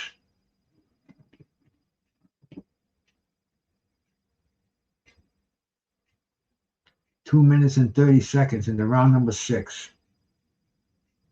Here we go. Rolly smelled blood. Rolly knows he can hurt him. Let's see if Rolly's gotten some proper instruction from Solace. Teo's still coming forward. I think Teo only knows one way to fight. That's move forward.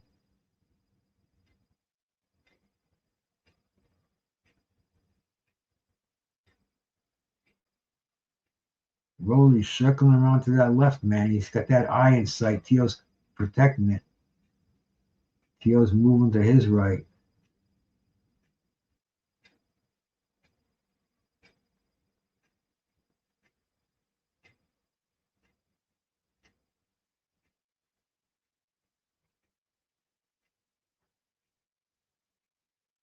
Teo wants to show some offense here. He wants to get Rolly's respect. Rolly's trying to walk right through him right now. Teo's going to have to land something. Make Rolly think twice about coming forward. Nice shot downstairs by Teo. Rolly's kind of missing right now. Maybe Rolly's kind of catching his breath, figuring out a attack plan. 1 minute to go in round number 6.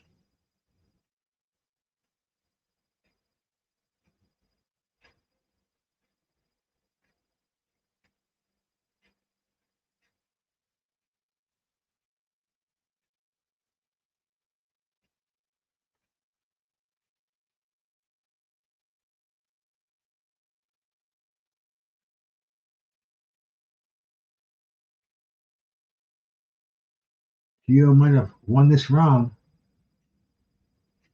30 seconds. Let's see if Rolly turns up the clock. Turns the heat up a little bit. Well, Teo just slipped it. But Teo's the one moving forward.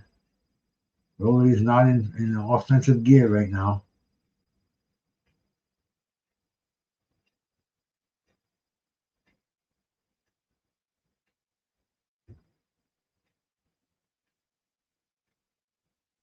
End of the round. Took a pretty good round for Teo.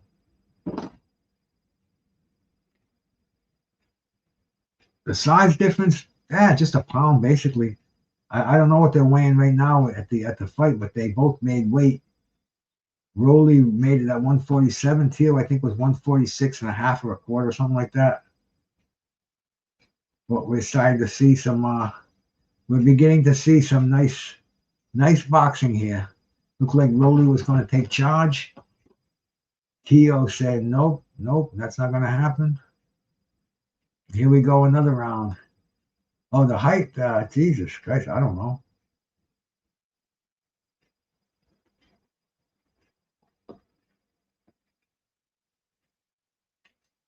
How can we figure this out here? Teófimo's height. Let's see, Rolly is 5'8", and Teo is 5'9". So Teo's taller. I thought Rolly would be taller. I guess or not. But here we go. We are in round number 7. We're in Vegas, man. 7 come 11. 7's a lucky number. Is it going to be lucky for Teo or lucky for Rolly? You'd have thunk it, but I'm looking at it right now, Remy. I'm looking at his name and his height here, and it says 5'8".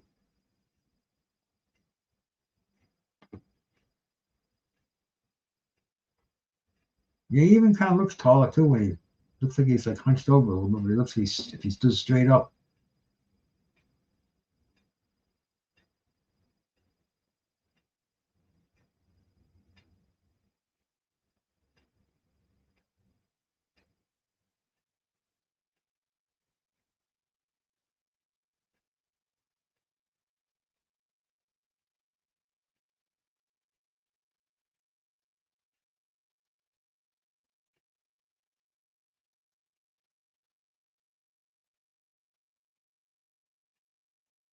Rolly looks like he's trying to sneak something in there. Teo is just pecking with his jab. Rolly's keeping his elbows in there tight. He got hit in the body a few times.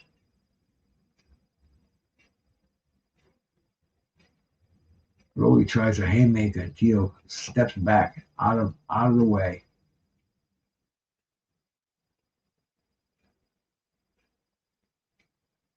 They had an interesting spurt there when Rolly landed, but now they're kind of getting back to the monotonous chasing around again.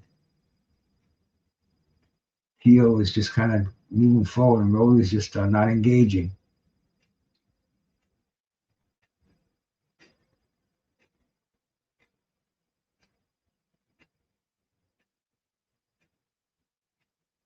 I don't know if he hit him with something I didn't see, and he's got Rolly's respect. Because Rolly doesn't seem like he wants to mix it up, man.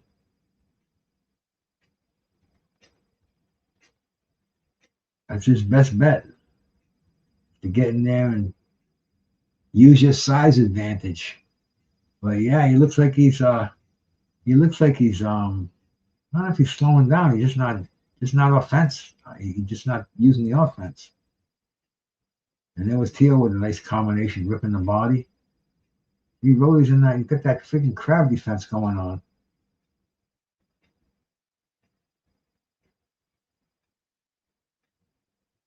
End of the round. There we say another round for Teo. He's ready to do that backflip.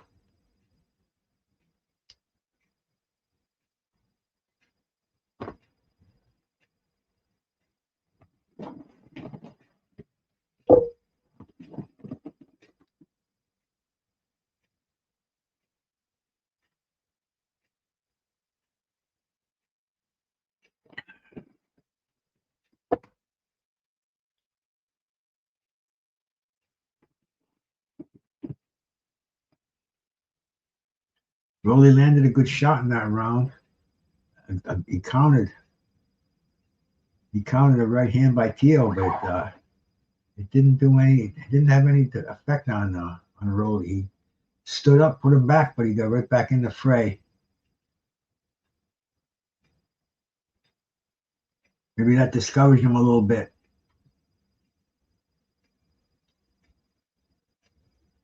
Here we go, man. We are now in round number 8.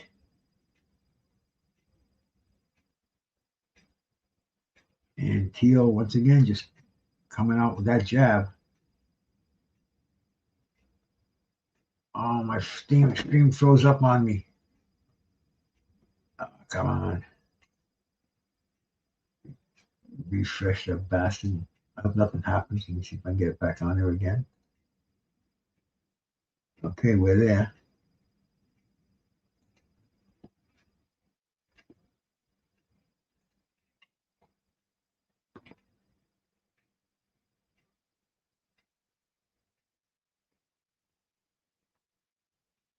Oh, my stream it's on, but it's screwing up on me. I'm only on 2 minutes and 49 seconds.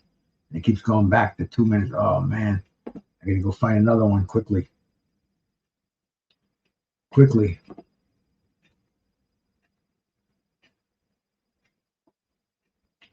I'm stuck in the 8th round here.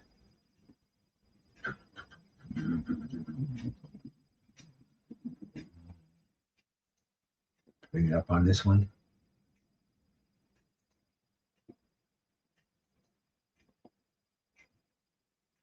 There we go.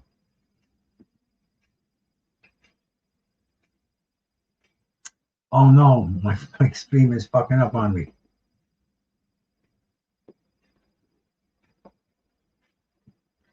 Wow, the 8, it keeps going back. Every time it gets like 15 seconds into it, it goes back to the beginning of the 8th round. And I'm on 2 different streams. That's fucked up. We'll just have to find another one. Some of these rounds, if he just landed a few more punches, let his hands go. We can't have that. Okay, there we go. We're back again. But we can't have that volume on. Some of these rounds, if he just landed a few more punches, let his hands go. Can't have that happening.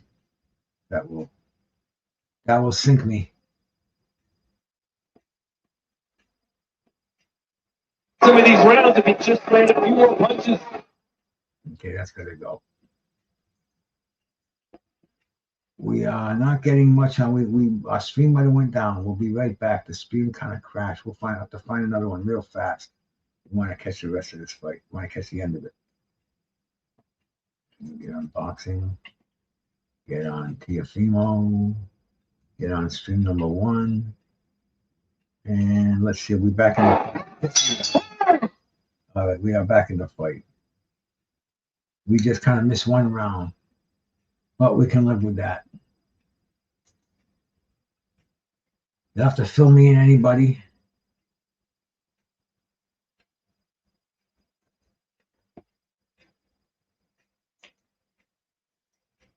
Paste that in there. Put that in there. And here we go. Get that right up there. There we are. We're right between rounds. I think we are back in business over here. Lost one round, but better than spending $80. Teo's getting advice in his corner. Rolly back up. I believe we're in round number 9. Yes, we are. Round number 9. How did that last round go? It's back up again. Just go to strikeout. Strikeout.im. They try to beat us, but they never do. They might win a minute or two of the fight, but we come right back. We got it on again. Full strikeouts going strong here. Romero 74, Lopez 78, unofficial at ringside. They got Rolly up by 4 points, by 4 rounds. So they got Lopez up by 4 rounds. So Lopez got to really get moving here if he wants to catch up. Rolly better get moving. Rolly's down, no doubt about that. And is it only by 4? That's according to the ringside judge. So we don't know. If you saw that Hernandez fight, I didn't think that was. One judge had it 9-1. Ridiculous. The other one had it 8-2. And the only sane one had it 5-5. I think it was Westfield or Weisenfield, whatever. But he's a judge a lot in Vegas.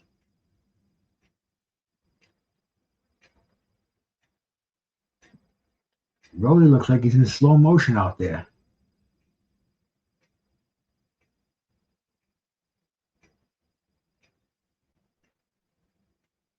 Fighting a very weird defense.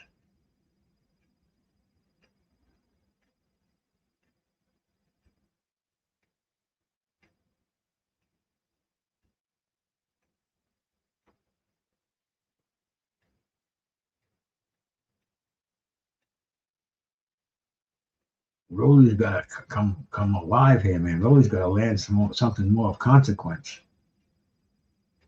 He got Teo's respect earlier, but he seems like he's run out of steam or power or what, but he's not doing anything these last couple of rounds. Unless I missed something that last round.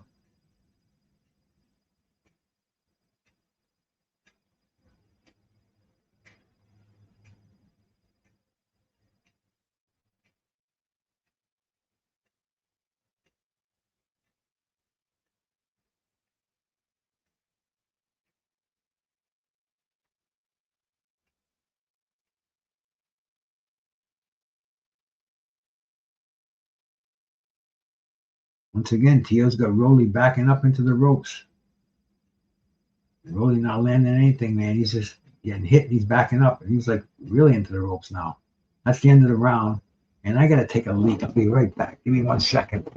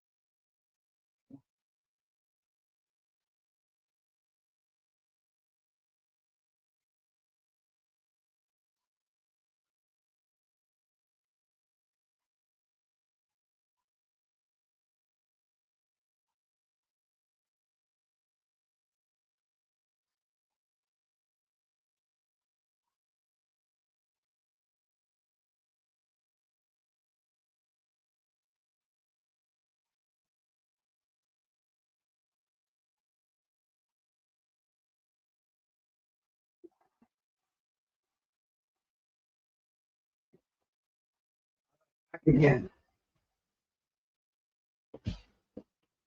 Oh, the relief. Okay, we are. Wow, we are a minute into the round already. But yeah, we are in the 10th round.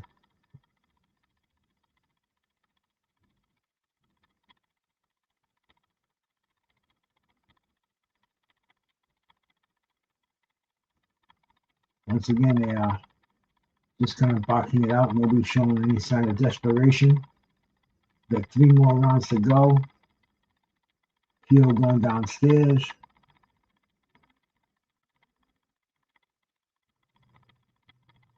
Once again, Teo coming in, scoring some punches. Rolly trying to land uppercuts in the clinch. Teo slaps him out of it, man. I mean, Teo is in charge of this fight.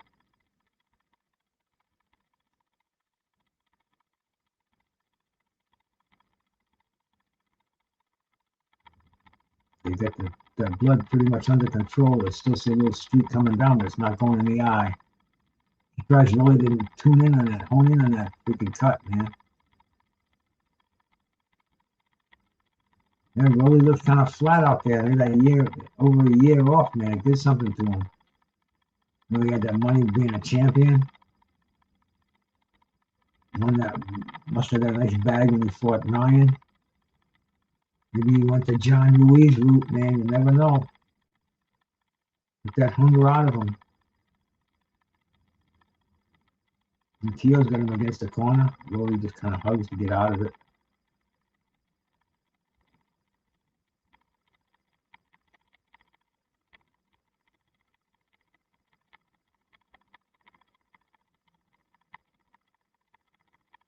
That's it, Jose. You just said that one right, bro. Put that one right up there, man.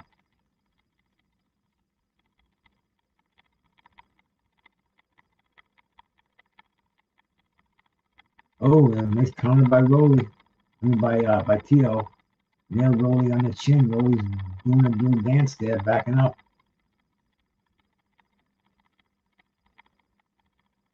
End of the round. Yeah, Rolly just does not seem to have it in this fight. Sad but true.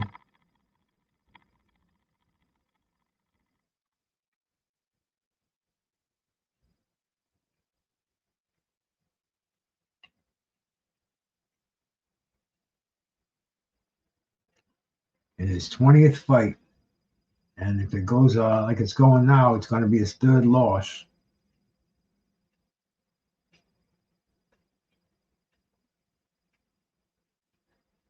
And Rolly's going to kind of show what a real mediocre fighter he is. And that fight with Ryan was just an abnormality. Ryan coming back, man, from getting suspended with the drugs, just didn't have it. I don't know, man. Boxing's crazy, but it's the theater of the absurd. And I was expecting a lot more. I was expecting a lot more from Rolly than we got. He's got 2 rounds to redeem himself. Is he going to be a one-hit wonder, kind of like he was at 140? Or is he going to shine? Is he going to come from behind? Does he have the ability, the power to stop Teófimo Lopez, who's coming off a defeat? He got beat by the mediocre George Kambosos.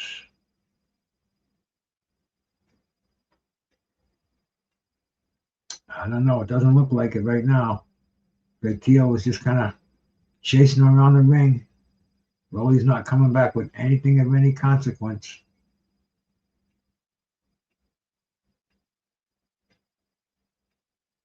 Rolly's putting his arms out, doing some crazy ass shit up there.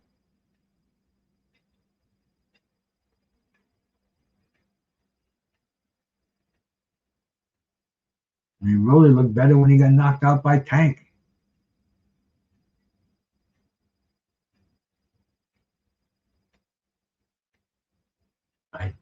He tries a big looping right hand, misses by a mile, almost goes face first.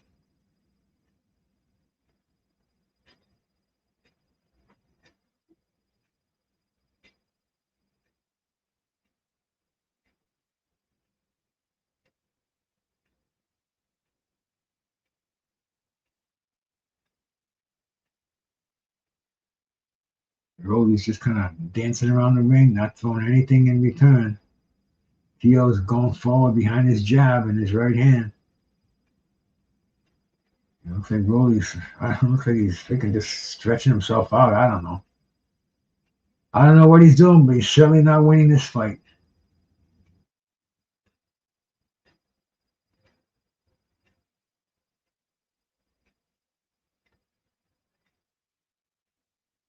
Rolly was talking the talk, man. But he definitely did not walk the walk. Not yet anyway. He's got 1 round and 30 seconds to do it in. Teo just got him pretty good, man. Hit him again.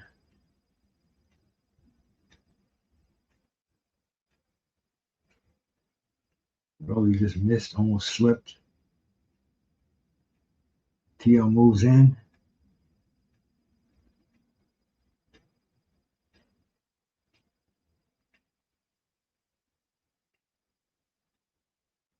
Just kind of,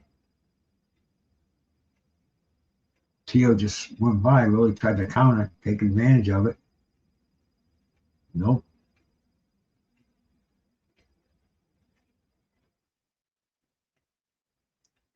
Eight 3 for Teo. Chris has it a lot closer than that, huh? Yeah. I know maybe we expected too much from Rolly. And Teo, you know, he was Teo. He found a willing opponent here so far. And look at Salas is kind of edging him on there, letting him know, man, it's all going to be gone. Remember when you lost your last title, how depressed you were? Boom.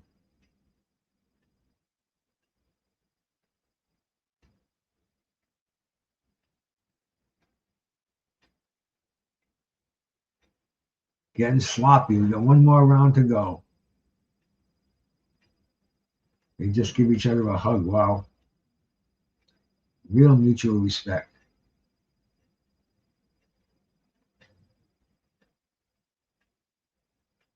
You know, we expected to see Rolly come out there with a vengeance, like he's got to win this fight, or he's done.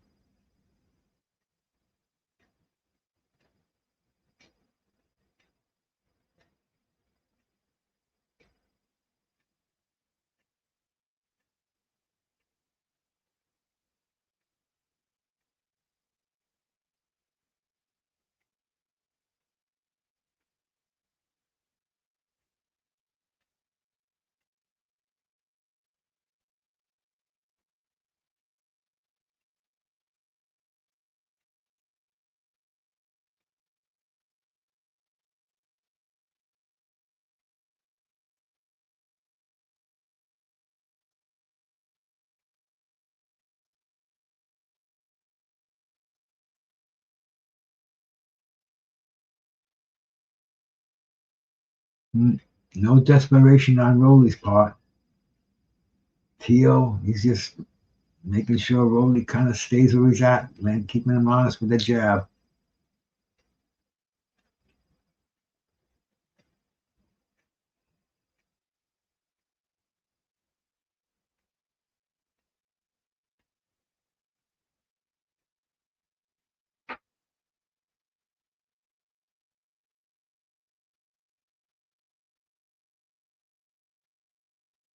Once again, Rolly's just kind of beating him to the Teo's just kind of beating Rolly to the punch, making sure Rolly doesn't mount any offense. And it looks like he's just got a minute to go. He's going to cruise to an easy decision. He'll take a few stitches in his eye, maybe. And Teo's moving forward. Rolly's trying to dance out of harm's way, and he's not doing a very good job. You know, this was a fight where they sold a sizzle and not the steak. You know, they gave us a lot of hype.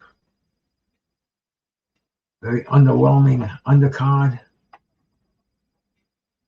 And hey, that's what you get. I'm glad I didn't pay $80 for this. Tonight, more brains than money. Sometimes I like to have more money than brains, but not tonight.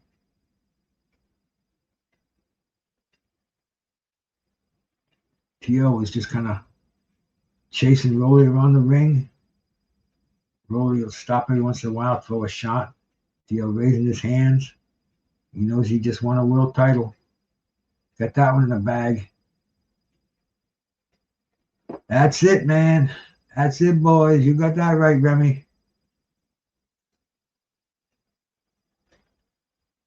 Let's catch the we'll catch the score on this one. If I can get it.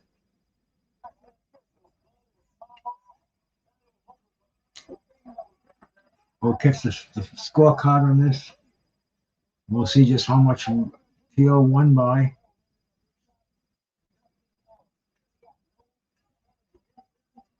Or did he or other judges gonna give it to him? You never know in Vegas, man. You never know. We've seen some bizarre fights. If you ever saw the first Hagler Vito at the Firmo fight, you know what I'm saying.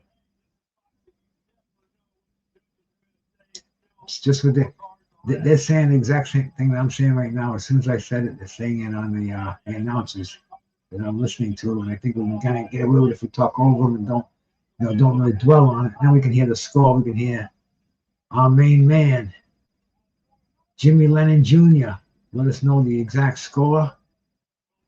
And then we can call it a night over here, man. It's been 4.5 hours. Wow, 4 hours and 39 minutes. I never thought I'd do it, but it's the love of boxing. They just tell us about next week's Moses and Hergovic fight next Saturday. I'll be doing that. Please sub to the channel. Make sure you hit that bell notification. You get notified of the time. We'll be out here. It'll be a good time. Good time to be had by all.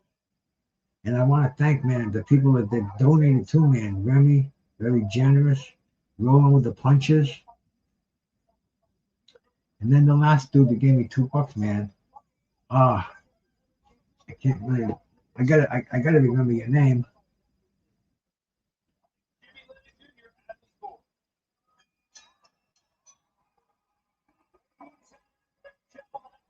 Here comes the score.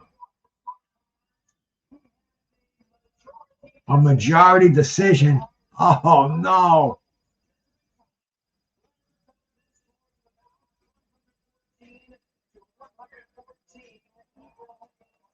Glenn Feldman called it 1-4, called it a draw. This is crazy.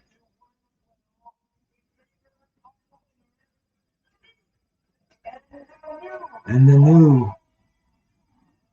Okay, well at least it's the new.